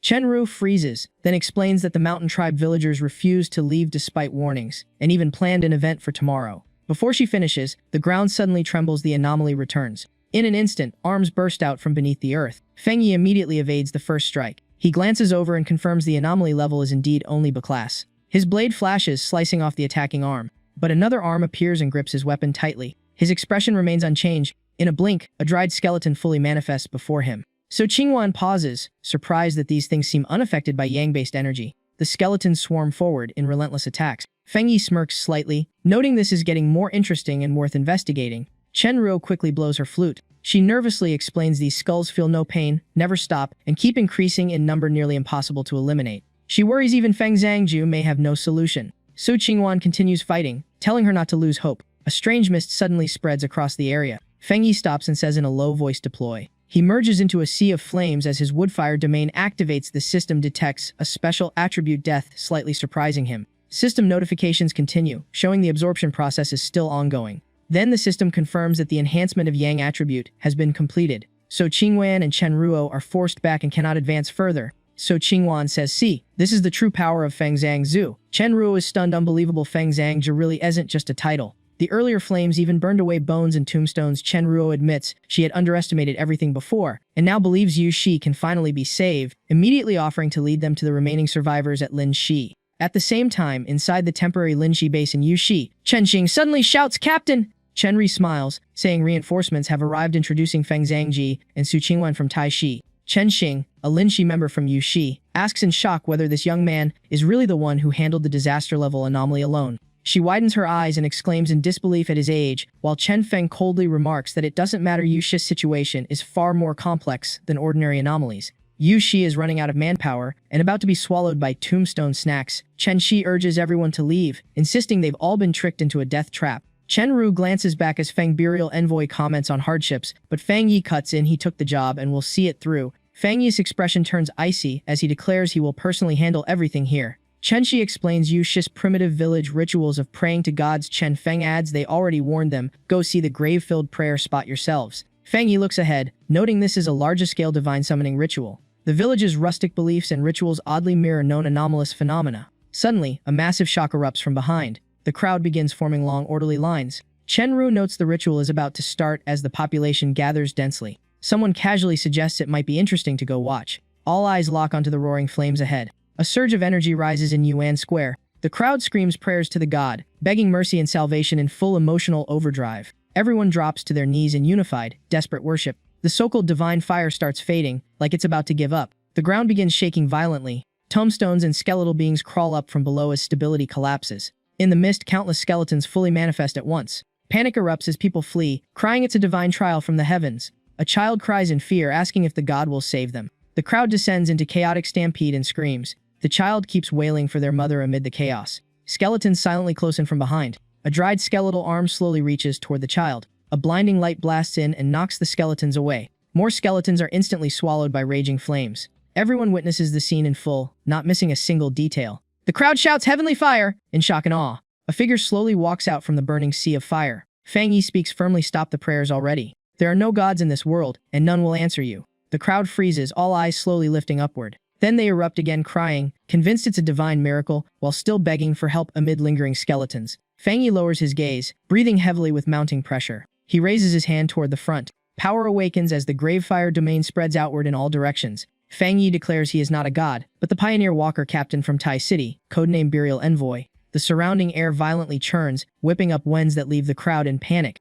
Chen Feng is stunned and unsure who this Burial Envoy is, while Chen Ruo confidently insists they're no ordinary person, and everyone just refused to believe it. He is known for solo clearing 2 disaster-class anomalies in Tai City and Shang City, and even defeating the 3rd-ranked expert of the Spirit Union, earning top-level attention from command centers. All skeletons simultaneously turn toward the blazing source of light. The system reports the Gravefire domain is absorbing massive unknown attributes. Fang Yi descends and decides to test an enhanced version of the Scarlet Fire Dao technique. His arm plunges into the sea of fire, forcibly breaking the suppression over Yu City. 2 different powers collide and hover midair in unstable balance. Joy spreads through the crowd as they believe fate hasn't abandoned them, and all bones and tombstones vanish. So Qingjing confirms that the Anding district has returned to normal. Beimu district is also stabilized, and Chen Ruo excitedly points toward Jiming district, the strongest anomaly zone.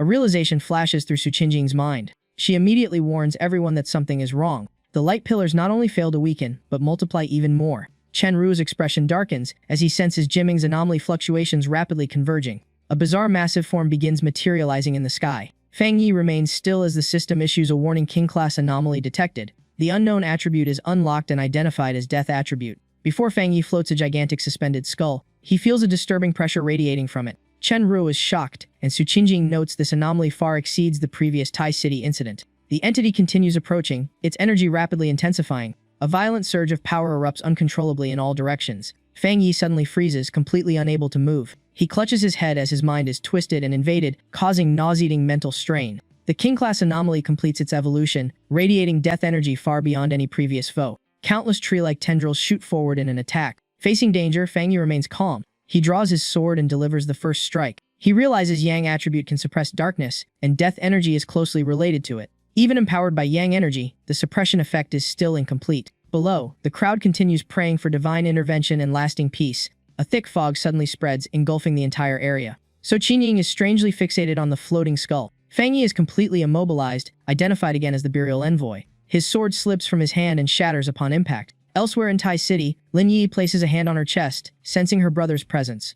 Lin Yi feels a deep, uneasy premonition, sensing this routine mission has gone wrong despite her cousin's usual ability to handle King-class anomalies easily. She regrets not going to Yu City with him from the start. Her phone keeps vibrating. The caller is Jia Lan. Jia Lan reports in a low voice that Yu City is completely surrounded by massive grave anomalies and fully sealed off. Jia Lan emphasizes word by word that her brother is in trouble. In Ling Shi Tai Shi's meeting room, tension rises as they risk losing the Burial Envoy, making many question the meaning of fighting anomalies at all. At Ling Shi Shen Shi HQ, officials regret misjudging Yu City, noting a B-class anomaly evolved into a King-class entity, and stressing it must be eliminated before evolution completes. Wu Ru suddenly stands, declaring this is not the time for discussion. She leaves immediately for Yu City, but is stopped by Kong Ming, who reminds her she is a core combat asset, and reinforcements have already been deployed. She turns back, restrained anger in her voice, pointing out they nearly lost a Vajra realm expert, and may now lose another pillar of Xia Guo. Frustration rises as she questions abandoning cities when anomalies cannot be handled, criticizing Ling Shai for becoming passive and unacceptable.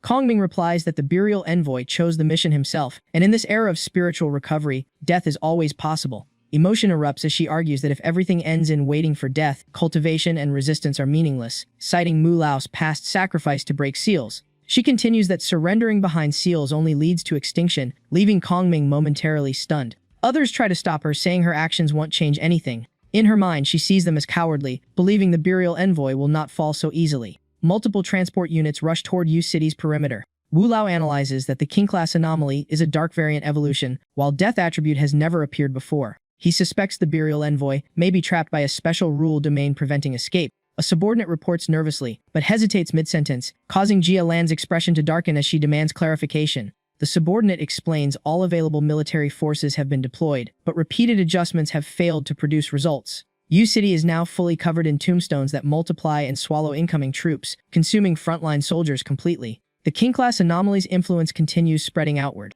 Its range keeps expanding. Projections show U-City's situation is nearly uncontrollable. The giant skull reappears in the sky, blanketing the heavens once more. The subordinate asks Wu Lao whether to retreat, warning the anomaly seems immune to all attributes, and is even absorbing abilities from frontline pioneers, including the Burial Envoy. Lin Yi explodes in disbelief and forcefully denies the claim. She tells everyone she will go to U-City herself and won't drag anyone else into it. A dark, life-draining aura spreads across the entire U-City plaza. Names like Su Qinying and Chen Ruo begin appearing on the tombstones. A blue-green energy current suddenly stirs and converges in one direction. The giant skeleton stands there, continuously absorbing the gathered power. Lizard-like creatures crawl all over Fang Yi's body. He closes his eyes tightly with no reaction at all. In an instant, his body is completely covered in deep darkness. The system confirms the Death Kang Seal ability has been successfully activated. Another notification states the Death Kang Seal trial has concluded. In his mind, he realizes this trial feels strangely unique. The King-class anomaly now feels less oppressive and oddly more approachable.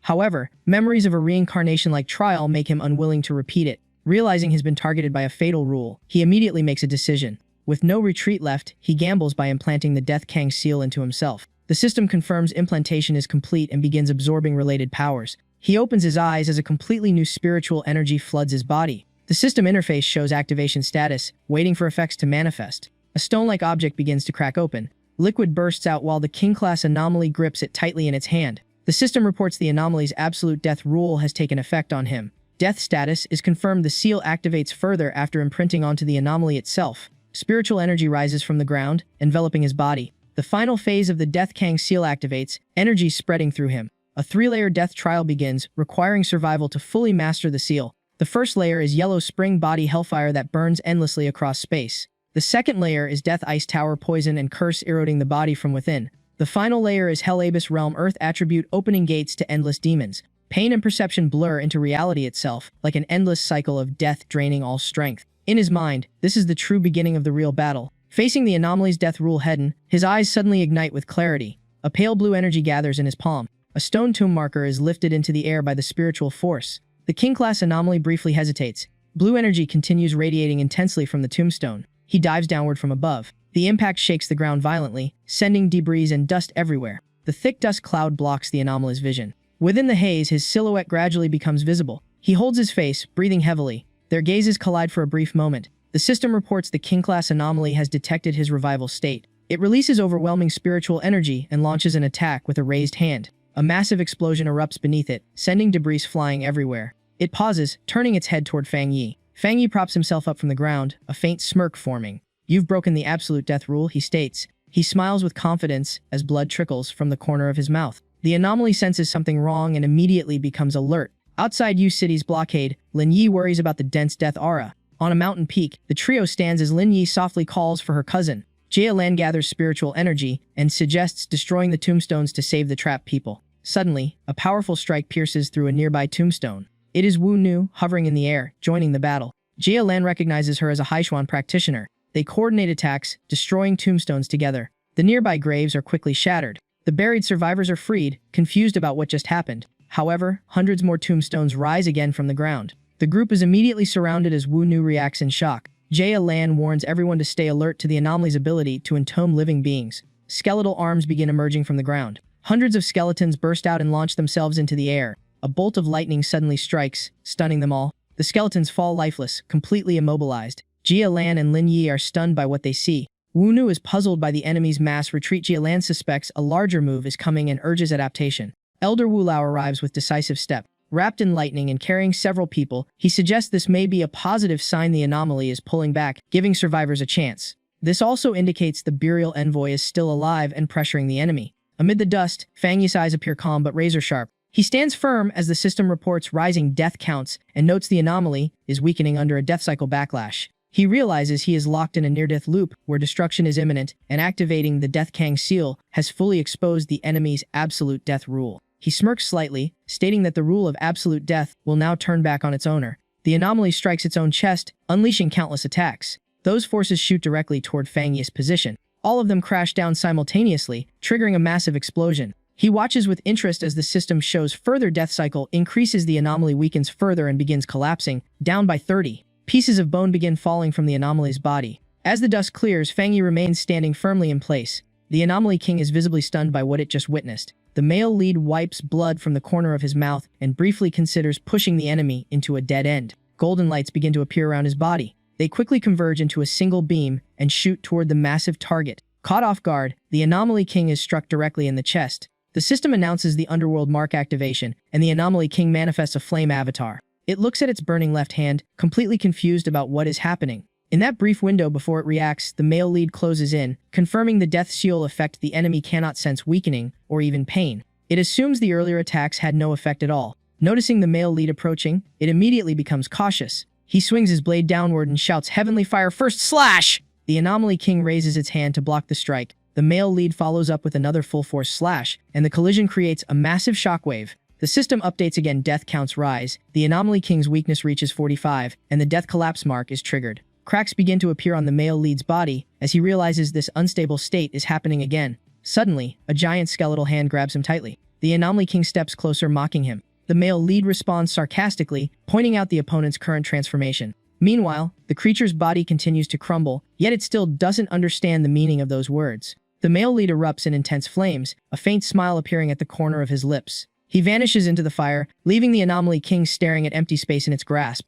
The system rings out again, death count increases. The Anomaly King continues mutating as its bones shatter repeatedly. Weakness reaches 60, its body begins to disintegrate, and the Hell Realm mark accelerates its collapse. Half of its face has already vanished. Outside Yushi, the tombstones begin to crack one by one. Jialin is shocked, and Wuru confirms the tombs are collapsing while pointing it out to others. Frontline reports say the eerie light is fading. Lin Yi can't hide her joy, believing her cousin is still alive. Wu Lao immediately orders an advance into Yushi, calling for reinforcements and evacuation of all survivors. The order is issued to prevent further anomalous incidents in the area. Inside Yushi, the graves continue to break apart in pieces. Suddenly, an arm emerges from the mud and ruins. So Qingying struggles free from the soil and slowly crawls to the surface. Breathing heavily, she wonders what happened. She clearly felt her life force being drained and remembers being dragged into a tombstone-like hell where her body and consciousness nearly ceased to exist. That world then rapidly collapsed into nothingness. A realization flashes across her face as she understands she must save others immediately. So Qingjing hurriedly digs through the soil and shouts for Chen Ruo, asking if he is still alive. Soon, Chen Ruo's unconscious face gradually appears, and she realizes he is still there, unlike his sister who completely vanished when entering the tombstone. In the sky, clouds swirl into spirals and heavy rain pours down as she mutters in alarm at the abnormal scene. The sky grows darker, and the rain turns an eerie green, making her realize this is far from over. At the same time, a skeleton slowly rises from the mud. The Anomaly King's face appears half-hidden as it roars in rage, proclaiming its noble status and showing utter contempt. Around it, anomalous beasts begin closing in. They open their jaws wide, red eyes locked firmly on the target. The system keeps updating as the Hell Realm effect rapidly weakens the Anomaly King, reaching 80 then 90. A sharp cracking sound echoes through the air. The system then confirms 100, weakening. All of the Anomaly King's power has been stripped away. A congratulatory notice appears, marking the fall of the old king and the rise of a new one. In the sky, the male lead hovers in silence, becoming the center of all attention, so Qingjing holds Chen Ruo tightly, stunned by the scene before her. Wu Nu states that the sealing executor not only broke the certain death rule, but also summoned hellish forces to devour the Anomaly King. Wu Lao adds with pride that the reality is even beyond imagination. He explains that the death rule cannot be avoided, only broken, and the executor did so by entering it, reversing it, and despite dying, gaining power over destruction and resurrection. Wu Nu adjusts her glasses, questioning whether humans can truly reach the power of reversing life and death. She speculates whether the Anomaly King may have influenced the executor. Jialin calmly interrupts, asking everyone to observe more carefully. She points out that if the executor had been controlled or parasitized, he could not have saved so many people, nor would the summoned forces have refrained from attacking them. At that moment, a rescue team pulls an injured girl from the ruins and urgently reports her critical condition. The girl weakly speaks, confused about what happened and even thinking she had already died. The rescue team notices the male lead in the sky and panics at his Anomaly King-like aura, with some even suspecting he is the god of death. Others quickly argue back, insisting he is the executor who saved them, while a silent girl stands among the crowd. A rescued child becomes excited, enthusiastically declaring him a godlike protector who wiped out all evil. High above, Fangyi gently raises his hand toward the left. His voice carries a cold finality, declaring that everything has reached its end. As soon as he speaks, he unleashes a devastating strike powerful enough to tear space apart. The people below freeze in shock, mouths wide open, unable to believe what they are seeing. Before their eyes, the sky is ripped open, revealing a murky, distorted void. Swarms of dark souls rush frantically into the crack. The scene becomes horrifying as Elder Mu observes and declares that in the darkness, ghostly wails confirm a true hell is awakening. In the south, Nanjung blazes like a golden sun in the night, telling enemies to go back where they came from. He then reaches out and uses spiritual energy to force the crack in space shut. Below, everyone is blinded by the overwhelming light and can't see a thing. When everything settles, he exhales softly. Finally, it's over. The survivors below cling to each other, bursting into relieved joy that they're still alive. Nanjung thinks the fight with the King of Death drained him heavily, and the Death Kang's shield may bring unknown consequences later. After a moment, he lands steadily on the ground. Lin Yi rushes over and hugs him tightly, choking out brother. She cries that he isn't dead and he gently pats her head, saying he's fine. Then his gaze suddenly shifts to something behind her. It turns out to be Su Chengwang, who steps forward and thanks him. Nearby, two figures are hugging and crying uncontrollably. Nanjung thinks her sister is still alive. Lucky break in this apocalypse lottery. In another corner, someone reports to Mu Lao that the data estimates are ready. Yushi suffered losses of about half its population. Most were unawakened or swallowed by graves, with 500 responders, 50 dead, 30 missing, and over 1,000 injured. Wu Lao orders reconstruction and compensation, while Yuru adds that Shen Shi will also provide relief support. Jia Lan asks if they can finally reveal spiritual recovery, feeling too small to save enough people. Wu Lao replies gravely that this is not something they can easily decide. He adds that people are not as fragile as she thinks and are slowly preparing for the apocalypse in their own ways. He places a hand on her shoulder, telling Jia Lan she doesn't need to bear everyone's fate alone, just do what she can. From behind, Yuru says she originally came to assist Feng Zhangju, but that seems unnecessary now. Moreover, he's clearly busy. This battle alone has made him a pillar of the Xia nation. Across the way, Nanjung is swarmed by crowds calling him a god, thanking Feng Zhangju for saving their lives from becoming ghost offerings. Wu Lao judges that announcing Feng Zhangju's successful elimination of the abnormal king will shake the entire world. However, his identity and abilities must remain hidden, as countries A, B, and C are already quietly tracking him while missing his core secrets. If the Yu Shi incident is revealed, the world will assume Xia Nation has decoded the rules of the abnormal king, something Blue Star itself still hasn't figured out. Even if other nations consider teaming up against Xia Guo, they won't dare act rashly, giving Xia Guo a major future advantage. Wu Lao gets energized and loudly orders everyone to return to analyzing all field data and videos, clarifying the King of Abnormalities' full state as soon as possible. Xia Guo's road is long, and Feng Zhangju can't be left soloing the apocalypse forever. Jia Lan is excited, saying retirement is off the table, while Yuru adjusts her glasses confidently, noting Shen Shi will handle the next wave of abnormalities. At Fang Yi's secluded villa in Taishi, after the intense battle, he relaxes in a warm bath, fully unwinding. While on the phone, Fang Yi thinks how the government found the Dark Spirit Stone left by the King of Death and gifted it to him as thanks, along with a Yang-attributed stone once held by Chen Robao and Yu Shi. Now he holds two top-tier elemental spirit stones. Moments later, he suddenly steps out of the bath. Staring at the Dark Spirit Stone, he smirks since he's been labeled a new King of Death. Absorbing it should be fine. The system detects dark energy and begins calculating and compiling. The system completes compilation. You obtain the Dark Attribute Technique, Yuzu GC Wandering Death. Wandering Death allows instant teleportation through shadows and space to reach any desired location. Fang Yi feels it's basically flashy teleportation dressed up in mysticism. Simple as it sounds, it creates unpredictable combat variables. It's also a perfect escaping survival skill when things go south. After receiving the Death Kang seal, Fang Yi shifts from indirect absorption of dark energy to directly devouring its source. His control over dark energy rises sharply after defeating the King of Death. He senses he's only one step away from the Diamond Realm. He still holds a Yang Spirit Stone promised by Chen Nuo after the Yu Shi crisis, something both he and Su Qinjiang almost forgot. Yu Shi, however, deemed Chen Nuo's informal reward too casual and held a grand ceremony for Fang Yi, even erecting a statue of him. Fang Yi glances at the stone and shrugs, hardly worth stressing over. Suddenly, his movements pause as silence falls for a moment. Elsewhere, a blazing red orb appears in the sky. The system detects Yang energy fluctuations, identifies it as Yang Spirit Essence, and begins high-level computation and compilation.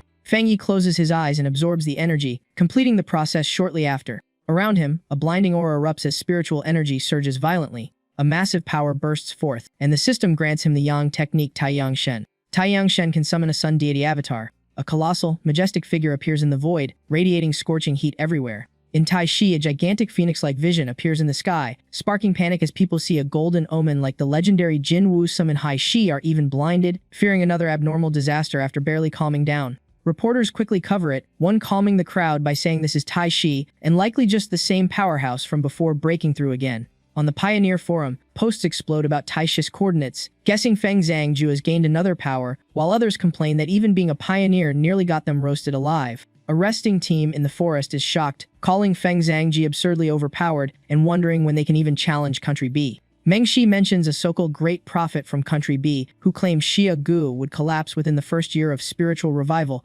Su Quanlai hesitates, while Mo Zitao dismisses it as nonsense, saying believers in such prophets are usually the first to fall. Still, she can't hide her doubts as too many strange events have been happening in Xia Gu lately. Meng Xi mocks her weakness in Qifu Realm First Star, suggesting she's still too inexperienced, while Mo Zi teases her for being sheltered and unable to accept the New World Order. Sui Quanli snaps back that without spiritual revival they'd have no right to look down on her, and Meng Shi coldly replies that in this new world she's simply at the bottom. She counters that at least they all bow to Feng Zhangju, and if they want to mock her, they should reach his level first. Meng Xi immediately catches the implication and asks if she wants to join Feng Zhangju's team. The group laughs at her, saying she isn't qualified and should just go find her Feng Zhangju, effectively excluding her from the team. They leave, ignoring her protests as she demands her share of the mission rewards. Meng Shai turns back coldly, warning she should be grateful they didn't her return everything instead. He then punches her in the stomach and tells her to stay out of the way. Su Quanli curls up in pain, trembling as she tries to speak. Furious and humiliated, she glares and swears she will remember this.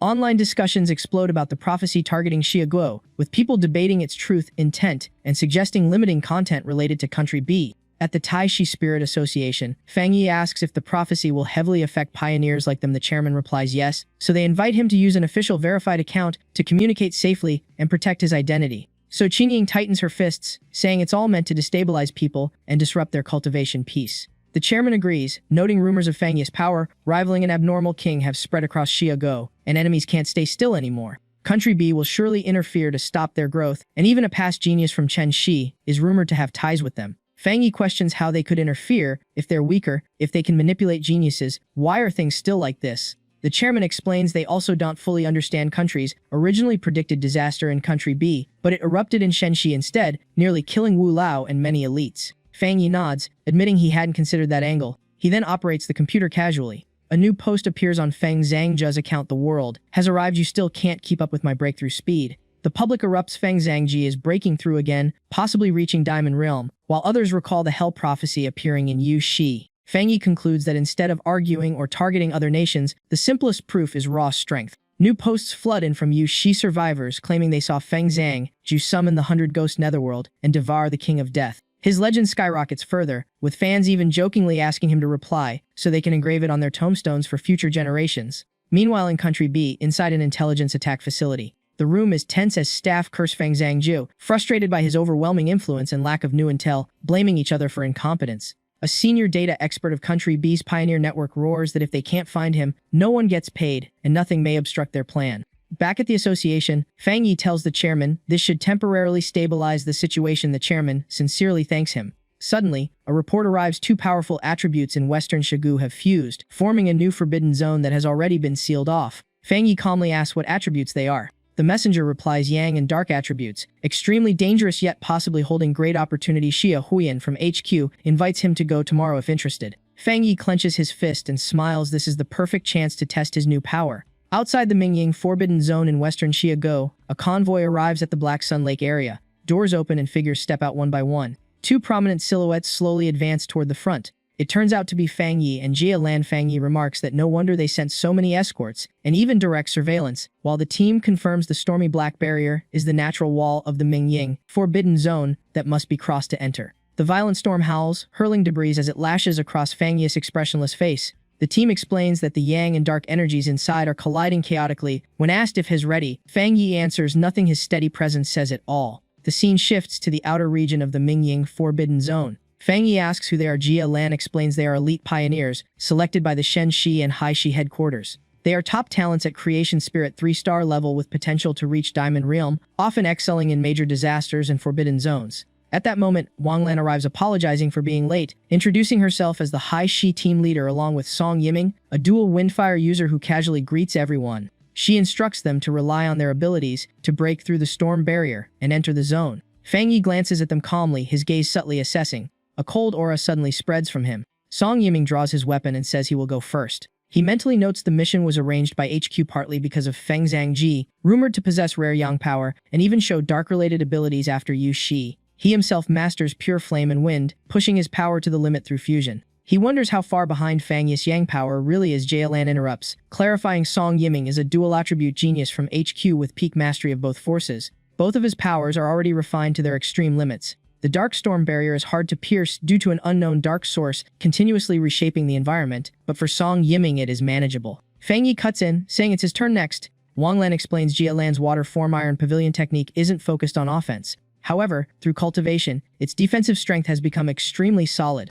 Wang Lan summons her weapon, light spreading outward. He states the dark aura here is overwhelming at only creation spirit 3-star, maintaining defense could be fatal. It is astonishing that yang and dark attributes can coexist in such a state. Above them, eerie formations begin to manifest. Song Yiming notes that yang feels fine for him, but dark energy is heavily oppressive, and even resisting it is difficult. Merely not being affected is already impressive. He clenches his fist, guessing fire affinity helps him better adapt to yang energy. He adds that even passing through the barrier is more uncomfortable than expected, and despite rumors about Feng Zhangjiu, he now wants to see how strong Fang Yi truly is. Sparks of fire suddenly ignite in the space. Song Yiming and Wang Lan dodge immediately as he shouts a warning. He quickly realizes this is a fluctuation of yang energy. Through the mist, Fang Yi appears and casually says they've kept everyone waiting. Jialan stands behind him in silence. Song Yiming stays alert and asks if it's really him. Fang Yi confirms it's Song Yiming, is shocked that he broke through the dark storm barrier without it closing again. Fang Yi calmly explains that overwhelming higher quality yang energy can suppress the dark force, though it consumes a lot of spiritual power, and for safety he only brought Jialan in first. Song Yiming is stunned, thinking that simple explanation sounds anything but simple.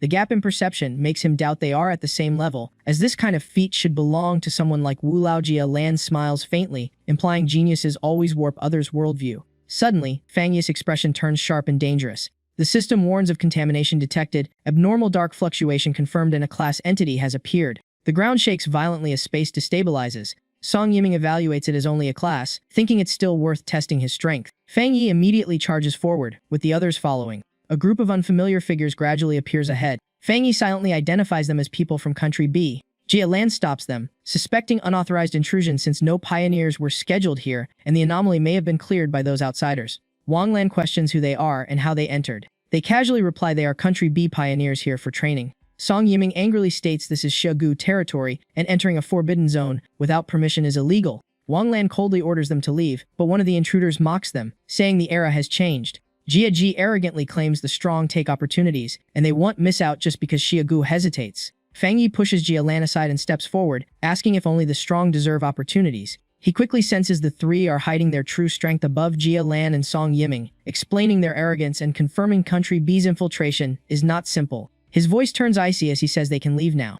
Jialan reports the intrusion from Country B, requesting reinforcement and monitoring. The opponents respond with malicious intent, saying there's no need for courtesy anymore. Everyone's expression shifts as they realize the intruders are also dark attribute pioneers. Jia Ji declares this is a dark corrupted zone, calling it his domain. Jialan is shocked, identifying it as Mingdu, a mutated dark form born from decomposed corpses, while Wang Lan asks what their real goal is. Jialan suddenly realizes and shouts that they're trying to destroy the communication and surveillance systems. Fang Yi coldly says they intend to silence everyone. Song Yiming rushes forward, saying they should strike first and eliminate them if they can't be absorbed, but is stopped and told to stay calm. Two opposing forces immediately split the space apart. The flame is gradually suppressed under Jia Ji's pressure. Song Yiming exclaims in shock how this is possible. Jialan rushes in, pulling everyone back and warning them to be careful. Wang Lan quickly erects a defensive barrier for the team. At the same time, killing intent flashes in Fang Yi's eyes. Song Yiming panics as cracks appear in his shield. Fang Yi draws his sword and orders them to scatter.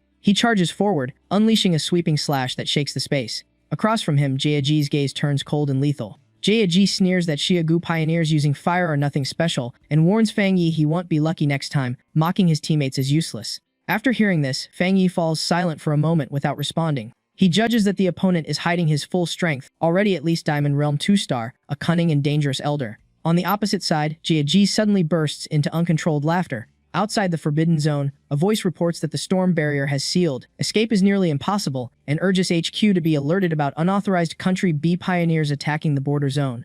A subordinate reports that pre-destruction footage has been preserved and fully backed up. Analysis confirms Country B indeed has dark attribute users, likely a derivative branch with extreme lethality and irreversible wounds upon contact. There are also reports that Country B has long conducted cruel experiments on pioneers, and the intruder may be a product of such research. Jiaji smugly says their teammates are already being corroded by his Mingdu poison and will soon rot and die, becoming his nourishment. He adds that Fang Yi will be taken back to the Great Country B and eventually become part of him. Jia Lan struggles under pressure, noting the attacker is a top-tier pillar-level pioneer sent by Country B. Song Yiming shouts at Fang Yi to counterattack before they all die. Fang Yi remains calm but releases killing intent, mocking him as a mere Diamond 2-star and questioning whether he realizes his dark-derived ability has already been seen through. He asks if the Mingdu poison even works on him. Jia Ji freezes for a moment and asks what he just said. The system announces the activation of the Grave Flame domain, enhancing Yang attribute power. At that moment, strange sounds erupt beneath him. Jia Ji turns back angrily, calling his teammates useless for being so easily broken.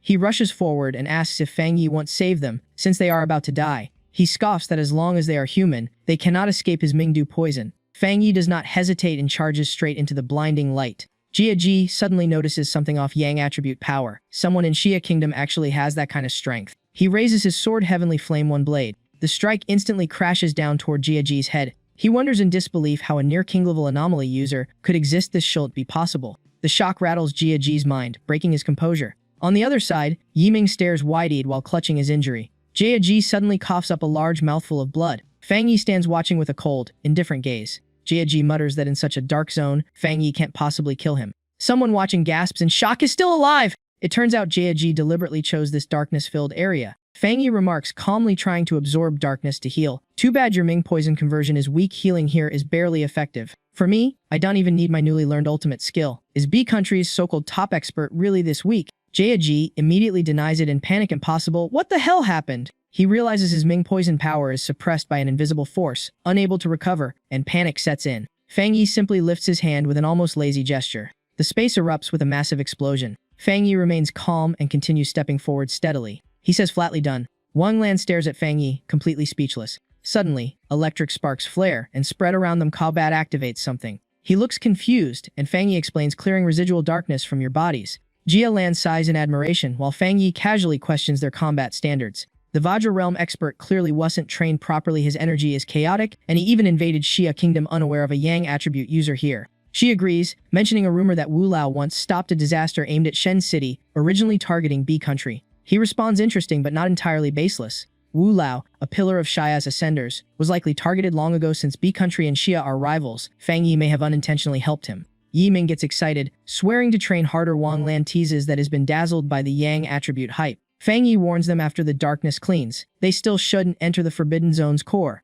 Jia Lan is told to lead them to retreat or train on the outskirts. Fang Yi prepares to head alone into the depths of the Mingying Forbidden Zone. Fang Yi walks alone into a lightning array zone like it's just another hallway. The others stand still, watching his figure vanish into another space. Yi Ming blurts out in disbelief, "He just walked in like that!" Wang Lan asks curiously, "Sister Jia Lan, what are our success odds if we go in?" Jia Lan replies bluntly, "Want the truth? I was once the top successor to Wu Lao, but since the Feng Zhangji appeared, I've been pushed back. We can enter the center, but absorbing extreme attributes there is nearly impossible." The two exchange looks, both thinking the same thing. Has she really changed that much, or were they the ones mistaken? The scene shifts to a space drenched in oppressive darkness. A man changes expression and shouts what exactly is happening inside. A woman panics and warns urgently, "Get back now!" The ground suddenly shakes violently as strange objects rise from below. Everyone is blasted backward, screams echoing in chaos. The shockwave forces all witnesses to retreat in fear. Yiming realizes this is the true form of the Mingying Forbidden Zone's core. The scene matches satellite data, like a giant divine eye opening in the earth. Jia Lan points out, "Look, isn't that Fang Yi?" On the other side, Fang Yi stands revealed, his power suppressing darkness itself. He studies a strange orb in his hand, clearly puzzled. He senses two extreme opposing forces merging into a new kind of energy. Stranger still, the transformation only begins when he touches it. The system alerts anomaly detected, both yang and dark attributes confirmed. During fusion, an unknown attribute is forming spontaneously. New attribute confirmed. Qiuyang system begins recording it. A dark vortex forms in Fang Yi's hand, devouring surrounding energy. He focuses, while the system announces a new technique, Ling Chuo dual art acquired. Fang Yi's gaze shifts as the technique activates. Everyone is stunned. The darkness in the pit is being completely absorbed. Yi Ming panics. Light and darkness are fusing. What even is this thing? Jia Lan falls silent, staring at her own hand in thought. She asks, "How does everyone feel about this?" Wang Lan replies, "A completely new energy type, terrifyingly strong, but not repulsive like pure darkness. Should we try it too?" Jia Lan decides immediately, "No time to waste, we start cultivating it now." Someone adds, "Even absorbing a little would already be a huge win." Outside the Forbidden Zone, reports come in energy readings are absurd, maybe even beyond a king-level anomaly, and the B Country team seems to have vanished. Did the Feng Zhangji eliminate them? After what happened in Kang City, the Spirit Energy Association already has the evidence B Country is going to have to answer for this. He immediately contacts HQ to start diplomatic procedures, warning B Country may strike next, and ensures the footage is delivered as leverage for Xia Country. In B Country's top power center, a furious man slams the table, demanding what went wrong with the elite vanguard he deployed. He yells that they were supposed to guarantee success, so why has contact been lost? A subordinate reports nervously, "Sir, this is not missing, they are confirmed dead." The entire vanguard suffered heavy losses and was wiped out by Xia Country's forces. The leader of B Country erupts in rage, demanding compensation and threatening to cut funding if Xia Country's resources are not handed over. He snarls that this debt with Xia Country will be settled, and they will pay dearly though. He declares pridefully that he is a B Country national and a frontline executor, not a puppet, and will not accept threats. Sensing tension, guards immediately step in to shield their leader. The old man shouts that he will contact Xia Country's leadership at once and orders them to teach Xia Country a lesson. A commander asks for updates. The reply comes they cannot enter Xia Country's Forbidden Zone, nor locate the missing second young master. His tracking device is likely destroyed or disrupted by fluctuations in the Mingying Forbidden Zone. The old man's gaze burns with hatred. Xia Country, just wait. Scene shifts back to the core of the Mingying Forbidden Zone. While cultivating, Fang Yi realizes Ling Chuo dual art is an illusion technique that drags targets into fatal illusion loops without direct contact. He lands lightly and thinks so this is basically a cheat skill, huh? Suddenly, a massive surge of energy erupts inside Fang Yi's body. He drops to one knee, clutching his mouth tightly. Blood spills out as the dark power proves overwhelmingly violent. Even after forming a new attribute, his body still suffers severe backlash as a trial of adaptation. Fang Yi smirks through the pain. Haven't had this kind of welcome gift in a long time. In a B Country meeting room, officials argue, did their national weapon experiment actually succeed, or was Xia Country's victory real? Some insist no one can control darkness unless it's a side effect. Wen Wei kicks the door open, who was just questioning the Gamma project. He adds coldly, "You sound quite confident, don't you? Then go ahead, become the experiment yourself." The dragged-out man screams in terror as the Alliance leader's subordinate hesitates and asks if this is truly necessary. The leader loses patience and declares he will personally crush Xia Country and show the entire world what happens to those who defy him. The scene shifts to the high-level hall of the Planet Blue United Nations. Someone remarks that Xia Country has clearly gone too far this time. As the UN representative, they must condemn Xia Country for killing a key ascender from another nation, urging restraint amid the looming global catastrophe. Suddenly, a burst of manic laughter echoes, "Kill well, very well." The National Lord enters casually, joking about drinking spring water and suggesting they switch to chrysanthemum tea instead. He orders tea to be served to cool everyone down. An elder recognizes him, greetings are exchanged, and Wen Wei notes the moment is not for nostalgia, as nations had agreed not to interfere with each other after spiritual recovery. Still, he insists B Country's expert died on Xia soil and demands an explanation, though inwardly he questions why the doomed fate didn't play out as expected. The elder's expression tightens. Explain. With your status, you think you can demand answers from me. He retorts that B Country clearly struck first and now blames others, while suspecting Wu Xiansheng has become unusually assertive.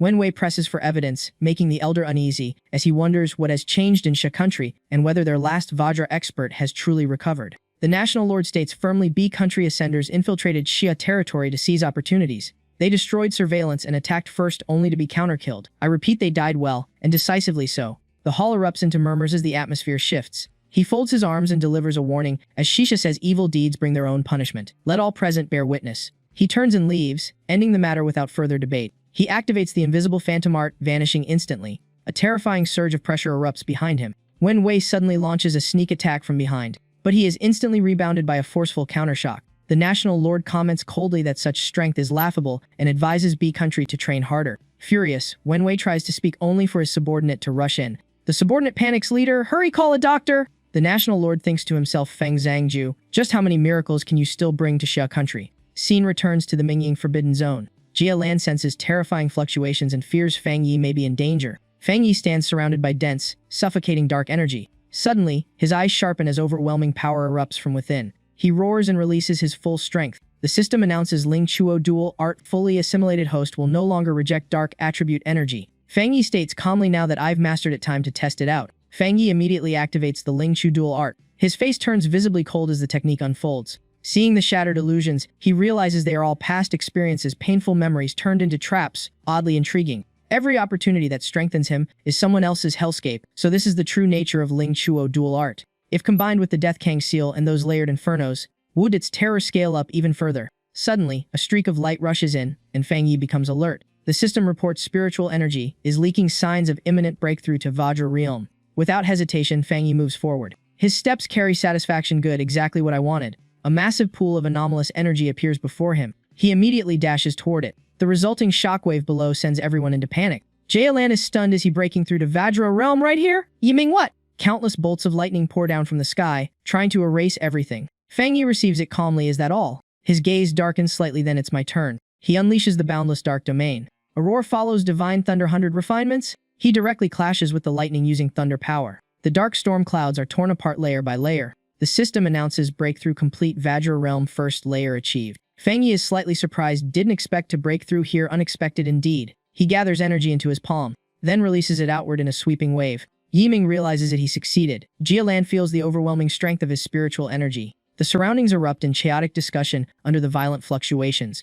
Nearby equipment is overturned by the force. Monitoring devices overload and explode. The stormy sky distorts, and recorded golden light suggests someone has just broken through. Someone exclaims, "Wait, is that the Feng Zhangja reaching Vajra realm?" The scene is terrifying. He survived that lightning storm, and nearly all spiritual energy in the Forbidden Zone was drained, with over 90 absorbed by him alone. Wang Lan comments, "What a bottomless pit without him. B country would taken it all anyway. Better it goes to Fang Yi." The three descend to the ground. Yiming is completely stunned. He feels the oppressive aura. Just approaching Fang Yi feels like being crushed. Wang Lan takes out her phone. "This is wallpaper material. Might help me break through faster." Yiming is still shaken. Just how strong is he now? At that moment, Fang Yi walks out. "Greetings." Someone gasps, "Vajra realm." He actually did it. Jialan reflects. Before he was a drawn blade, now has a blade blazing with light. Everyone understands from spirit formation triple layer to Vajra realm is a massive leap, and he achieved it in such a short time. Fang Yi's breakthrough shocks. All this is Sha country's fortune, and his future is boundless. He may soon be able to fight alongside his master or even surpass him.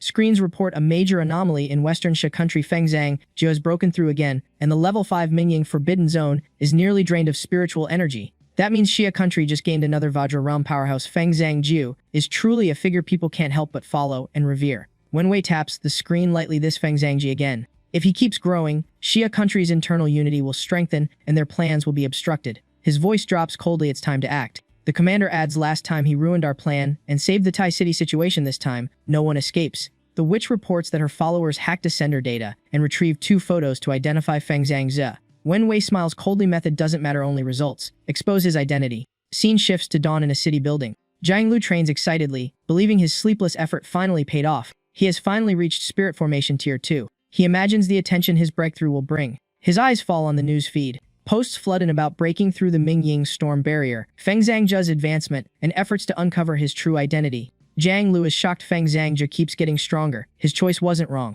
If such a genius keeps pushing forward, how can he settle for mediocrity? He resolves to follow that path, even considering whether he can join Tai City upon return. Dawn spreads softly over Tai City. Jiang Lu, energized, declares Tai City am finally back. Suddenly, high heels echo in the quiet street. A figure bumps into his shoulder. Jiang Lu snaps irritably, "Hey, didn't your family teach you to apologize when you hit someone?" Tianwei calmly removes her glasses. "Sorry." Her eyes shift deep and unfathomable. His consciousness begins to blur, slipping out of control. Tianwei shows a faint smile. She leans closer. "Big brother, come with me. Someone wants to see you." Jiang Lu asks where. Tianwei replies meaningfully, "Heavenly Selection Sect, a place said to be like paradise." A cold edge briefly flashes across her face. She warns him, "Infiltrate Tai City, don't disappoint the Divine Father. If they can turn Feng Zhangzia's territory into their new domain, the Heavenly Selection Sect will achieve a major goal." Scene shifts to a dark room in Shan City, the sect's headquarters. Jiang Lu screams in pain, "I have nothing to do with your boss! I don't know anything!" His mind is chaotic. Pain distorts his consciousness as he wonders what these people want from him. A cold realization surfaces. He has been forcibly subjected to mental interference.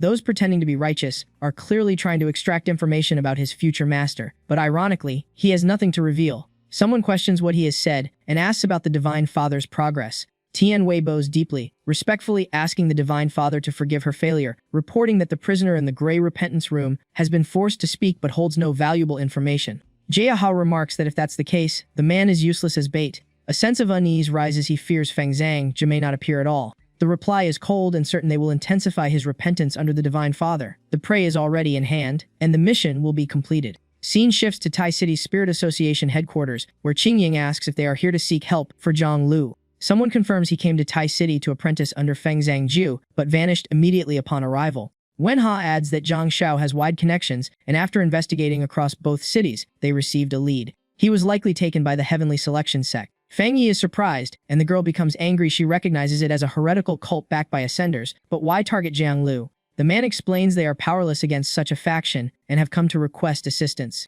Qing Ying adds that the Heavenly Selection sect opposes both the Spirit Association and military forces, excels in mental attacks, and has secretly infiltrated civilians, with its headquarters in Swan City. In Swan City, its followers number nearly 1 million. Local authorities have tried repeatedly, but cannot locate the elusive leader, making them harder to deal with than anomalies. He asks whether Zhang Lu's disappearance means the sect has infiltrated Tai City. Qing Ying confirms she will alert the local Spirit Association for citywide surveillance, warning that failure would undo all previous efforts to protect the city. Fang Yi deduces they infiltrated right after the anomaly disaster and abducted Jiang Lu, meaning their real target may be him. Given the sect's nature, their sudden relocation from Swan City to hide in Tai City suggests a hidden scheme against him, though tracking them will be extremely difficult. Another thought arises: if such a large operation is only to target him, then the infiltration itself may be a diversion. He asks whether Swan City is currently the least affected area by spiritual fluctuations in Xia country. Qing Ying confirms it is relatively stable, with only minor clival anomalies, allowing many civilians, especially mid-liege residents, to live peacefully, unaware of the world's changes. He agrees and further analyzes that unlike Taishi, Chuanxi has just suffered an anomalous disaster, plus rumors of the Feng burial envoy saving the world. A cult can't easily barge in here, so they'll likely quietly build a foothold first, opening cracks before gradually infiltrating control. In that entire scheme, he himself is obviously the biggest obstacle. Jiang Lu is very likely already taken back to the Chuanxi headquarters. Rather than waiting passively, better to strike first. They book flights to the nearest area and head out. He intends to confront the group that's been stirring chaos since the spiritual energy surge and see what they're really made of. When he immediately stands in support, and Tianhao also requests to follow the Feng burial envoy. Fang Yi turns to instruct the girl to report back to higher-ups and not overreact. If still uneasy, just strengthen anti-cult propaganda. She signals understanding. In his mind, the Tiangxuan sect must be eradicated. He cannot accept that such a large heretical influence exists in Chuanxi without his knowledge. He suddenly recalls Yi once saying she chose to live there in peace. In Chuanxi, inside the Tiangxuan sect headquarters, someone steps out to report to the high priest. The Feng burial envoy and his group have boarded the plane, heading toward the so-called Holy Land of Chuanxi. The high priest shows a pleased, scheming smile unexpectedly. The harmless prey has walked right into his territory on its own. He theatrically declares they should be properly received as guests. Even outsiders must not make the holy sect lose face. He asks whether those people can be turned into tools for the church. The subordinate replies bluntly that heretics are still heretics, incurable, and not worth the effort. He nods in satisfaction at the answer. In his view, the only fate of heretics is to be burned away and completely purged. On the flight to Chuanxi, Fang Yi is slightly thoughtful, surprised that Xia Kingdom's aviation system is still functioning at all. Tianhao explains flights have dropped sharply. Without Lingxi Association's help booking tickets, they might not have arrived in time. Someone asks what to do next. He calmly answers, do nothing, just wait. That answer leaves the others momentarily confused. Wait. Fang Yi turns back and tells everyone to stay alert. He states plainly that the other side has already come to them. His instincts warn that something ominous is closing in. He immediately reminds everyone to stay highly vigilant and avoid eye contact, as the enemy may have mental manipulation abilities.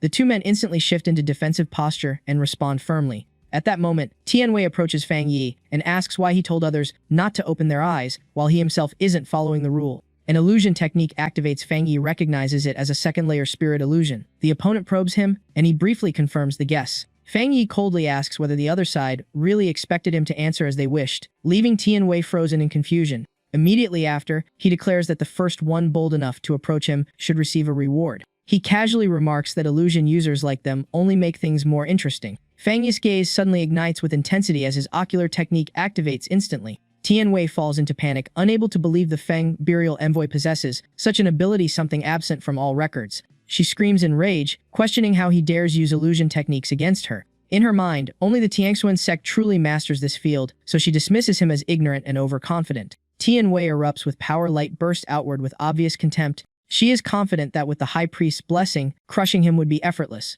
Fang Yi remains indifferent and simply issues a brief command to continue. Tianwei's expression shifts instantly as fear creeps in. Everything is spiraling out of control. In her chaotic state, she babbles madly, treating Fang Yi like a test subject. Her distorted laughter is cut short as an invisible force completely restrains her movements. She panics as the pain inside the illusion feels entirely real, and her powers seem utterly ineffective. Her mind is thrown into violent turmoil, unable to accept what is happening. Her beliefs collapse as she cannot understand why a chosen one like herself has become prey under control. She is then suspended on a dark, eerie frame. Weak pain sounds escape her throat. Her consciousness blurs as she wonders who she is and where she even is. Fang Yi judges she is too weak. Pushing further would just kill her and yield no information. He decides to pause and extract intel first, then deal with her later, demanding everything about Tianxuan's sex plans and objectives. In fear, Tianwei trembles and reveals that orders dictate the Feng burial envoy must be eliminated. Fang Yi presses further for the plan, High Priest's location, and Zhang Lu. She tries to answer but only fragments about a grand plan and sacred altar come out. Suddenly, her eyes change unnaturally. A piercing scream erupts from her. Her body collapses directly in front of Fang Yi. He deduces a restriction seal likely set by the High Priest, killing anyone who reveals secrets beyond limits. His gaze shifts to the remaining figures nearby. He calls out to hidden enemies, demanding they show themselves and explain what they did to their subordinate. Two figures emerge, furious, shouting insults at his disrespect toward the High Priest and boasting they will capture Taishi City's captain to elevate Tianxuan's sex reputation. They mock him as unworthy of even approaching the High Priest and threaten to kill his teammates if he refuses to surrender. Fang Yi responds coldly, completely dismissing their threats. He quickly reassesses the situation in his mind. The enemies are all at Tier 3, some nearing breakthrough with illusion abilities and enough numbers. They could seriously threaten even a Citadel Lingxi Association force. However, their posture reveals instability, aggressive on the surface, but fundamentally unsteady underneath. Fang Yi strikes with heavenly flame, deeming their strength beneath his concern. Space is instantly distorted as screams erupt chaotically. He walks forward leisurely, fingertip turning into a sword and pointing at one target.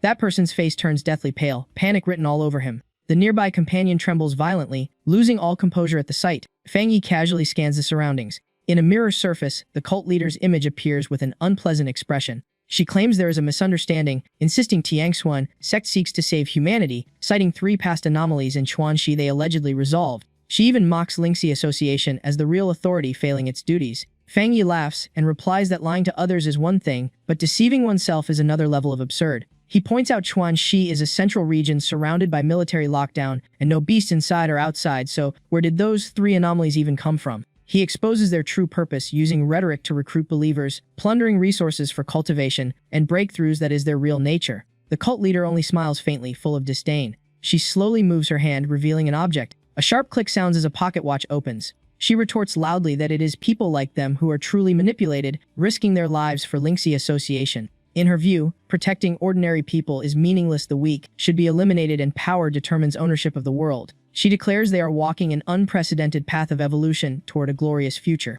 At that moment, Fang Yi's sword flares with blazing light. His body surges forward like a violent storm. The mirror holder panics and retreats, trembling as he asks what Fang Yi intends to do. Fang Yi coldly replies that if they believe the weak deserve death, then they are no exception. He immediately launches his attack. The sudden strike catches her completely off guard. A voice of unwilling rage echoes from within the mirror. A terrifying force instantly rebounds toward Tianwei. She realizes in shock that a single mistake nearly pulled her into the illusion. Lucky she wasn't physically present. Otherwise, she might have already been silently killed inside Fang Yi's constructed space. Moreover, this power is highly unpredictable and unstable. Fang Yi notices Tianwei laughing in the mirror, and his interest in their methods slightly rises. She cautiously admits his strength exceeded expectations and proposes negotiation. He observes her and notices a strange dark contamination above her head, not quite blood-like. Regrettably, the real body is absent, preventing proper verification, and his illusion still cannot pull distant targets in. Fang Yi demands they withdraw from Chuanxi within 3 days, using pressure as the only viable approach for now.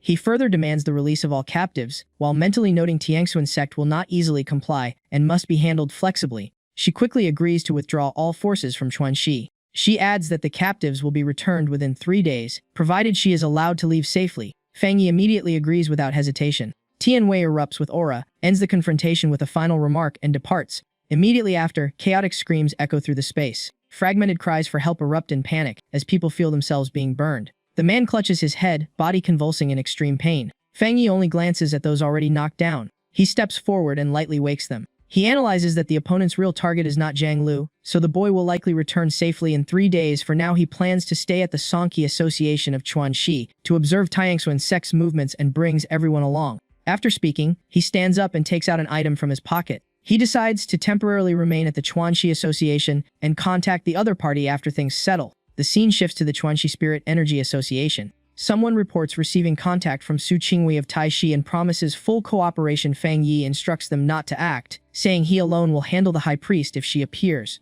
He also asked them to take care of his two companions since they are not affiliated with any association. The man agrees, but someone suddenly rushes in shouting for them to check the Pioneer Forum. Upon noticing Fang Yi, the person immediately corrects his attitude. The subordinate hastily explains the posts may be manipulated by malicious actors trying to stir public panic and asks him not to take them seriously. Fang Yi says nothing and simply takes the phone to inspect it. He notices the topic is exploding across forums, all originating from IP addresses in Taishi. Scene shifts to the Taishi Spirit Energy Association headquarters. The president urgently orders a full blockade of all IPs from Chuanxi, stressing that failing to eliminate Tiangsuan sect will bring severe consequences to the Xia kingdom. On the other side, the cult leader issues ominous prophecies about the fate of the chosen ones. She describes visions of them being imprisoned and burned, blaming all consequences on those who oppose her, while claiming her path is to save the world and rebuild order. She continues attacking Fang Yi, accusing him of using a benevolent facade to mislead others and indirectly kill the chosen ones, calling for his elimination. The crowd is incited, collectively chanting against what they call evil. Propaganda spreads rapidly, twisting truth and falsehood, elevating Tiangsuan's sect as saviors while demonizing their opponents and sowing fear and doubt. In the end, they equate opposing Tiangsuan's sect with destroying Chuanxi itself, manipulating people into blind protectionism. The so-called strongest savior rhetoric sounds foreign and unconvincing, and even the promised protection feels dubious. Seeing this, Fang Yi sighs, realizing the Chuanxi Association has almost lost public trust. The commander also admits they are powerless to intervene. The situation is both absurd and worrying, as frontline fighters are restrained by public opinion, worsening the deadlock. Fang Yi agrees, concluding that with their current strength, they cannot reverse the situation. He judges that using civilians as shields is a classic tactic. Meanwhile, Tianwei smugly treats the citizens of Chuanxi as tools, even declaring that to eliminate Tiangsuan sect, one must first destroy the entire city. She quickly organizes a retreat, leaving the crowd to block the path, and orders Jiang Lu returned as a favor, while her subordinates continuously praise her. The surroundings fall into chaos as Jiang Lu is thrown down before everyone's eyes. The crowd grows increasingly agitated, with roars echoing everywhere. At that moment, a violent beam of light descends from above. The blinding flash forces everyone to cover their eyes as screams erupt in succession. Even Tianwei is stunned by the sudden development. Fang Yi appears and reiterates his earlier warning about the 3-day deadline. Tianwei is shocked that he dares to show himself in such a volatile situation. She grits her teeth and admits she miscalculated. In her mind, if she had known earlier, she would have taken the hostages first and used the crowd's lives as leverage. Fang Yi only smirks slightly and responds with a single sword strike that answers everything. A nearby target is hit instantly, letting out a tragic scream. He calmly states that his technique is specifically designed to counter this kind of dark power. Two forces collide, producing a fierce clash. During the fight, Fang Yi notices something abnormal about the opponent. Tianwei no longer hides it and directly reveals her true nature. She admits that being seen through was inevitable. Her eyes begin to change, and her aura shifts drastically. Her face becomes grotesque, no longer human. Fang Yi watches calmly without wavering. The opponent roars, treating him as the perfect vessel. The system explains this is a special form of dark spiritual energy. It has no fixed form, surviving by possessing bodies, each time requiring the death of the chosen host. At the Tiangsuan sect headquarters, chaos erupts as followers panic over an uncontrollable blaze. Tianwei praises Fang Yi's body and talent, intending to take it for herself. She calls all followers to serve that goal. One by one, their life force is drained away. A massive mass of dark energy forms and is absorbed by her. Her body begins to swell before Fang Yi's eyes. He calmly draws his weapon. He immediately launches his first strike. Flames erupt violently, engulfing the space. Tianwei emits broken cries, finally feeling pain she has not experienced in a long time. Fang Yi advances, judging it still not enough, and deciding the enemy must be completely destroyed. He quickly concludes the entity has a hidden escape mechanism and can merge with humans to survive, making it far harder to eliminate than previous anomalies. The surrounding space is filled with violently colliding energy waves. The commander realizes the danger and urgently decides the intelligence about its sentience and parasitic nature must be reported immediately. The battle between two forces becomes extremely intense, with neither side yielding. Fang Yi remains composed, calculating every move before tightening his grip and striking again. Tianwei screams arrogantly, claiming that no matter how different humans are, they are ultimately just vessels for her. She even declares she will use that body however she pleases. Her laughter echoes, casting a heavy pressure over the entire city. Fang Yi merely smirks, showing interest in this type of power. He realizes that even under strong yang suppression, the opponent can still counterattack. Far from simple. The aura around Fang Yi begins to shift, carrying an abnormal and unsettling change. He reveals that his current state has already surpassed normal limits. That statement shocks Tianwei, triggering a violent reaction. In the distance, observers fall into confusion, some fear he has been swallowed. Others insist he has survived stronger foes before, yet this entity type has never been recorded. The commander firmly demands everyone hold their belief, while Jiang Lu wakes up groggily, unable to grasp what is happening. A voice filled with despair questions Fang Yi's fate. In another space, Fang Yi stands motionless, his clothes swaying in an unseen wind. He observes his surroundings and realizes he is inside a construct of dark spiritual intelligence. The system unexpectedly appears before him. He is briefly confused, noticing his current state is unlike a normal physical body. His attention is drawn to the images ahead. He sees strange soul-like figures. He asks them for their identities. A thought flashes these may be previous pioneers who were taken over. Suddenly, all the souls kneel simultaneously. He understands the intention they are trying to convey. Seeing this, he decides to free them all. He realizes they have long been dead, leaving only soul remnants imprisoned. Their existence is tied to dark energy. Once the source is destroyed, they cannot persist. Thus, ending them in purifying flames is likely the best outcome. Fang Yi draws his sword, preparing to act. Yangaline power is activated for purification. Tianwei screams in agony, threatening again and insisting she will seize his body by force if necessary. The system issues a warning about violent fluctuations in dark energy. As the dark intelligence weakens, another hidden mechanism activates. A strange phenomenon begins forming above the city sky, as if about to erupt. Fang Yi's gaze burns with intense pressure. He extends his hand and issues a decisive command. The scene overwhelms the opponent, leaving no time to react. His voice presses down like a mountain as Tianwei struggles and screams in desperation.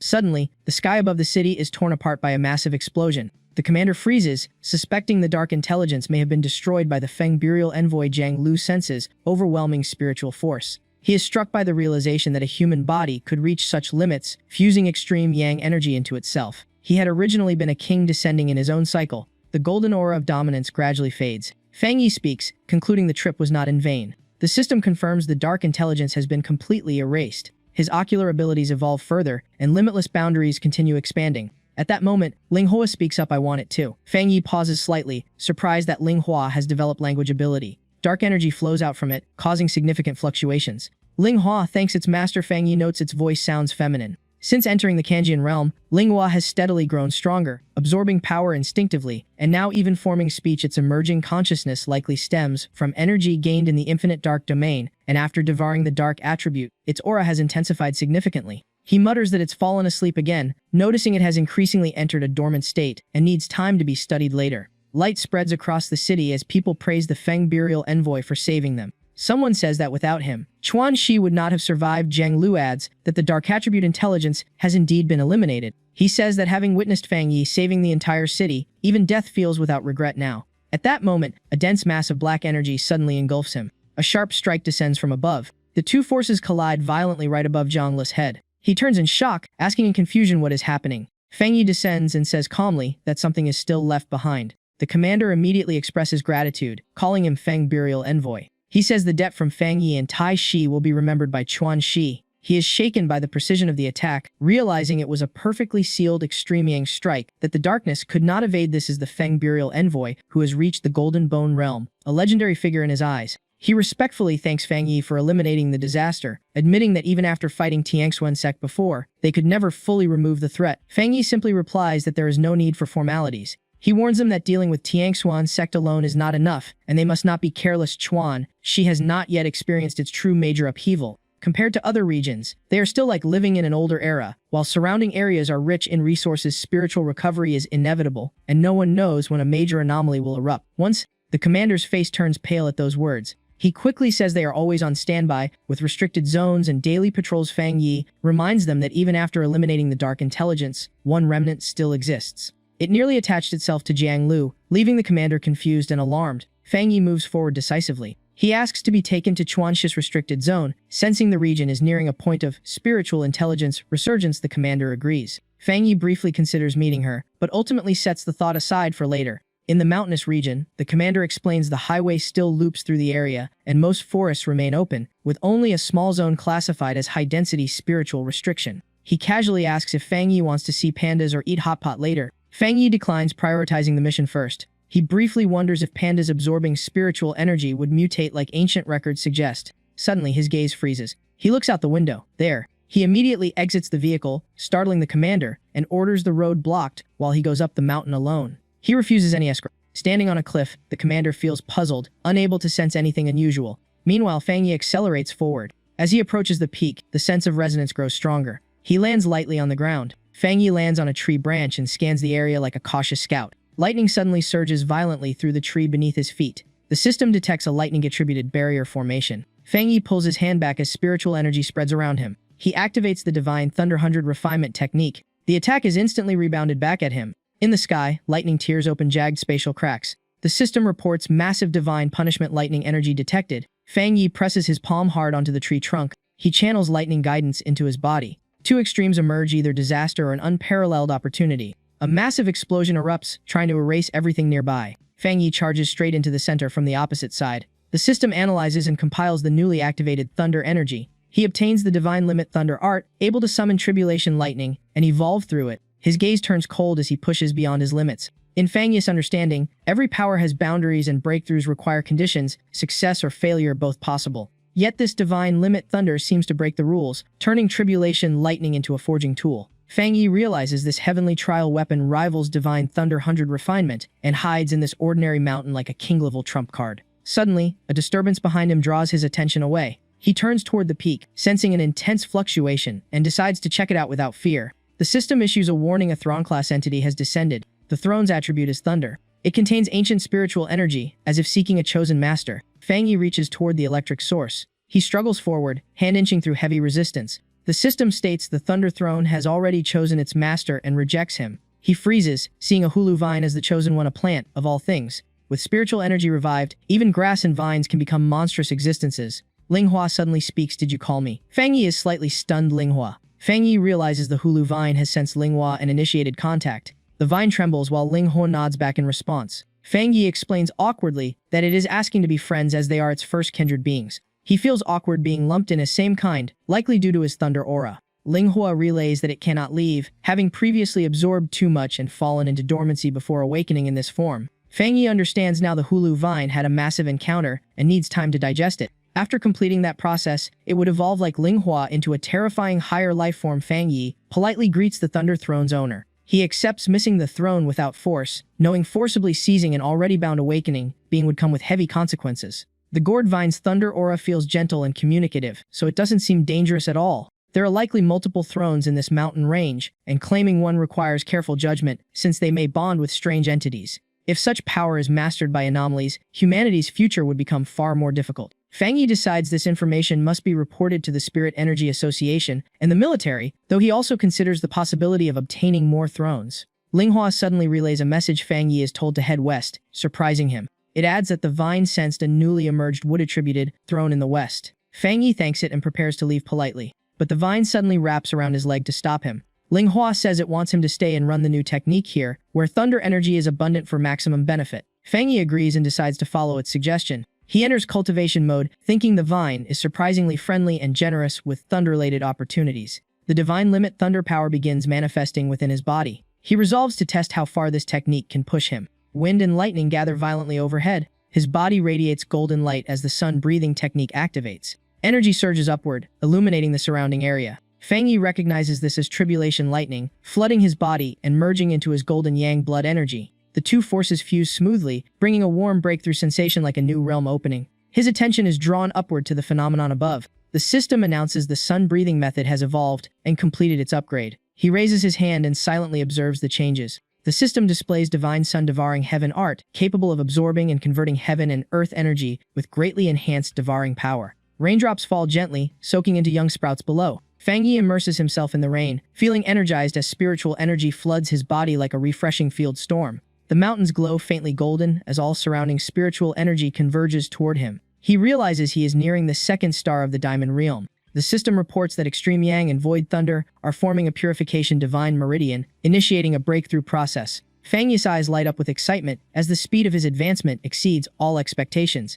Violent lightning engulfs the surroundings, filling the entire sky. Even so, Fang Yi remains calm and observant. He realizes he has already broken through to Diamond Realm, second star. Landing on the ground, he still finds it hard to believe his new strength. Cultivators absorb heaven and earth's spiritual essence, but it must be refined through multiple stages before the body can use it. Only high-level techniques and stronger realms improve this conversion, and with spiritual energy just recovering, humanity's peak is still only Diamond Realm third stage. Yet Fang Yi has reached second star so quickly, and even witnessed a throne's appearance. This shows the spiritual energy revival is accelerating beyond expectations. Linghua calls out behind him, "Master." It congratulates him and says the throne also needs cultivation. It urges them to leave soon, wary of his kind. Fang Yi agrees, noting the situation must be reported, while also protecting the vine from being targeted. In his mind appears a dark space with a sinister throne. He reflects that such power will inevitably trigger conflict among top factions and questions why it must belong only to humans. He reassures it not to worry, promising no one from his side will come to seize it, and says farewell for now. Until we meet again, Thunder Throne. Scene shifts to the Spiritual Warfare Command Center as Yahello speaks with Elder Wu. Wu calmly reports abnormal fluctuations in Xuan City reaching Diamond Realm 3rd star, caused by 2 distinct energy sources. He asks for Feng Zhang's report. Yahello recalls Fang Yi's breakthrough to 2nd star and the Glass Throne anomaly, now assigned to them for investigation. She asks if he is not surprised. Wu replies that spiritual revival makes such phenomena inevitable, and the nation has already anticipated thrones. He asks about her cultivation stagnation at Half-Step Diamond, noting many pioneers are now breaking through, and even he feels close to a barrier. Yahello is shocked by this sudden revelation. Wu explains that chaos brings both opportunity and danger, and their duty is to explore and stabilize those hazards, even at the cost of their lives. He emphasizes that the nation must seize this era, and he cannot stay on the sidelines. Not only Feng Zhangji but all pioneers may obtain thrones, so they must seize every opportunity. He orders full coordination with Feng Zhangji and the Spirit Association, mobilizing all forces as Yahello acknowledges that even ambitious factions will be forced into silence under their combined pressure. At the Spirit Association headquarters, reports confirm the throne incident, and a full-scale investigation into abnormal energy zones is underway. Yunu orders all city team leaders to be summoned immediately, sensing the situation escalating into a critical threat. At Lingxi Tashi, the chairman is stunned by Fang Yi reaching Diamond Realm 2nd star, and begins to understand the situation. He instructs full cooperation with Fang Yi so he can operate freely in Xuan City. Qingying is excited by Fang Yi's breakthrough, and the chairman notes he is now second only to Elder Wu, a major gain for their region. The chairman admits his previous perspective was too narrow and underestimates the speed of current developments. He warns that if another crisis like before happens again, the consequences will be unimaginable, so they must not hold Fang Yi back. 10 hours later, in Xuan City, Spirit Association team leaders gather from all regions. Yunu reports over 20 similar energy fluctuations worldwide, with 7 located within Huaxia, possibly related to thrones. She confirms 7 suspected locations inside Huaxia alone. Jin Gang sarcastically remarks that if there are 7 thrones, competition will be intense among pioneers. He questions how the association plans to distribute them. Wang Lan warns him to mind his tone during the meeting. Jin Gang scoffs, showing open contempt. He provocatively asks if others also want to compete for thrones. Another leader bluntly agrees that everyone does. Tension rises as the room falls into a heavy silence. One participant quietly observes, unusually restrained. Chen Ya lowers her gaze, staying silent. Jin Gang insults Fang Yi's suitability as a team leader, questioning his legitimacy. Wang Lan's spiritual energy flares as she calls his attitude unacceptable. Yunu slams the table, ordering everyone to sit and forbidding any violence during the meeting. Suddenly, an overwhelming pressure fills the room. Everyone freezes, visibly uneasy. Slow footsteps echo from afar. Jin Gang suspects Elder Wu might have arrived. The pressure feels like Diamond Realm 3rd stage. He wonders why Wu would appear here. At that moment, Fang Yi calmly speaks, greeting everyone. He apologizes for being late, and Jin Gang realizes the true Feng Zhangji has arrived. Jin Gang stares in shock, sensing unease as he recognizes Fang Yi. Fang Yi asks in a calm but oppressive tone who can explain the situation. His gaze sharpens as he demands what just happened. Jin Gang hurriedly claims nothing serious is happening. Fang Yi's cold glance sweeps over him, freezing the atmosphere. Jin Gang, despite being Diamond Realm 1st star, cannot move under the pressure. Fang Yi casually takes the central seat and greets the others, acknowledging Wang Nan, Chen Ya, and Hai Shan. Wang Nan smiles and greets Fang Yi, explaining they were already discussing the throne situation. Fang Yi states he came to share intelligence. The Thunder Throne on the Xuan Mountain holds world-altering power and has chosen a gourd vine as its master. This revelation shocks the entire meeting. The room erupts in murmurs, many deeming it a waste and arguing such power should belong to the strong. Jin Gang jumps up, demanding the throne be taken over immediately to strengthen national power, mocking the idea of a vine possessing it. Fang Yi calmly disagrees without hesitation. He warns that anyone trying to seize the Thunder Throne will have to face him directly, and he will personally take it back if necessary. The room falls into tense silence. At that moment, someone raises a hand. Chen Ya voices her support for Fang Yi's stance. Yunu agrees, emphasizing that spiritually favored plants should not be underestimated, noting the area has already become a forbidden lightning domain. She reports that the throne zone is now inaccessible to all. Wang Lan also supports Fang Yi in Hai Xuan's position. Though unwilling, Jin Gang backs down and suggests shifting focus to other thrones. Chen Ya quietly exhales, sensing Fang Yi's presence has stabilized the situation. Controlling all top-tier pioneers remains extremely difficult in the current era. Yunu assigns search zones in 4 directions and orders full transparency on throne discoveries, while forbidding concealment. Suddenly, an urgent report arrives: the Thunder Sovereign has completed its evolution. Even drones cannot approach it, and its energy readings continue to surge beyond predictions. It has reached a level comparable to Diamond Realm 3rd star, shocking everyone in the room. Fang Yi quickly concludes this is expected given its ancient lightning origin. He considers entering the mountain himself. He ends the meeting, wishing all pioneers success in their throne hunts. As everyone leaves, Yunu asks Fang Yi to remain in Xuan City temporarily. She worries others may still target the Thunder Throne, and that the Dark Intelligence incident may not be fully resolved. Fang Yi repeats their concern. They believe it is not completely eliminated. Correct.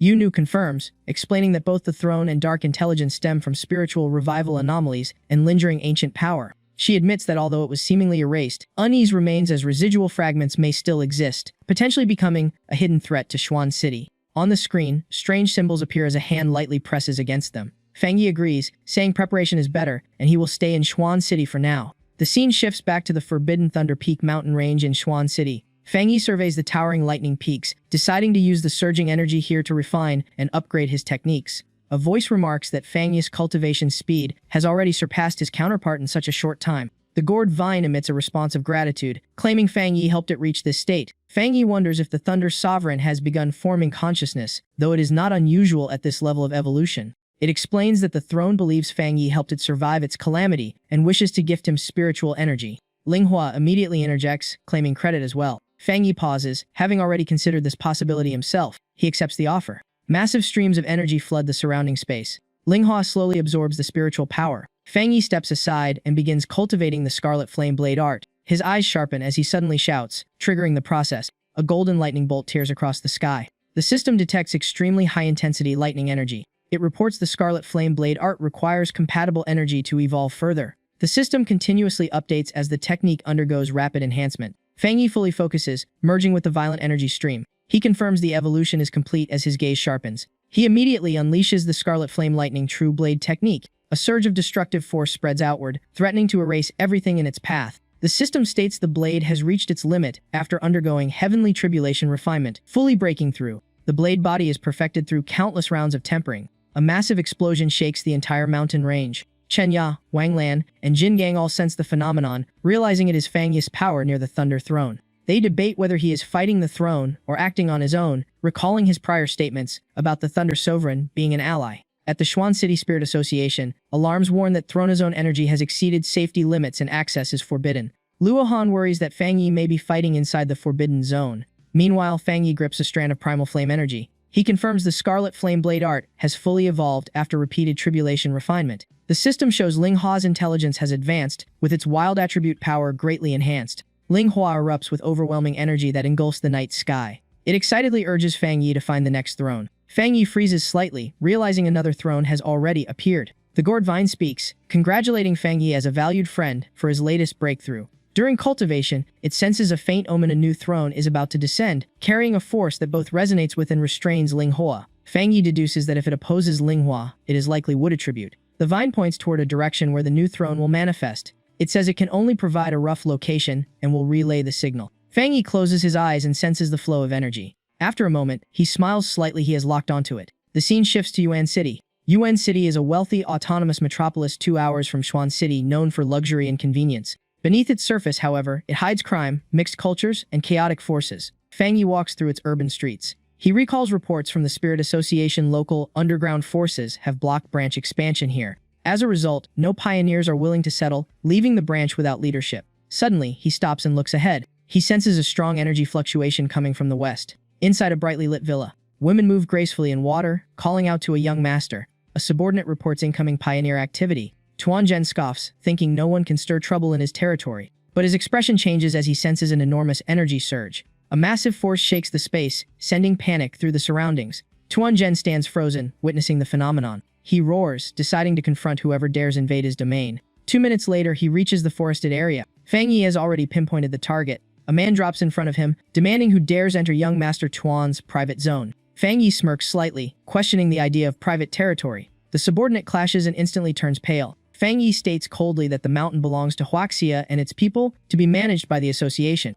He questions how it can be claimed as personal property. Tuan Zhen shouts that he is the ruler here and refuses any denial. He claims Fang Yi now belongs to him. He declares he will seize the throne by force, threatening death, even for Fang Yi. Fang Yi's lips curl slightly in disdain. Tuanzhen falls into rage, demanding to know who Fang Yi is. Fang Yi steps forward, pats his shoulder, and says such treasures choose their own master. He is unfit to control the wood throne. Tuanzhen screams in fury, asking how Fang Yi dares say that. He declares Fang Yi will die today. Suddenly, his expression stiffens. Fang Yi dismisses him, saying even his guards are weaker than expected. He mocks the local tyrant of Yuan City for being so unimpressive. Energy erupts around them as Fang Yi enters combat, sensing with the surrounding force. The system displays that the wood throne is beginning its process of choosing a master. The connection completes, and ownership of Manhwa is officially confirmed. The forest's silence is shattered by a thunderous explosion. In another part of Xuanxi, a blinding light suddenly erupts. Wang Lan's expression changes. The wood throne already has a master. If Yuanxi snatches it first, things get messy.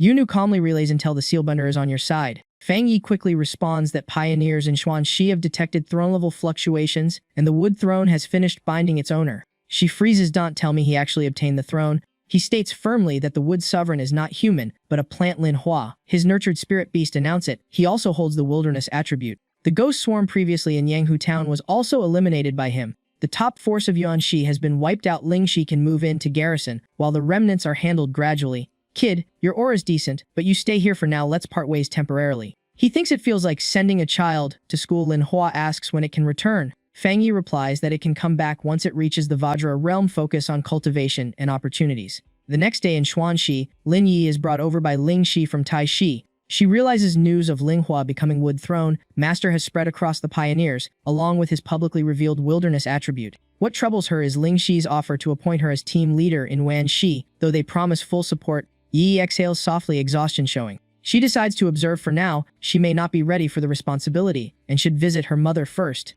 Suddenly, space violently shakes. The crowd panics, thinking it's an earthquake, but she senses it's a spiritual Kli anomaly and mutation. Lingxi's headquarters reports the anomaly appeared too suddenly. No detection, no warning signal. Disaster. The forbidden mountain forest erupts with uncontrolled spiritual Kai. Beasts absorbing it all begin mutating. The mutated beasts gather in herds, marching straight towards Xuanxi's inner city. Help! The monsters are huge! This is bad! Mutated creatures flood into the city, launching a brutal, unstoppable assault. Yi hears a robotic call message. The number cannot be reached, and grits her teeth. Something's wrong. Mother. At that moment, a burst of firepower strikes from behind her. Yi turns sharply, stunned by what she sees. She freezes, immediately recognizing the familiar spiritual fluctuation. This is Xuanxi has gone into anomaly. I can't reach my mother. Let's go find her now. Inside a ruined supermarket in the city, children's cries echo nonstop. Dad! Amid the wreckage, a broken voice calls out in pain. Mom! A small boy frantically looks around in panic. Where did everyone go? Tears keep spilling as his tiny body trembles uncontrollably. Finally, he collapses to the ground and sobs loudly.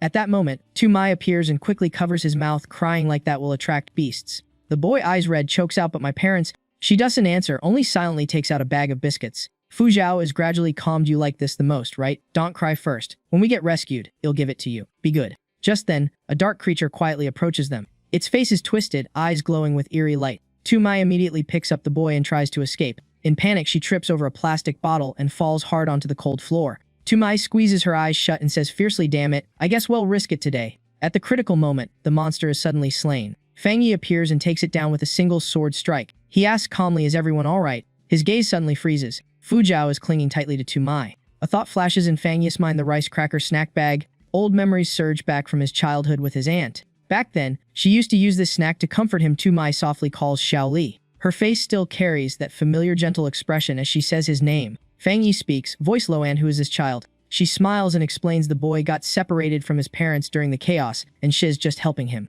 At that moment, a girl rushes over. Mom! Tumai freezes. Yi. The girl bursts into tears and hugs her tightly. You scared me so much, Mom. Tumai gently comforts her. It's okay, I'm not hurt. Fang Yi stands quietly at a distance, watching the scene. Suddenly, the boy tugs his sleeve. Superman? That makes Fang Yi pause slightly. Fu Zhao looks up with shining eyes. Are you Superman? Here, take this. Can you take me home? Fang Yi replies, try making a wish on it. Maybe it'll help you find your family. In that instant, he senses something off. Fang Yi immediately grabs the boy and shouts, back away. Everyone looks toward the ruins ahead in shock. Tumai asks nervously, what is that thing? Fang Yi answers, that's their beast king. Just after meeting it, danger is already here. The surroundings descend into chaos, filled with eerie, guttural sounds. Fang Yi calculates quickly, I've been targeted. The strongest spiritual source separating distance will reduce danger to them. He says decisively, take them and leave. I can't fight properly, otherwise adapt as needed and stay safe. Tumai nods, understood. Fang Yi now stands alone facing the Beast King. He analyzes its silently dual attributes, lightning and wood, matching the two thrones. The beast charges in a berserk state. He observes its aura and realizes it's been corrupted by dark energy. A crack suddenly appears on the Beast King's face, blood splattering out. Strange energies surge through its body, burning it from within. Fang Yi instantly closes in and delivers the first sword strike. His expression remains calm and unreadable, every movement precise and decisive. The air feels tightly compressed, tension swallowing the entire battlefield. On the other side, Yi raises a thin barrier to shield everyone. But another monster appears immediately, blocking their escape route. She blurts out this is bad, another Beast King, and there are two of them. Tumai looks at her, unable to hide her worry. Yi lowers her gaze but forces calm into her voice. Don't worry, Mom. She steps forward. I'm your daughter. Terrifying tentacles extend from the Beast King's body. It unleashes a massive surge of demonic energy toward Yi. Its arm swings back, eyes blazing violently. Yi's expression changes, breathing quickens. She realizes same wood attribute, her spiritual power won't overpower it. A direct clash would endanger her mother and the child. Yi says sharply, you won't get stronger eating two normal humans, come at me instead. At Lingxi Xuanxi, researchers panic. What's happening? One Beast King is already in class disaster. Yet there are two in Xuanxi. Anomaly levels keep rising. Pioneers are struggling to protect civilians. Panic erupts. Xuanxi is going to be destroyed? When he urgently reports more anomalies are breaking out of the forbidden zone, flooding down from the mountains, requesting emergency class deployment and reinforcements. Some hesitate, but the Sealbunder had already warned. That area is where the throne descended. A layer of eerie black mist spreads, sealing off the space. Fang Yi speaks, running from the wild mountains to here. Are you connected to Hlu Tiang? He pauses. Don't tell me the Thunder Throne channeled these beast disasters. If so, wielding a throne isn't just beneficial, others around the user may be in danger. Yet the system still calls it a fortuitous opportunity. What's the truth here? The Beast King suddenly goes berserk again, swinging its claws repeatedly. Yi shouts, you think I'll just stand here and get eaten? Her eyes briefly glance toward Tumai, filled with concern. Then she roars, if you touch them, you'll have to step over my corpse first today. Either you die or I do! In the dark sky, thunder begins to coil violently. Within it, the silhouette of Hlu Tiang appears. Someone cries out, the Thunder Throne, its master has arrived! Look, what is that, a giant seed? Fang Yi observes, deep in thought. The Beast King suddenly retreats, emitting fearful screeches. He realizes it's afraid these beasts likely mutated using the Thunder Throne's power, or the throne itself is destabilizing them. The vine trunk suddenly grows explosively, accelerating at extreme speed. Numerous gourd-like fruits rapidly form. A wave of spiritual energy spreads outward. It rushes straight toward the Beast King. Under its influence, the creature begins to transform. Hlu Tiang speaks, friends, I sincerely apologize for the chaos. I finally broke through and left the mountain. These little ones acted recklessly. I can take them away. Please don't destroy them. Everyone watching the feed is stunned. The Thunder Throne's master is actually bowing to the Sealbunder, so this wasn't his doing after all. He reflects that Hlu Tiang's power can even purify a Calamity King. Throne-level authority is unfathomable, and he wishes he could also be acknowledged by a throne. But then he reconsiders, if even the Thunder Throne Master has to bow to the Sealbunder, Fang Yi's strength clearly needs to be reassessed. The scene shifts to Lingxi Xuanxi, where a voice declares this is the global situation unfolding worldwide.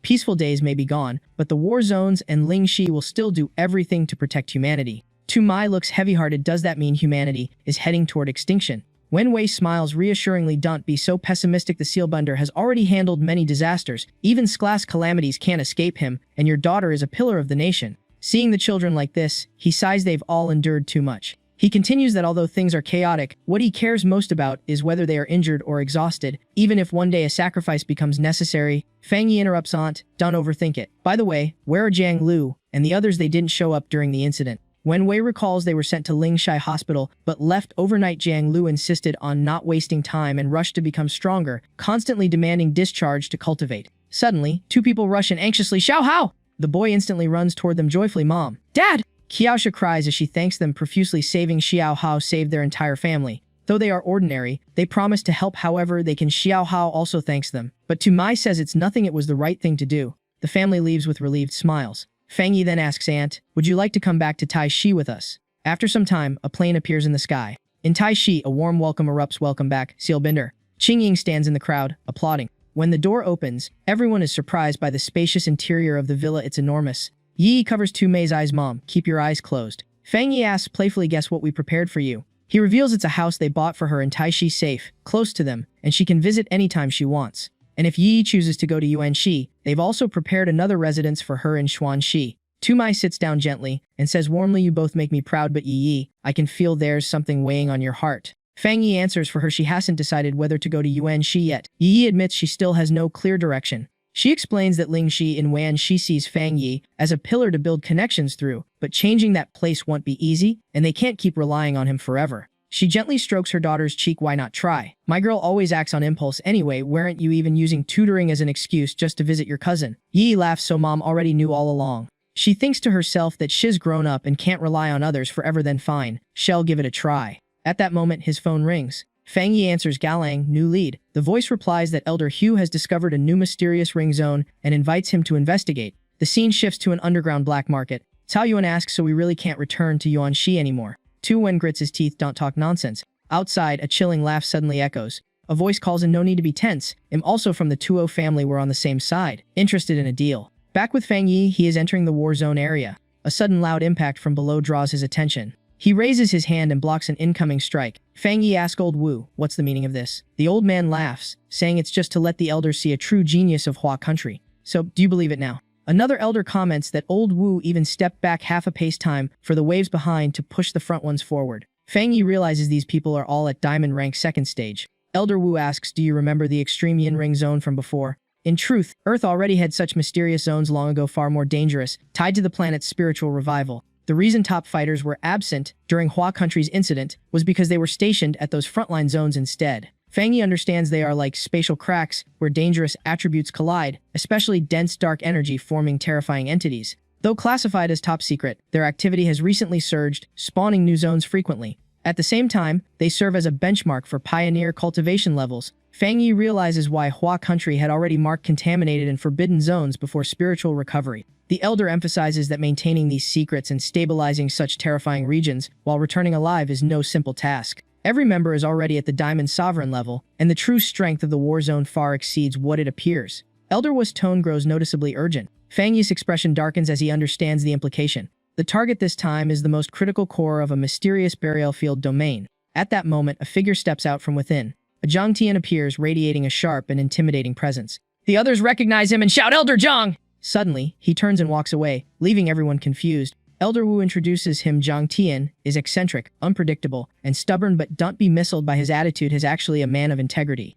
On the surface it may seem so, but among us his strength has always ranked in the top 3. Inviting him this time is just an extra layer of assurance. Though hot-tempered, he values loyalty. Fang Yi replies that anyone who fought for Hua country earns his respect. Personality differences are just part of being human. Then he steps forward and places a hand on Zhang Tian's shoulder. Elder Wu introduces Fang Yi, the captain of Lingxi Taishi, nicknamed the Sealbinder. He alone handled the Class Disaster Hell Realm Sacrifice King before. Zhang Tian responds calmly with a probing tone. Class Disaster. Elder Wu announces that since everyone is here, they will begin opening the mysterious domain gate. The group moves toward a void-like portal leading into the mysterious field. Fang Yi pauses briefly, surprised that the entrance looks so simple. The gate is covered in a spiritual seal, clearly reinforced before. He reaches out to test it but cannot manipulate it freely. He senses extremely intense attribute energy within it. Those phenomena are they all manifestations of raw elemental power? Fang Yi's gaze sharpens as he peers deeper inside. He concludes that each strand of aura does not belong to this world. The elder shouts, don't get close or look too long, you'll be swallowed by the attribute force! Fang Yi analyzes silently. The area is filled with lightning, water, wind, and spatial forces. Even his death seal struggles here. This is pure attribute manifestation, and even brief exposure can be fatal.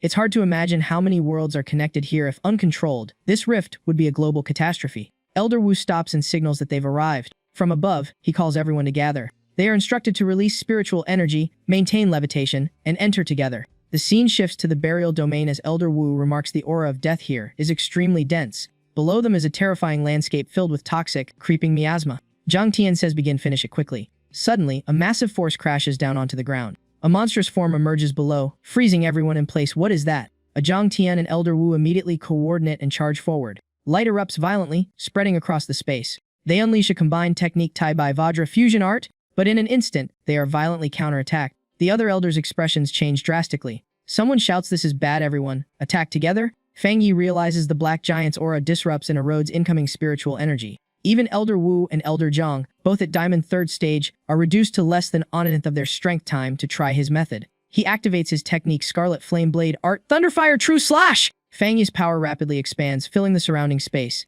In the dark abyss, his figure shines like a blazing beacon. He assesses calmly his strength is also suppressed here, but if it weren't, that earlier strike would already have finished the enemy. Someone exclaims in shock, terrifying. He nearly suppressed that black giant alone and almost killed it. Elder Zhang, did you see that? This goes far beyond just handling a calamity. Elder Wu continues, his nickname is Sealbinder. And if you knew the origin of that name, you'd be even more shocked. Fang Yi's gaze sharpens Yin Purifying Eye technique. He releases his power and activates the Gravefire domain. Streams of dark spiritual energy surge out from him violently. System alert: Gravefire domain activated. Massive dark attributes detected, negative effects being neutralized. Target locked: the giant dark entity's attribute strength is weakened. The entire sky seems engulfed by Fang Yi's power. His expression turns icicle die. The ferocious beast takes the full impact of his strike. A massive explosion erupts, shaking the entire space. Fang Yi calmly lands back on the ground. He follows up with another technique: devouring sun annihilation. Flames spiral upward, steadily overwhelming the darkness. Zhang Tian is shocked. How is this possible? Elder Wu replies, it's Yang attribute power, his suppressing the darkness here.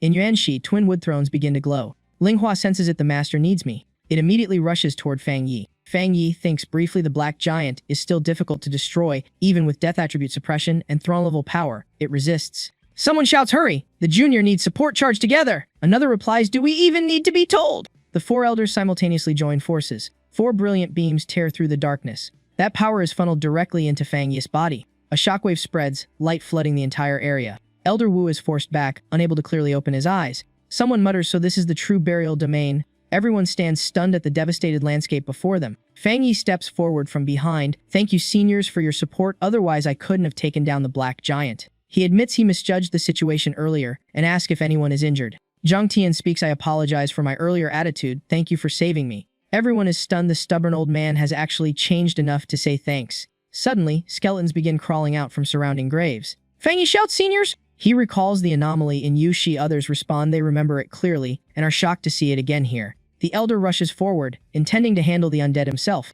Zhang Tian unleashes his power, directly engaging the calamity. Elder Wu immediately calls everyone to join the battle. He takes responsibility for the front line himself. Light spreads, gradually suppressing the disaster. Combined attacks from Elder Wu and others sweep across the battlefield. Fang Yi observes from afar, eyes turning sharp. System detects intense dark energy fluctuations. He shouts for everyone to advance carefully and warns of abnormal changes. Elder Wu looks ahead and notices a strange illusion resembling a tower-like structure. But he quickly senses something wrong. The stone tablet is emitting dark energy. Fang Yi suspects it is a manifestation of that power and suggests moving closer to investigate. Zhang Tian immediately called out to stop him. Hey kid! Ignoring the shout, he kept walking forward, light shimmering all around him. In the vast expanse, his figure looked almost comically small. As he used his power, the interface revealed his dark cultivation technique was mutating on its own. A new art formed, Great Hell Saber art, capable of summoning undead from grave clusters. Fang Yi realized everything was dark aligned, able to drag enemies into a pocket dimension to weaken them and command anomalous entities in battle. However, as spiritual energy recovered, its effectiveness dropped. Opening this hellish scene required activating a corpse seal on the true body to unlock the summoning gate. The Lingzhou pupillary art only reached full power against highly intelligent targets. But here, the ancient graveyard held undead far beyond anything seen in Yushi, some even rivaling hell demons. That technique not only controlled them, but also had almost no upper limit for growth. Wu Lao noted the stele contained extremely rare condensed dark energy and suggested taking a fragment back for study. Zhang Tian got excited, claiming it could change the future if studied successfully, but just as they prepared to move forward, Fang Yi stopped them. He explained this was an unknown form of dark energy that must be taken back to the research institute. Any breakthrough could free humanity from its suppression. Suddenly, a loud crash echoed, startling everyone. Someone in horror realized the stele could not be touched recklessly. Stone fragments began cracking and falling away. Panic erupted as everyone quickly decided to retreat for now. Fang Yi swiftly detected abnormal fluctuations in spiritual energy. In his mind, the origin of the Dark Sea gradually took shape like a grim revelation. Facing the rising black tide swallowing everything, they all blurted out in unison, Dark Tide!